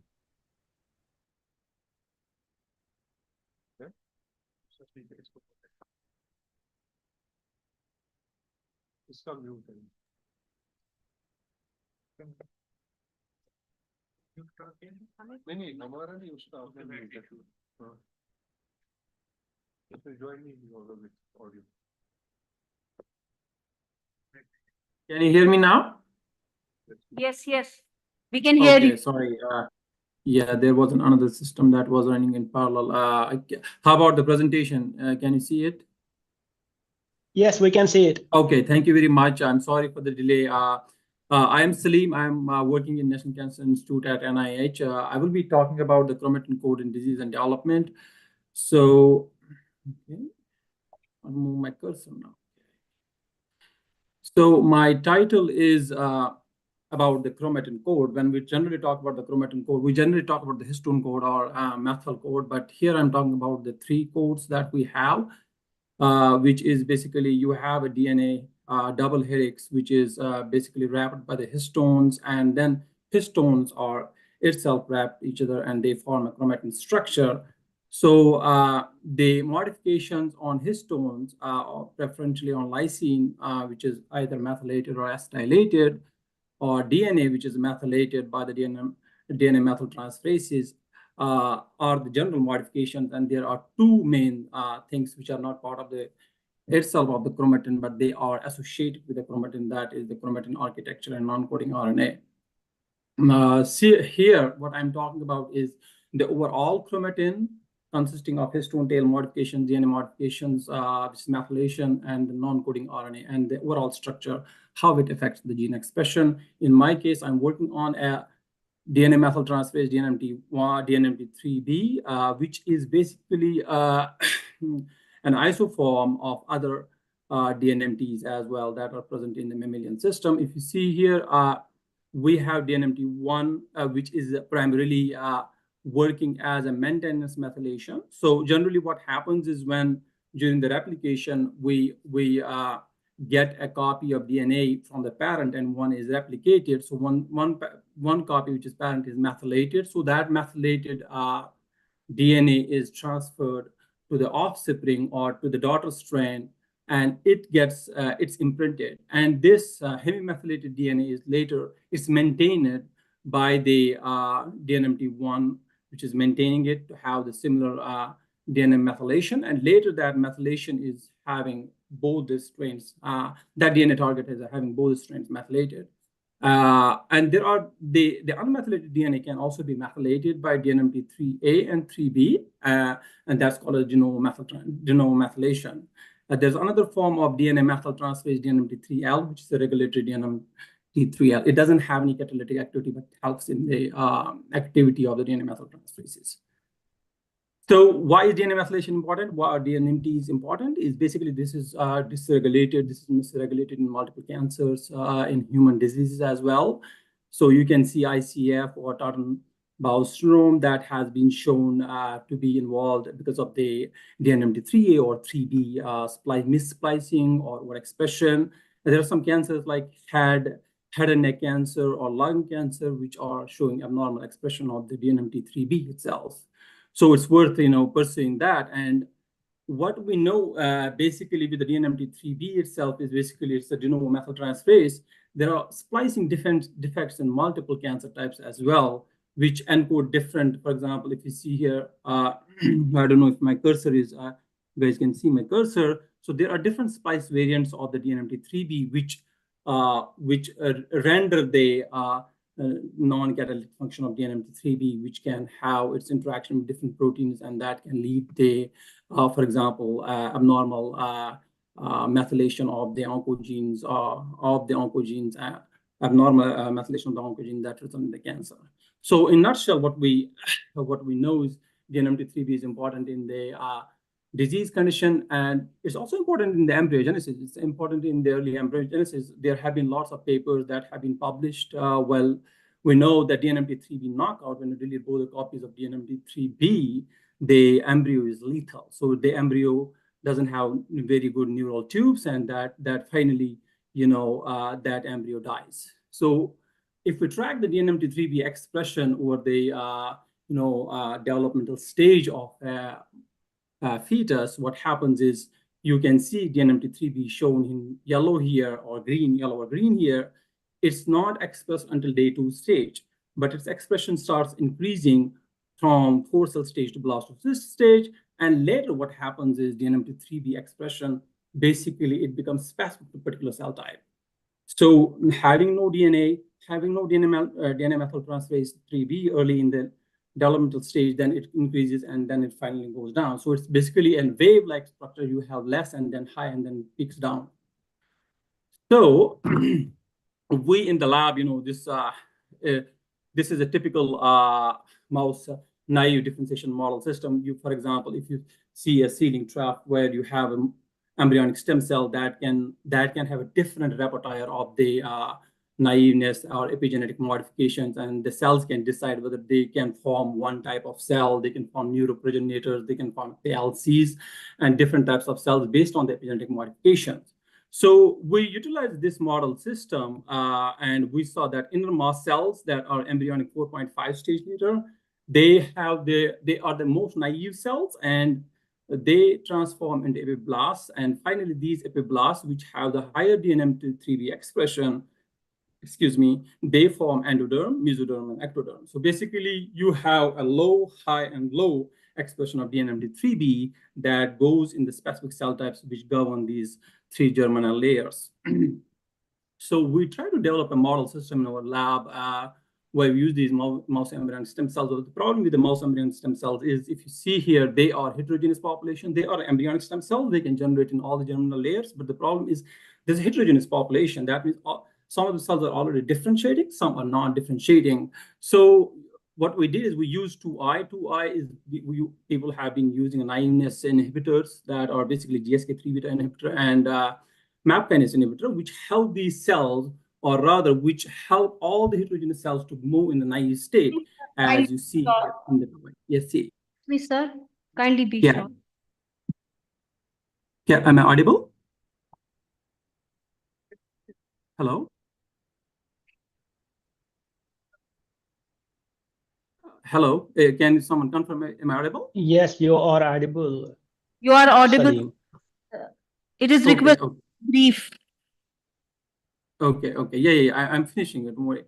So 2I ESCs, these are more naive cells, and then we confirm this these cells, these stem cells, with other markers as well. So if you see, for example, these undifferentiated cells, they are flat-like structures, and then during the course of differentiation, they form these embryoid bodies, and finally they attach. They can form neuroprogenitors, they can form cardiomyocytes, and you can differentiate them to any other model system.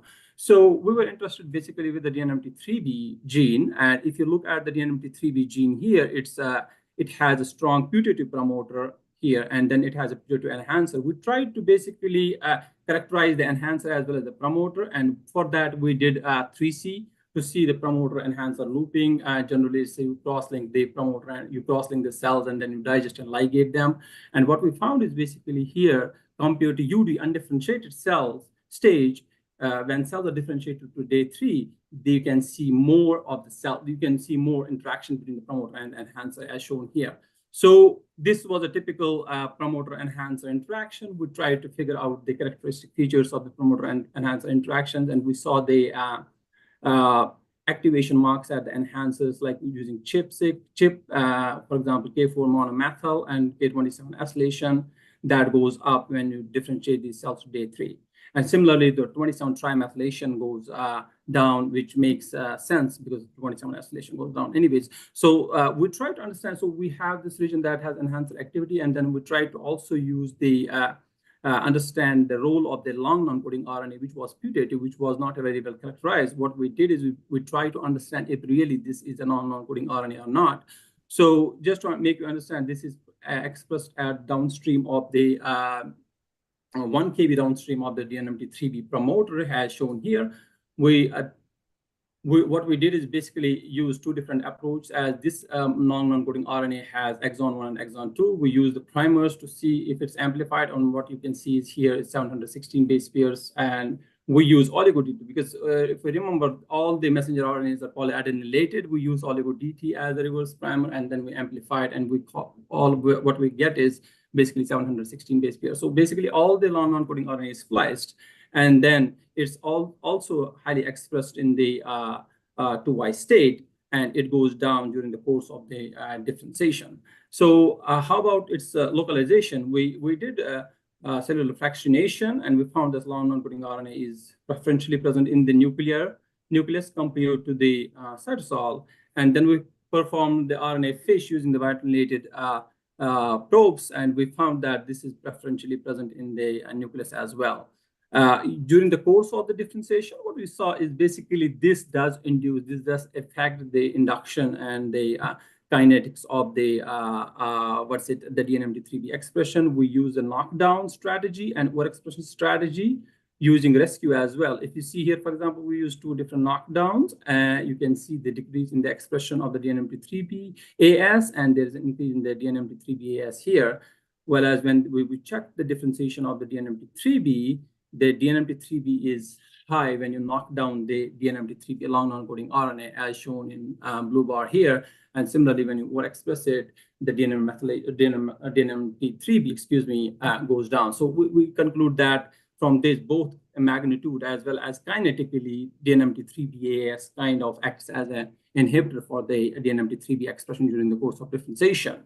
So how about the splicing? We checked the splicing of the DNMT3B. There were earlier reports as well that DNMT3B expression as well as splicing is a change that previously has been showed. And what we showed is basically when we knock down DNMT3B, which results in the skipping of exon 22 and 23, we saw there's an increase in the active form of DNMT3B, as shown here, concluding that DNMT3B basic knockdown increases the active form of DNMT, long non-coding RNA knockdown basically increases the active form of DNMT3B. Okay, so we did the chromatin modulation analysis of the DNMT3B-AS and found that, I don't want to go in that detail, we found that this is very important for the modulation of the epigenetic marks or the enhancers as well as the promoters. But interestingly, what we found is basically the CG region which is next to the promoter of the DNMT3B is having a change in the 27 trimethylation mark, which is not related to the 27 acetylation. So what we found is basically the DNMT3B promoter is methylated rather than it's is methylated by DNMT3A, which makes sense that it is partly reduced by DNA methylation as well as 27 trimethylation. So we performed the 3C assay. Kindly be brief. We are running short. Just 5 minutes. So we performed the 3C assay, and we found that the promoter and enhancer interactions are altered, influenced by the knockdown of DNMT3B-AS. So in order to see the localization of DNMT3B-AS, we performed the chromatin isolation by RNA purification using the biotinylated probes against the RNA, and we found that this link RNA is preferentially present at the promoter, and it preferentially recovers most of the promoter proximal enhancer, proximal DNA at the of the DNMT3B. So this binds at the DNMT3B promoter, this long non-coding RNA, and we found what we did is we did in vitro transcription. We synthesized this long non-coding RNA, did an RNA pull down assay, and excised this band. If you see that compared to the control, and we sent it to mass spectrometry and found the HNRNPL was one of the proteins that was pulled down, and we confirmed that with Western blotting. Again, we did a chromatin isolation with RNA purification under RNase treatment. We found the HNRNPL was indeed there, which was absent when you treat this with the RNase. And we did the HNRNPL chip, and we found that it's present at the promoter proximal enhancer region of the DNMT3B, confirming this HNRNPL is very important for the alternative splicing, as we can see. Then we finally figured out the regions which are very important for the HNRNPL binding that are present on the link RNA, and we found that region F3, F2, or which are present here, are basically binding with the HNRNPL. And when we mutated those regions, then what we can see is we can see that the when we mutated those regions, what we can see is the decrease in the binding of the HNRNPL. So with that, we have a model system. We have a model system under basal condition You have link RNA that's expressed high, but you have a DNMT3B, which is not active. Once you differentiate, once you give it a signal, DNMT3B is active, and DNMT3BAS brings the HNR and mediator complex at the region, bringing the terminal differentiation, having DNA methylation at these regions, and histone methylation with PRC2 complex as well. With that, the take home is basically DNMT3B, the long non-coding RNA is spliced coordinated, and it fine-tunes the transcription activity by regulating PRC2 activity. Excuse me, and it includes the exon exclusion of the DNMT3B by recruiting HNR and PL at the promoter and the elongation sites. With that, I acknowledge my PI, Humaira Gawhar, and my current PI, Walia, and other people who have helped me out with this endeavor. Thank you. Much time. Thank you so much, sir. We have the last presentation of this session, Dr. Imtiaz Yassin, Senior Scientist, MTech, Chandigarh. He will join us virtually. Sir, kindly join us for the talk. I'm already there. Okay. You can continue with your talk. But sir, please be brief. Yeah, I will try. Salim, can I share? Yeah, you are visible, you can. Okay. Yeah, you can.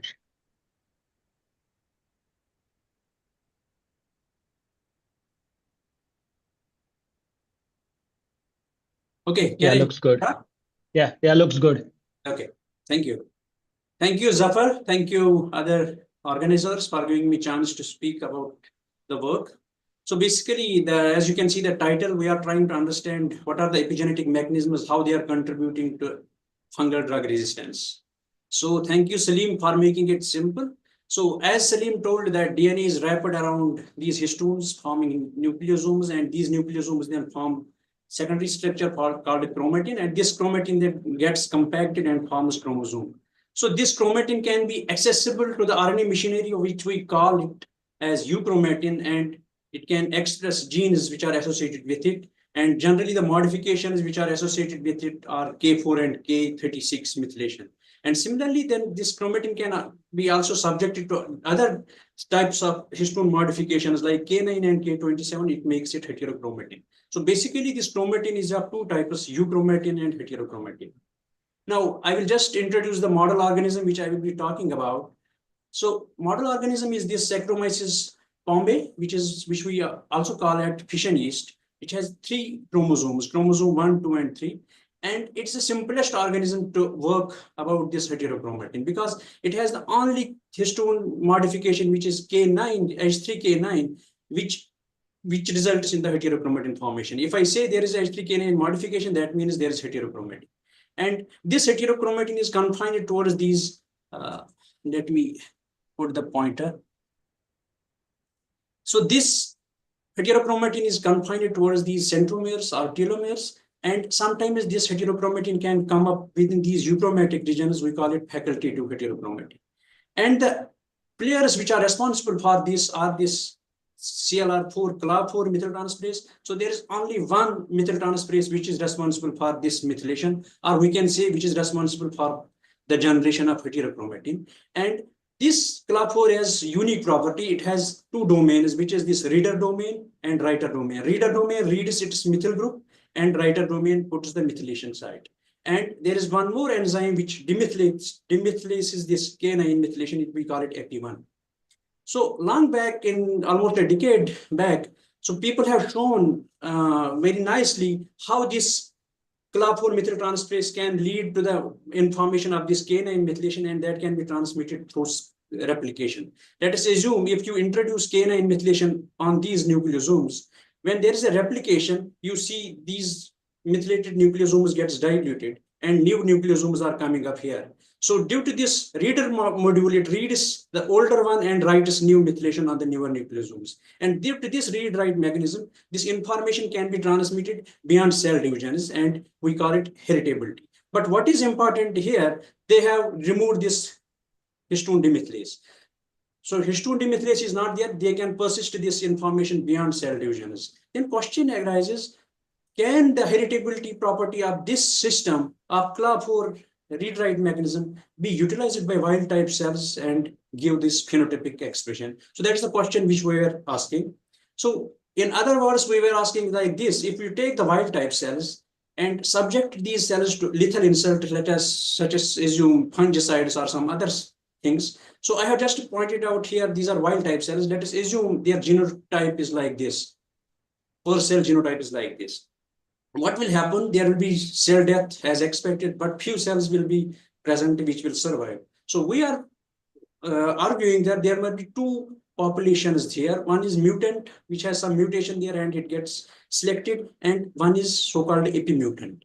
And what will happen? These survivors, these will survive these two types of cells. But when you remove this insult, this cell which has epimutant will revert exactly like wild type cell, unlike mutant. So it has advantage. It remains just like wild type cell, but it survives lethal interest. So this is just hypothesis, and let us see how we have done it. We took the wild type cells, subjected it to drug, and then as we are expecting epimutants are reversible, so we allowed these resistant cells to grow without drug for 2 days or 14 days, and then after 2 days or 14 days subjected them to another again to drug to see what happened to the resistance. So this is what we found out. So after 2 days they are growing without drug, but when you put plus caffeine or some other drug, you see 2 days they are resistant, and but after 14 days they lost the resistance. So it tells us we are calling them unstable resistant isolates. So as I earlier told out that there is only one enzyme which does this H3K4 methylation. If we remove this enzyme from them, what will happen? As you could see, when you remove this K9 methyltransferase, this resistance is gone. So that clearly suggests that H3K9 methylation was responsible in driving this unstable resistance. So then we have to see where is this K9 methylation coming up. So we just subjected the cells to ChIP-seq analysis. As you could see here, as I told earlier, this K9 methylation is confined to telomeres or centromeres. You could see these peaks. But when you subjected these unstable resistant isolates to ChIP-seq analysis with H3K9, you could see some peaks coming up. For example, in one isolate, K9 methylation peak was here, similarly here, similarly here. The question is, if this K9 methylation islands or peaks are giving resistance, how to prove it? So we just took wild type cells, introduced it synthetically, K9 methylation at these identified locus and with regulated system. So this is TETO and TETR. You might be knowing, I will not explain it. And if you add tetracycline, this tetrin can be released. So you can control this system. But what is happening when you put K9 methylation at the identified locus, you could see they get resistance. And when you remove the tetrin, resistance is gone. And same thing is K9 methylation. This CLA4 is K9 methyltransferase. It is there. When you remove this, K9 methylation is gone. So this confirms our concept and proved it that these epimutants can exist and they can drive drug resistance. Now, I told you this story like this. So in wild type cells, when there is K9 methylation, when we introduce K9 methylation at any locus, this histone demethylase within no time goes and removes it. But when you remove this histone demethylase EP1, this K9 methylation can persist as is shown by science paper. Now, what we are seeing here, this wild type cell, when you put it in a lethal insult, you see islands popping up. Then question is why this histone demethylase is not removing this K9 methylation islands which are popping up, which give resistance. So as expected, we will expect that maybe this histone demethylase expression is going down or its expression is lost some way. So that's what we thought, but we didn't see any change at RNA-seq level. But when we checked the histone demethylase level, we could find that there are two bands. One band is migrating faster. And it was absolutely true with all the stresses which we gave. Then question is, what it be? If you go to textbook knowledge, you could see maybe there might be alternative start site, stop codon must be coming, or alternative splicing must be there, or there might be mRNA translation defect, but nothing is true. Then we could prove it that it is the post-translational stage, it is getting partially degraded. So we showed it that if you put the tag on N terminus and C terminus and then subjected it to stress, you could see N terminus is chopping off and it will not be picked up by Western blot because this does not have N terminus. But if you probe the same blot with JP tag, which is at C terminus, you could see it comes up. So this confirmed that it's getting truncated on N terminus. And we could show the site exactly by using different CRISPR mediated truncations that it is exactly happening here around 100 to 110 base pairs. Okay, now if you will see exactly these two bands coming up, you will this clearly comes in your mind that maybe some protease is coming up and which is doing it. So we started identifying the protease. And when we did mass spec, we couldn't find any protease at all. But to our surprise, what we see, that whole proteasome was coming up. So then we thought, oh, maybe it is proteasome mediated truncation of N terminus. And answer was yes. When we used this proteasome mutant MTS2, which is which does not have proteasome functional, we could see that this truncation is gone. And if you inhibit proteasome by some chemicals like bodzomib or something, you could see this cleavage is gone. So that tells us that due to stress, this EP1 histone demethylase is somehow getting truncated and it localizes towards cytoplasm. I'm not showing the data, and it is not present in the nucleus. That's why this K9 methylation persists and gives rise to islands which are responsible for giving drug resistance. So we could just express this truncated version, shorter version of EP1, as we had already shown that it localizes to the cytoplasm and it is not present in the nucleus. So CLAV4 K9 methylation can persist and it can drive drug resistance, which we show here. So this confirms the mechanistic part of this study that when there is a stress, somehow this EP1 gets ubiquitinated. I'm not showing the data, which then takes it to the proteasome. There it gets chopped off on the N terminus and subjects it and throws it to the cytoplasm and keeps the K9 methylation islands to persist.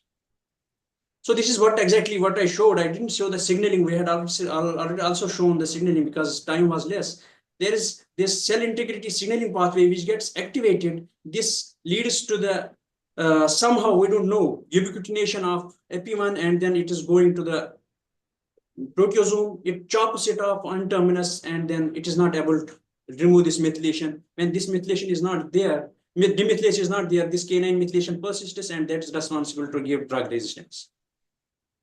So then question arises, are these EP mutants present in pathogenic fungi? Because I forgot to mention this. This fission yeast is laboratory strain. It is absolutely non-pathogenic.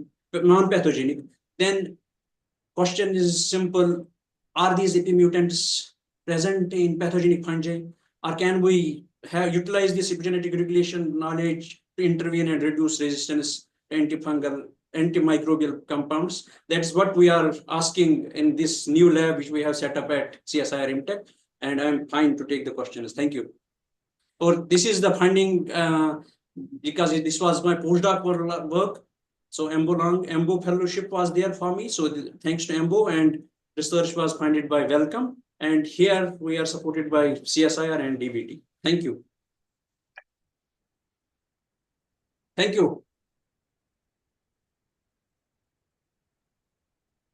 With this, we come to the end of an enlightening session. I would like to express my heartfelt gratitude to our esteemed guests, technical staff, and all the speakers for sharing their immense knowledge and expertise with us. We'll continue with technical session 2, and project reports will be presented in technical session 2.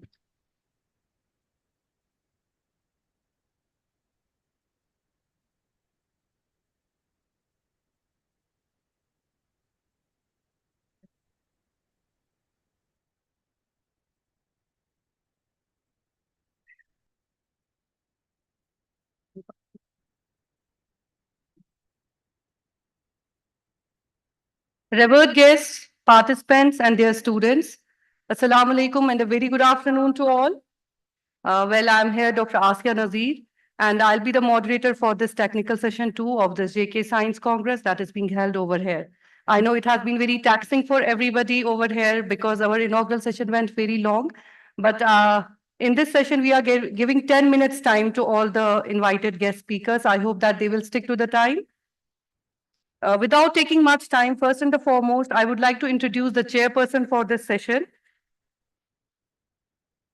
Our chairperson for today's session is Dr. Mohammad Farooq Mir, presently holding the charge of Principal, Government Degree College for Women, Nawakadal. Sir has a huge expertise in research with his field of specialization being ichthyology, ecology, and limnology. He has dedicatedly served the Department of Higher Education in various capacities and has played a pivotal role in research field by guiding many PhD scholars, supervising projects funded by many reputed organizations, and has also the membership of learned societies to his credit, which include lifetime membership of Freshwater Biological Association of India and lifetime membership of J&K Academy of Sciences. Sir has also attended a number of conferences, seminars, and workshops, and he also has shared his expertise through guest lectures and also as resource person at various occasions. So actually I'm cutting it very short due to the paucity of time. So first of all, I would request here I would like to request, is Dr. Mushtaq here? Yeah. I would like to request Professor Mushtaq Ahmed Pare, Head Department of Zoology, to please come to the dais and felicitate our revered chief guest, revered chairperson today on this occasion. Sir, please. I request both of you to please come to the stage.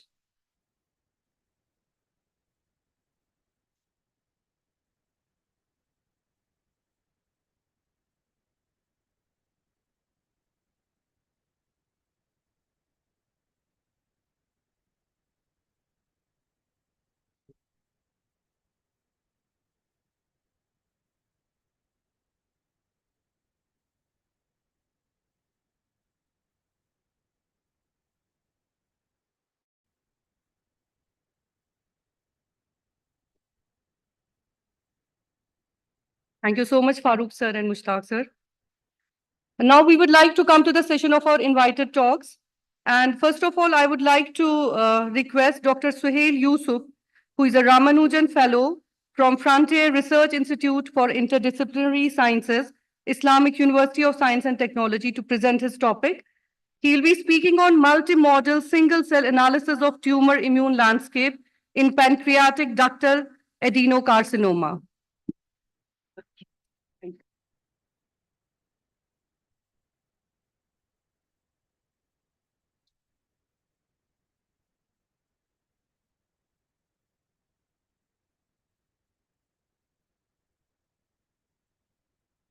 Assalamu alaikum. I am Dr. Sohail Yusuf. I am currently a Ramanujan Fellow at IUST. Previously, I was working as a postdoctoral fellow in Harvard Medical School and German Cancer Research Foundation at the Heidelberg University of Medical Sciences. So most of the work, I recently joined IUST, so the most of the work I am presenting here is from my postdoctoral studies. So Heidelberg University is one of the world's finest centers when it comes to the pancreatic cancer. I think the largest in the world also, with a resection rate of around 700 pancreas per year, which is only possible in two more centers, which is Johns Hopkins and Fudan University, China. So pancreatic research is one of the core areas in the Heidelberg. And why do we study pancreatic cancer is because incidence of pancreatic cancer is equivalent to mortality. So anybody having a pancreatic cancer is more likely to die within a year. And the 5-year survival rate for all types doesn't go beyond 10%, which has been stagnant for the last 20 years. In the last couple of years, we have introduced multiple therapies, especially with the onset of the immunotherapy, which was awarded the Nobel in 2017-18 by Professor Ellison. It didn't work really well for the pancreatic cancer. It didn't actually work for pancreatic cancer. All the PD-1, anti-PD-1, anti-CTLA-4, anti-PD-L1, those treatments didn't show any response. Even the combination with the FOLFIRINOX or any chemotherapeutic agent didn't yield any significant output. So in the Heidelberg, as I said, we run some of the largest clinical trials in the world, which is the SPAC 1, 2, 3, 4, 5, 6. So most of the chemotherapeutic interventions or surgical interventions are basically come from Heidelberg. So we asked two major questions. One, why didn't the PD-L1 therapy work for the pancreatic cancer? And the second, what happens when you give the chemotherapy? So in the last couple of years, it has been established for the last 20 years, gemcitabine and the different combinations of cepacitabine were the drugs of choice for the pancreatic cancer, especially the PDAC. But in the last few years, after the ASPECT 4 trial got over at Heidelberg, the FOLFIRINOX, which is a combination of 5 drugs, and recently they introduced the modified FOLFIRINOX, has been the drug of the choice. So these are the two questions we stated. Why, after taking the FOLFIRINOX, do we still see metastasis? Why can't we cure the cancer? Or, why there is not a significant reduction in the cancer? And why does the PD-1 therapy not work for the pancreatic cancer? Because of the shortage of the time, I will briefly show, this is just an overview of the study. So most of the study comes directly from the humans. So just to remind you, pancreatic tissue is a very difficult tissue to hold. Within 20 minutes of surgical resection, most of the tissue undergoes necrosis, you don't get much of the cells. So the pipeline has to be that once the surgeon cuts down the pancreas, it has directly been transported to the lab because the further downstream experiments are very expensive. So luckily, all the supervisors were some of the finest surgeons, so we could have access to some of the best material of the pancreatic tissue. So this is just an overview of the study. So the blood gets drawn right before the surgery, during the surgery, and we have the tissue being resected. And then we follow the state-of-art technology, which is the single-cell analysis, and the cytoph, and the multiplex immunohistochemistry, and some mice experiments. So this wasn't just the technology which we use to understand the question, why doesn't PD-1 therapy work? So for the first, which was not surprise, but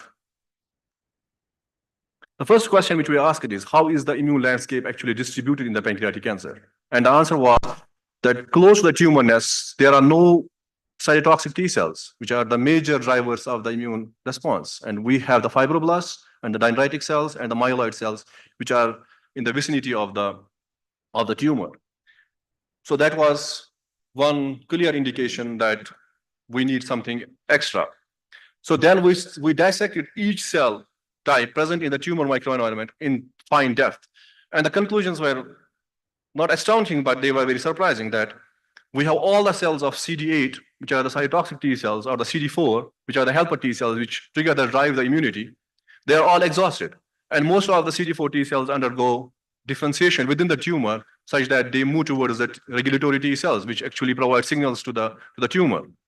And that was true for the dendritic cells. Dendritic cells are the key cells. The immune activation starts from NKT cells, dendritic cells, CD4, CD8, and back they transfer to the tumor. And again, there has to be dendritic cell, which has to provide the secondary signal for the activation of the immune response. But that didn't happen. All the dendritic cells were regulatory type. They were secreting the factors which were actually pro-tumoral in nature. Myeloid cells, we dissected them in fine depth, and what we found is that all the antigen-presenting cells need CD80, CD86. What we found that most of the cells in the PDAC tumor were of the origin where they lacked all those secondary signals.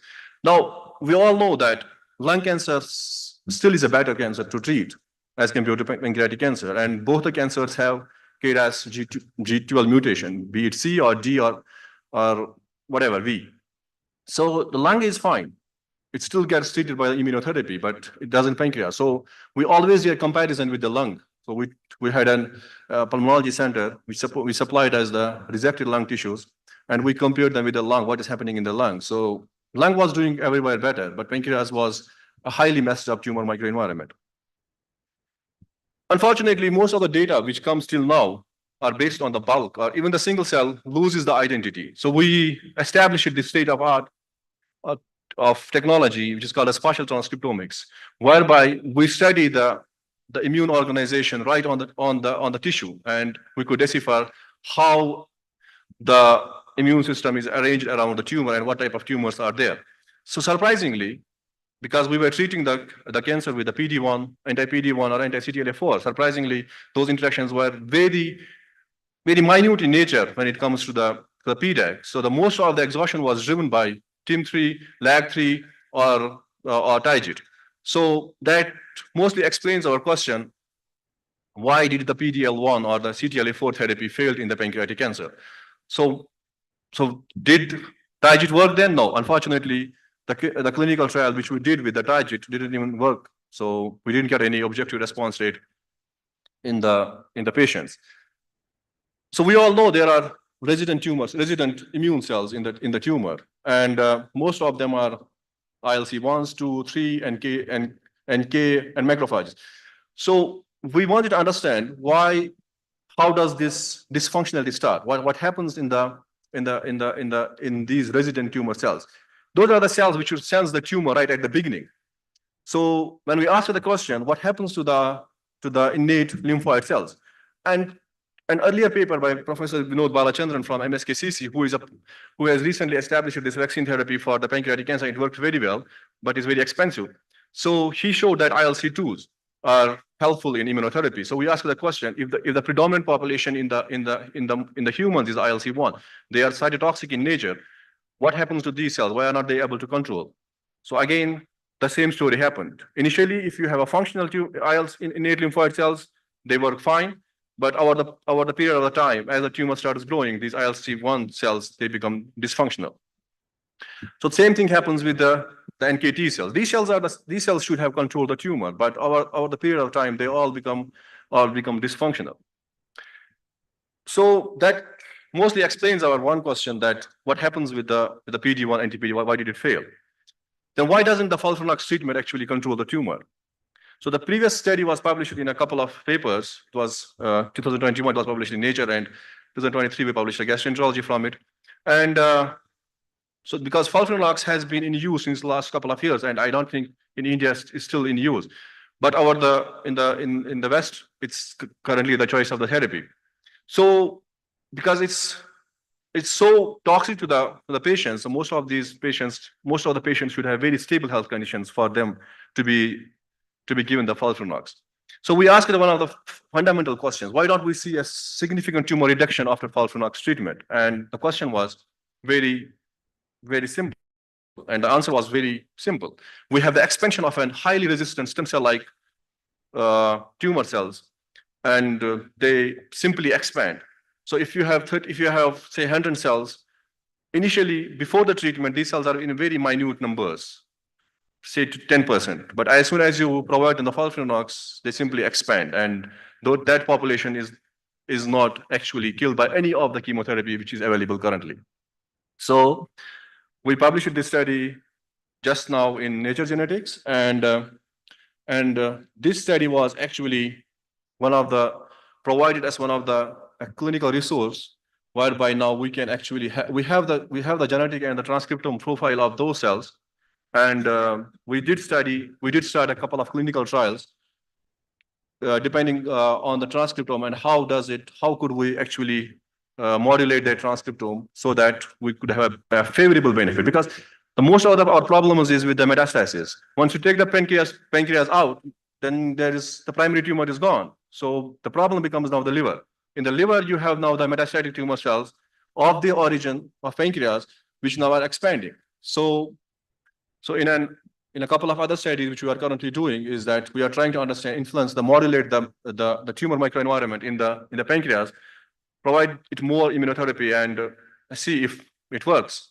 Till now, FOLFIRINOX has given a better response as compared to gemcitabine, but death is sure in 4 years. So this is currently, as I said, FOLFIRINOX expands the cells, but it simultaneously deactivates the immune response to a certain extent. That's why we see a much more tumor death in FOLFIRINOX patients as compared to the gemcitabine or whatever treatment we are taking. So the question is now what we need to do. So in the MSKCC, they are having a clinical trial whereby they are taking the antigens directly from the patient, but that could be done only in the highly specialized centers, and that worked very well. At least more than 60% of the patients had a higher survival as compared to the patients who didn't receive this kind of treatment. There are more clinical trials going on, which are combining different types of immunotherapy. At least in the pancreas, we are having a clinical trial going on, which is based on the lag and the TIGIT therapy, and combining that with the FOLFIRINOX and seeing if we could get a better response. But there is another trial going on, which is called as CONGRESS trial, which is actually trying to prevent the release of the tumor cells during the surgical interventions. But till now, the best we have in the last 20 years is that we have introduced the FOLFIRINOX, and immunotherapy is still not available, but we need to understand more to actually do better. So I'm supported by, most of this work was supported by the DFG, that is the German Cancer Foundation, and I am currently being supported by the SERB with my Ramanujan Fellowship, and thanks to all the organizers and especially the Zafar for inviting me here. Thank you very much. Yeah, sure. Sure. He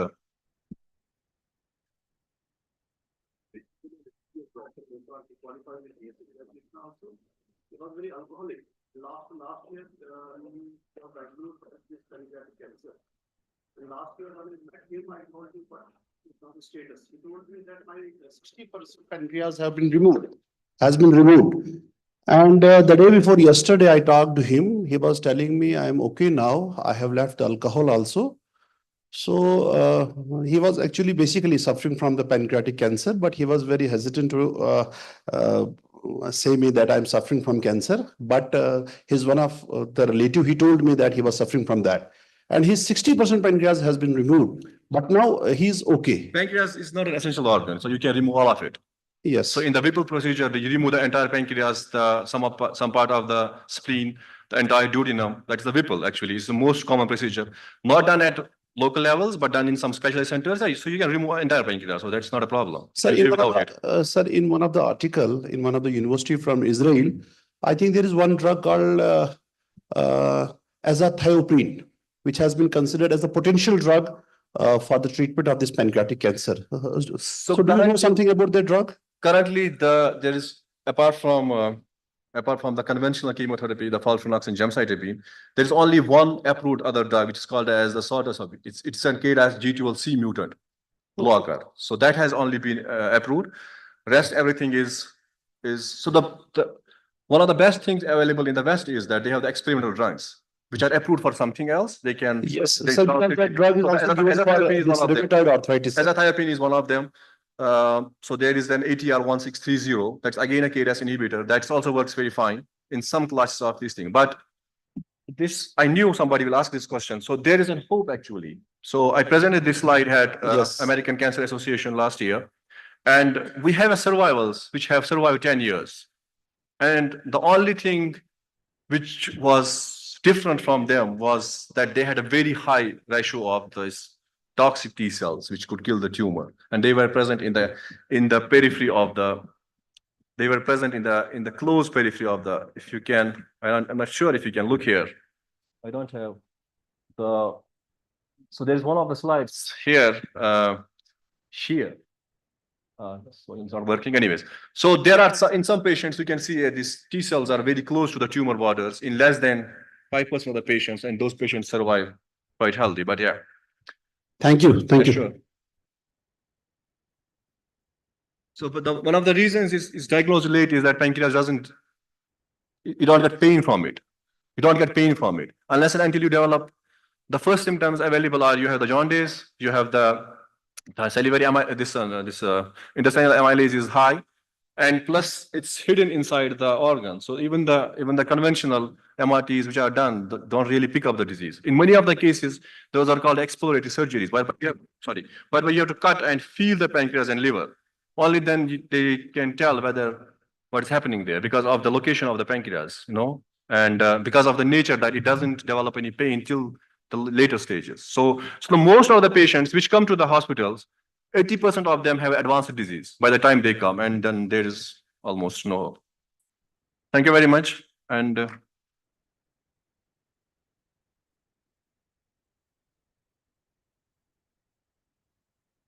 Thank you so much, Dr. Sohail. Our next invited talk is titled Molecular Mediators of Lipotoxicity in Non-Alcoholic Fatty Liver Diseases. And it will be presented by Dr. Nisarul Ashraf, Assistant Professor, Cluster University, Srinagar. Dr. Nisar, please.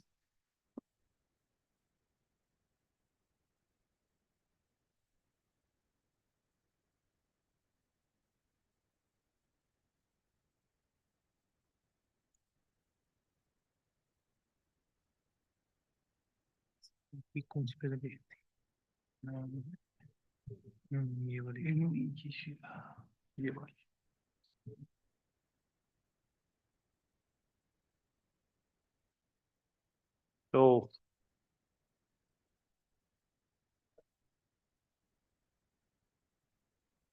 thank you. There's a little bit of correction in my introduction. I'm an assistant professor. I'm not a cluster university assistant professor. I'm a assistant professor of Government College for Women, Nawakal, Srinagar.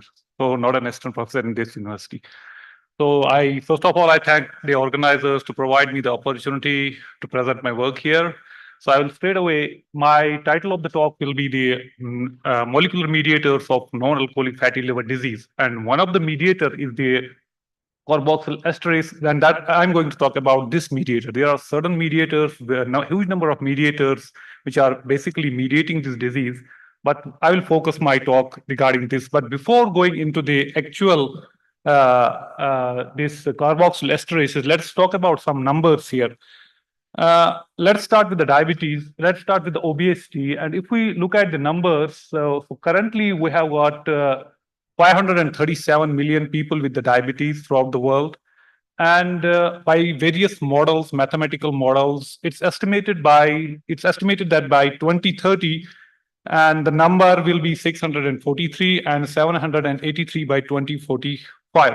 And in India, we have got the 11.2% in the urban areas. That means 72.9 million people of the adults or in India are having the diabetes in 2017. But in 2045, the number is estimated to be 134 million. So this diabetes is becoming a huge problem worldwide, and especially in India, because India is called as the diabetes capital of the world. And there are various health risks associated with this obesity and diabetes.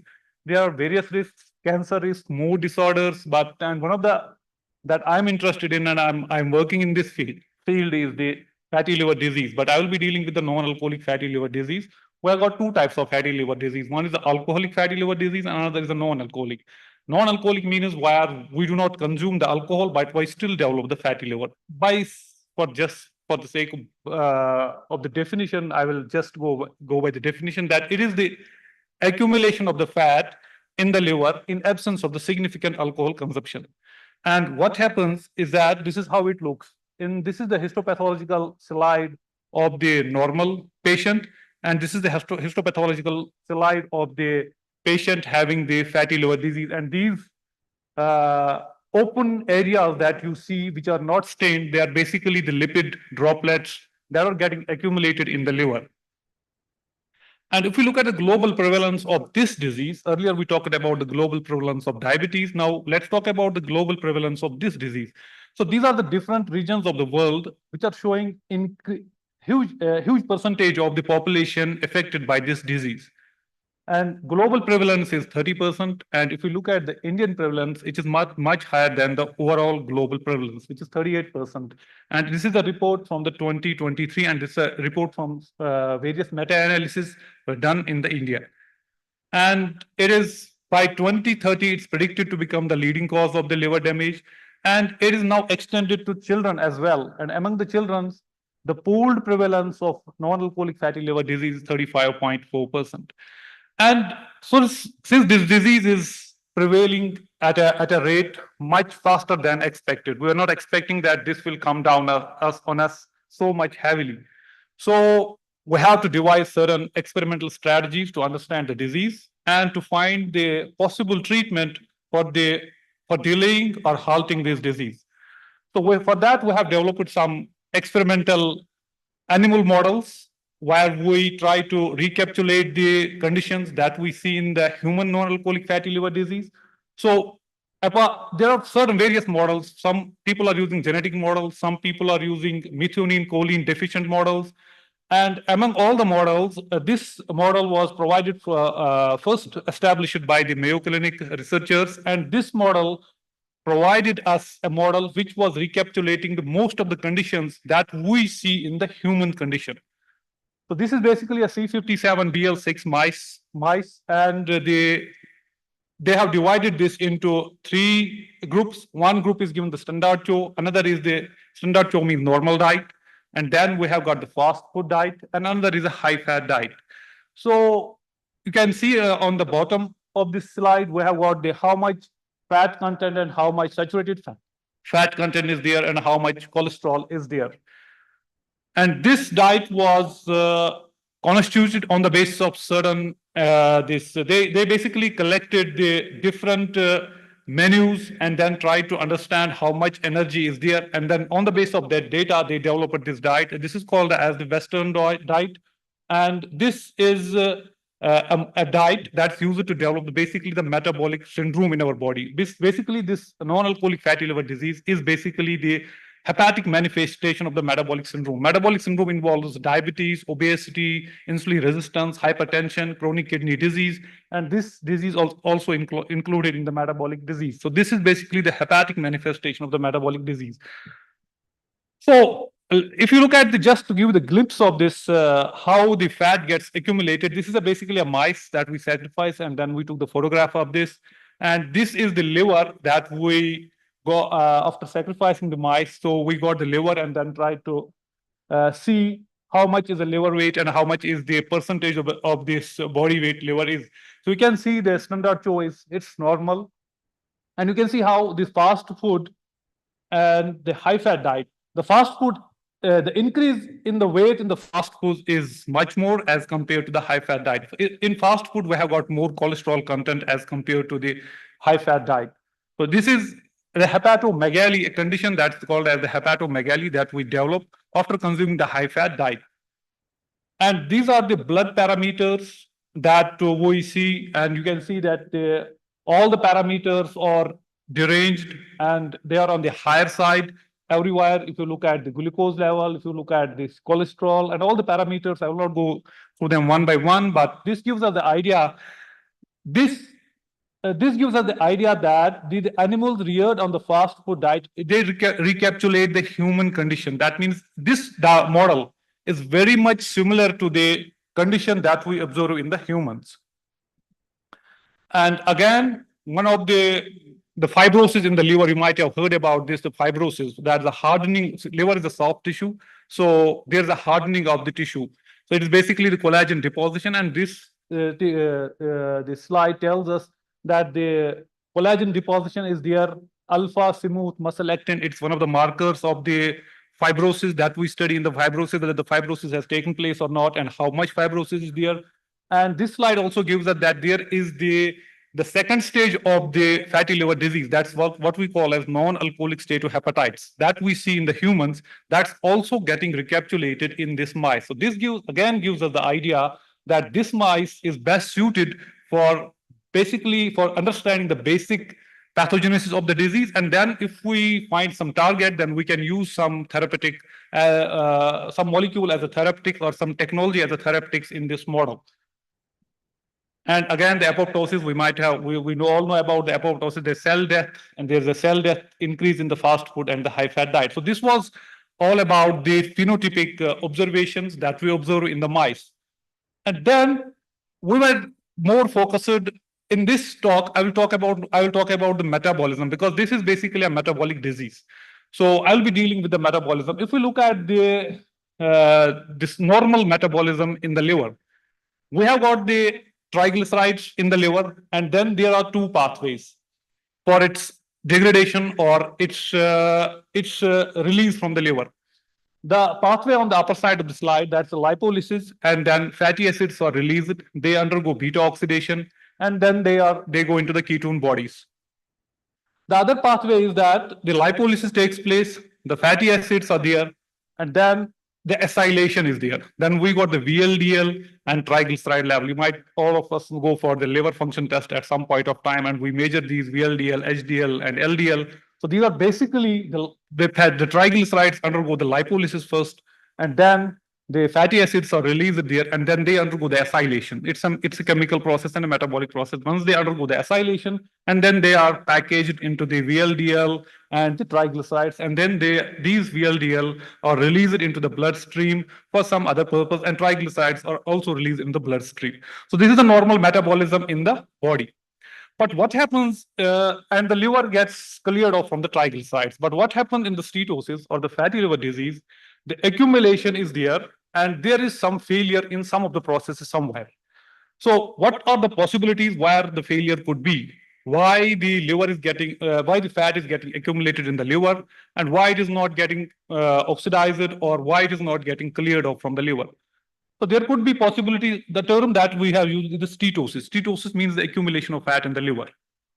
So either there could be increased triglyceride synthesis, either it could be the fatty acid or the fatty acid pool in the blood is so high that the fatty acids enter into the liver and they get accumulated as triglycerides, or the possibility could be that there could be increased synthesis of triglycerides, de novo synthesis, that within our body, or there could be decreased TG secretion, that is a failure in the secretion of VLDL particles.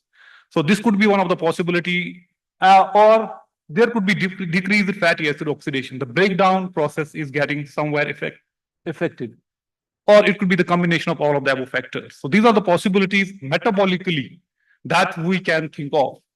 And if we talk about the breakdown of this triglycerides, the process is called as a lipolysis. And there are certain lipases in the cell which are very, very essential as far as the breakdown of this triglycerides is concerned. So ATGL and PNP, LA3 and HSL, these are the well-known lipases. But more recently, over the last 1.5 decades, we have the more focuses on the carboxyl esterases. Earlier, you might have heard about the carboxyl esterases. They play a role in the drug metabolism in the liver, because the drugs we take, they go into the liver and then they are detoxified and then they go to the target where they actually function. But the discovery, the lipolysis function of these carboxyl esterases was discovered 1.5 decades ago. So these are the different lipases that exist in the cell, and these are the different nomenclatures that people use. CES3, CES1D, TGH, CES1. So this is the nomenclature. So we are more interested in the TGH, triacylglycerol hydrolase. So what we saw in our lab, what previously they had done, where I used to work, that they found that when there is a TGH is intact in the cell, in the liver, so what happens? The liver accumulates larger particles of these lipids. The particle size of lipid is higher. Particle size of lipid is bigger.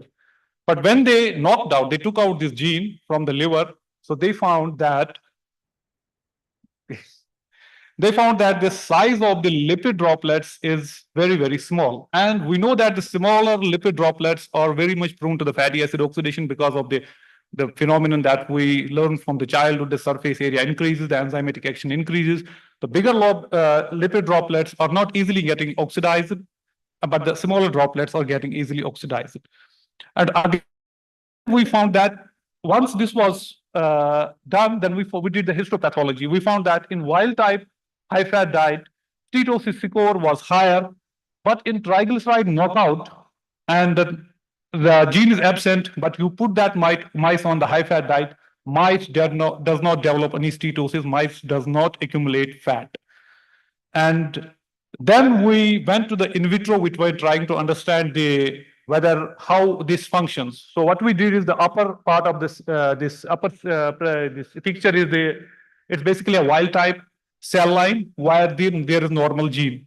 And then we incorporated a gene where we did the site-directed mutagenesis, and we blocked this actual active site of the enzyme. We destroyed by doing site-directed mutagenesis, we destroyed the active site of this enzyme. So once the active site is destroyed, that means the enzyme is dead now, it cannot function.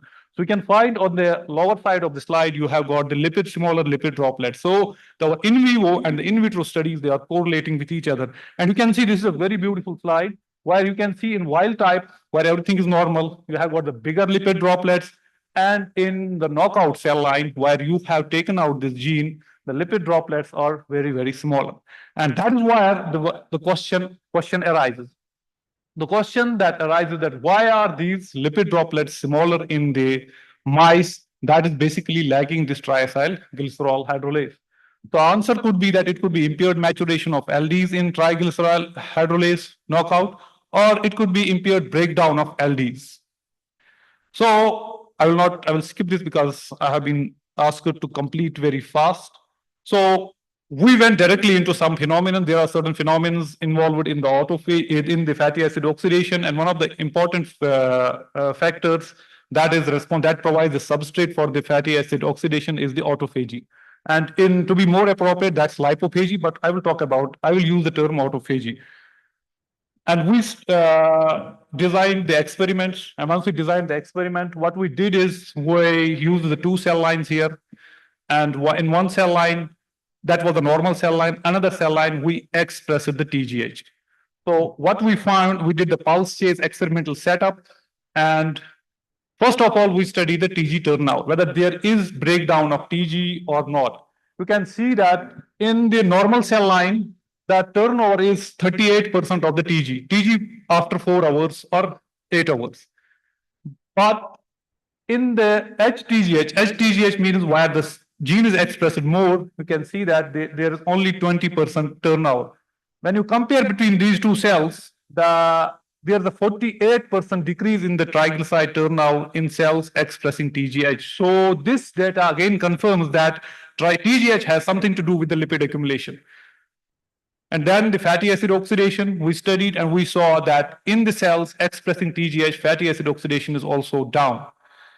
And the normal question is, what is happening to the fatty acid oxidation genes? So we tried to study the fatty acid oxidation genes, the expression of fatty acid oxidation genes in pulse chase experimental setup, but we did not find any significant difference in the expression of genes. So we concluded here that this decrease in fatty acid oxidation and this decrease in triglyceride turnover is not happening at the genetic level. It has something metabolic connection. It is happening at the metabolic level. So then we tried to disrupt the metabolism of the cell, and one of the pathways, metabolic pathways, you can call autophagy as a metabolic pathway. We tried to disrupt that pathway by using normal and traditional chemical molecules, for example, ammonium chloride. Ammonium chloride, some people might question that ammonium chloride is a very dirty chemical molecule. You cannot use this in the cell, but we are not developing any therapeutics. We were just trying to understand if we somehow disrupt the autophagy function, how it will impact the triglyceride turnover and how it will impact the fatty acid oxidation within the cell. So once we disrupted this autophagy function by blocking the lysosomal acid lipase, what ammonium chloride does, basically lysosomes, they are basically acidic organelles. So the acidic lipases, they function at the acidic pH. So what this ammonium chloride does, it just changes the pH of the lysosomes. It makes it basic. And as a result, lysosomes cannot function. So once we found that, and we found that you can see from the numbers in neo cells, neo means normal cells, it's 40% turnover, and TGH 25, that's a normal. And you can see in both the cells, ammonium chloride is impacting the turnover. But you can see that the effect on HTGH cells is drastic as compared to the neo cells. That means ammonium chloride impacts more in the cells expressing TGH as compared to cells which is not expressing TGH. So fatty acid oxidation, blocking lysosomal fatty acid oxidation, blocking lysosomal function again reduces fatty acid oxidation in both the cells. And then we tried to inhibit another lipase that does not affect the turnover, but affects the fatty acid oxidation. I'm going very quickly because they are requesting me to complete. And blocking ATGL function, which is a normal lipase that is not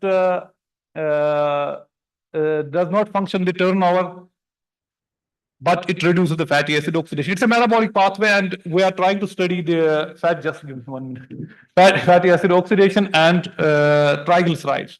But when we use a combination of both the things, and we found that it reduces TG turnover and it reduces fatty acid oxidation. And to conclude, what we did is we used the ammonium chloride and we used certain fatty acid oxidation inhibitors So the overview was that the data that we obtained, we got the idea that the lysosomal breakdown, the autophagy machinery breakdown is slower in the triglyceride TGH expressing cells as compared to the cells which is not expressing. Though somewhere the lysosomal machinery is getting dysregulated, is getting deranged by the triglyceride expression. So that is what we got from that. And then we tried to study the in vivo and we found that the TGH expressing mice, that was there the autophagy system was very low. So this was the outcome. We have certain more data from the in vivo, but I don't have time. So the outcome was that once you express TGH in the cell, it is reducing the lysosomal breakdown of lipids. That's why lipids are getting accumulated. So that's what we got from this slide. So I would thank the supervisors and the collaborators and the funders of this. And finally, I thank you for the patient hearing despite being so late. You are here. Thank you so much. If there are any questions, so we don't have. Yeah, yes. Lifestyle which is responsible for the high triglycerides. Oh, yes, it is both. There are certain genes which there are certain genes where there is some sort of polymorphism, and they are considered as a risk factors for the development of high triglycerides. For example, PNPLA4 gene is there, which is considered as one of the risk factors for the development of increased triglycerides and increased fatty liver, and even diabetes and insulin resistance. So it is combination of both genetics and we call this as genetics is involved. Epigenetics means environment, lifestyle, and all these things. It's a combination of both the things. But those people who have got mutations or polymorphisms in the genes, they need to take more care because they are already at risk of developing this disease. So it's a combination of both the disease.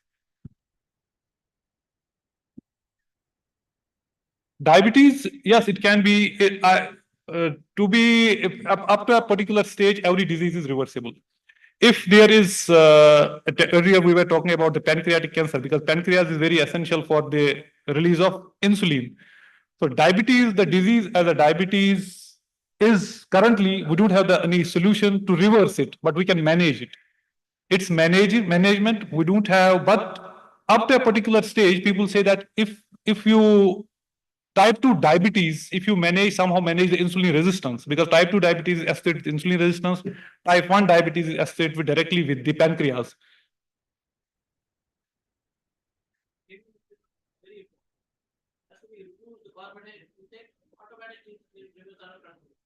It remains under control, but once you start taking carbohydrates, again go back.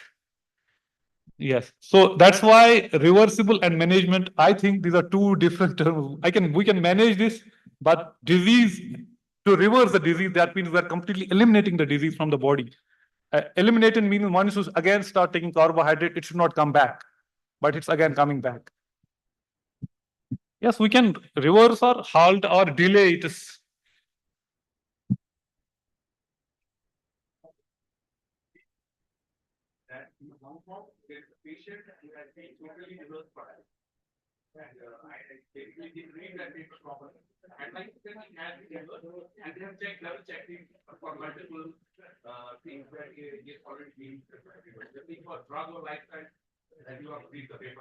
Yes.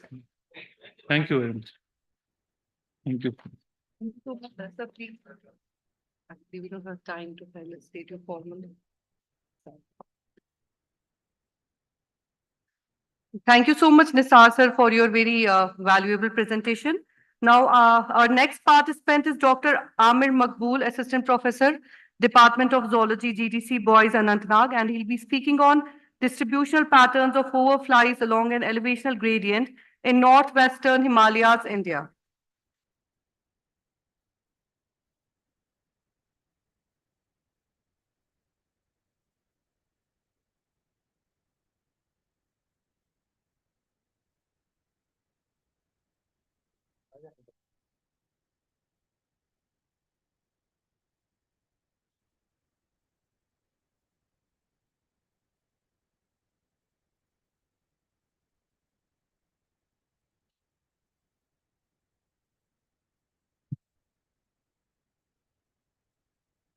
Good afternoon, everybody. In fact, good afternoon, good evening.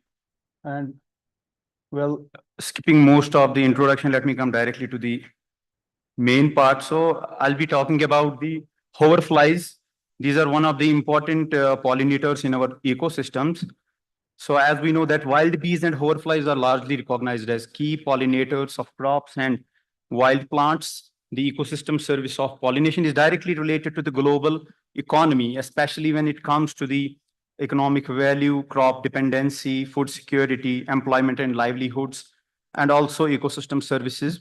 So in the recent past, the scientific community has become aware of the increasing decline in the pollinator biodiversity, commonly known as pollination crisis.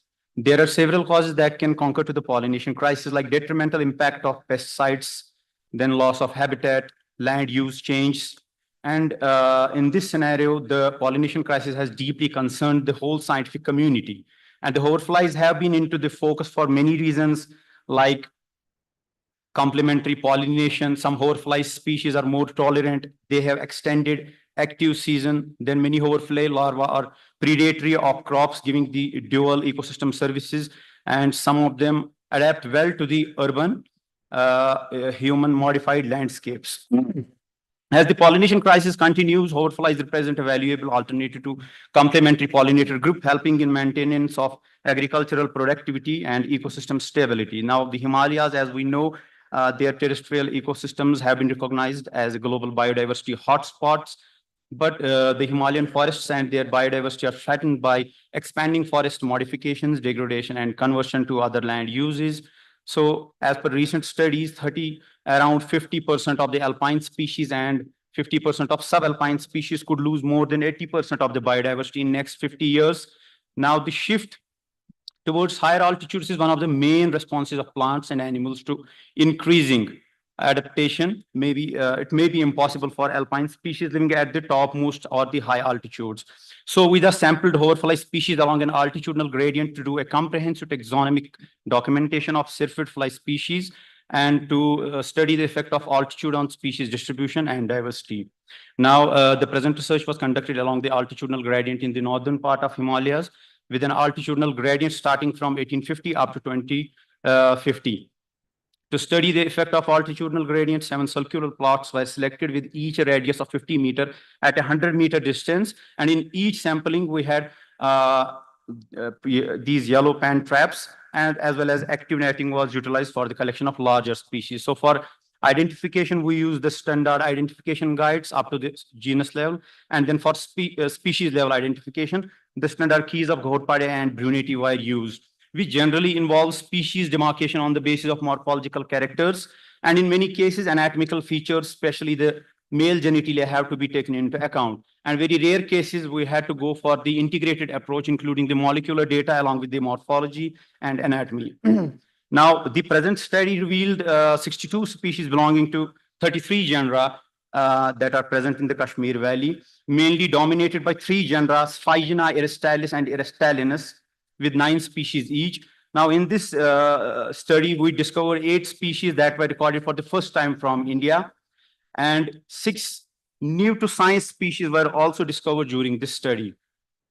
The most common drone fly, Eristalis tenax, was found to be the most abundant species, followed by Eristalis cerealis, then Melanostoma orientale, and finally the Eristalinus aeneus species.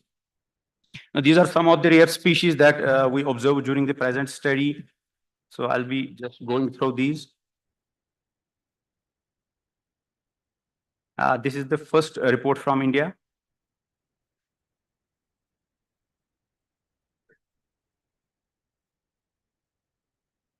So this was recently published, new to science species.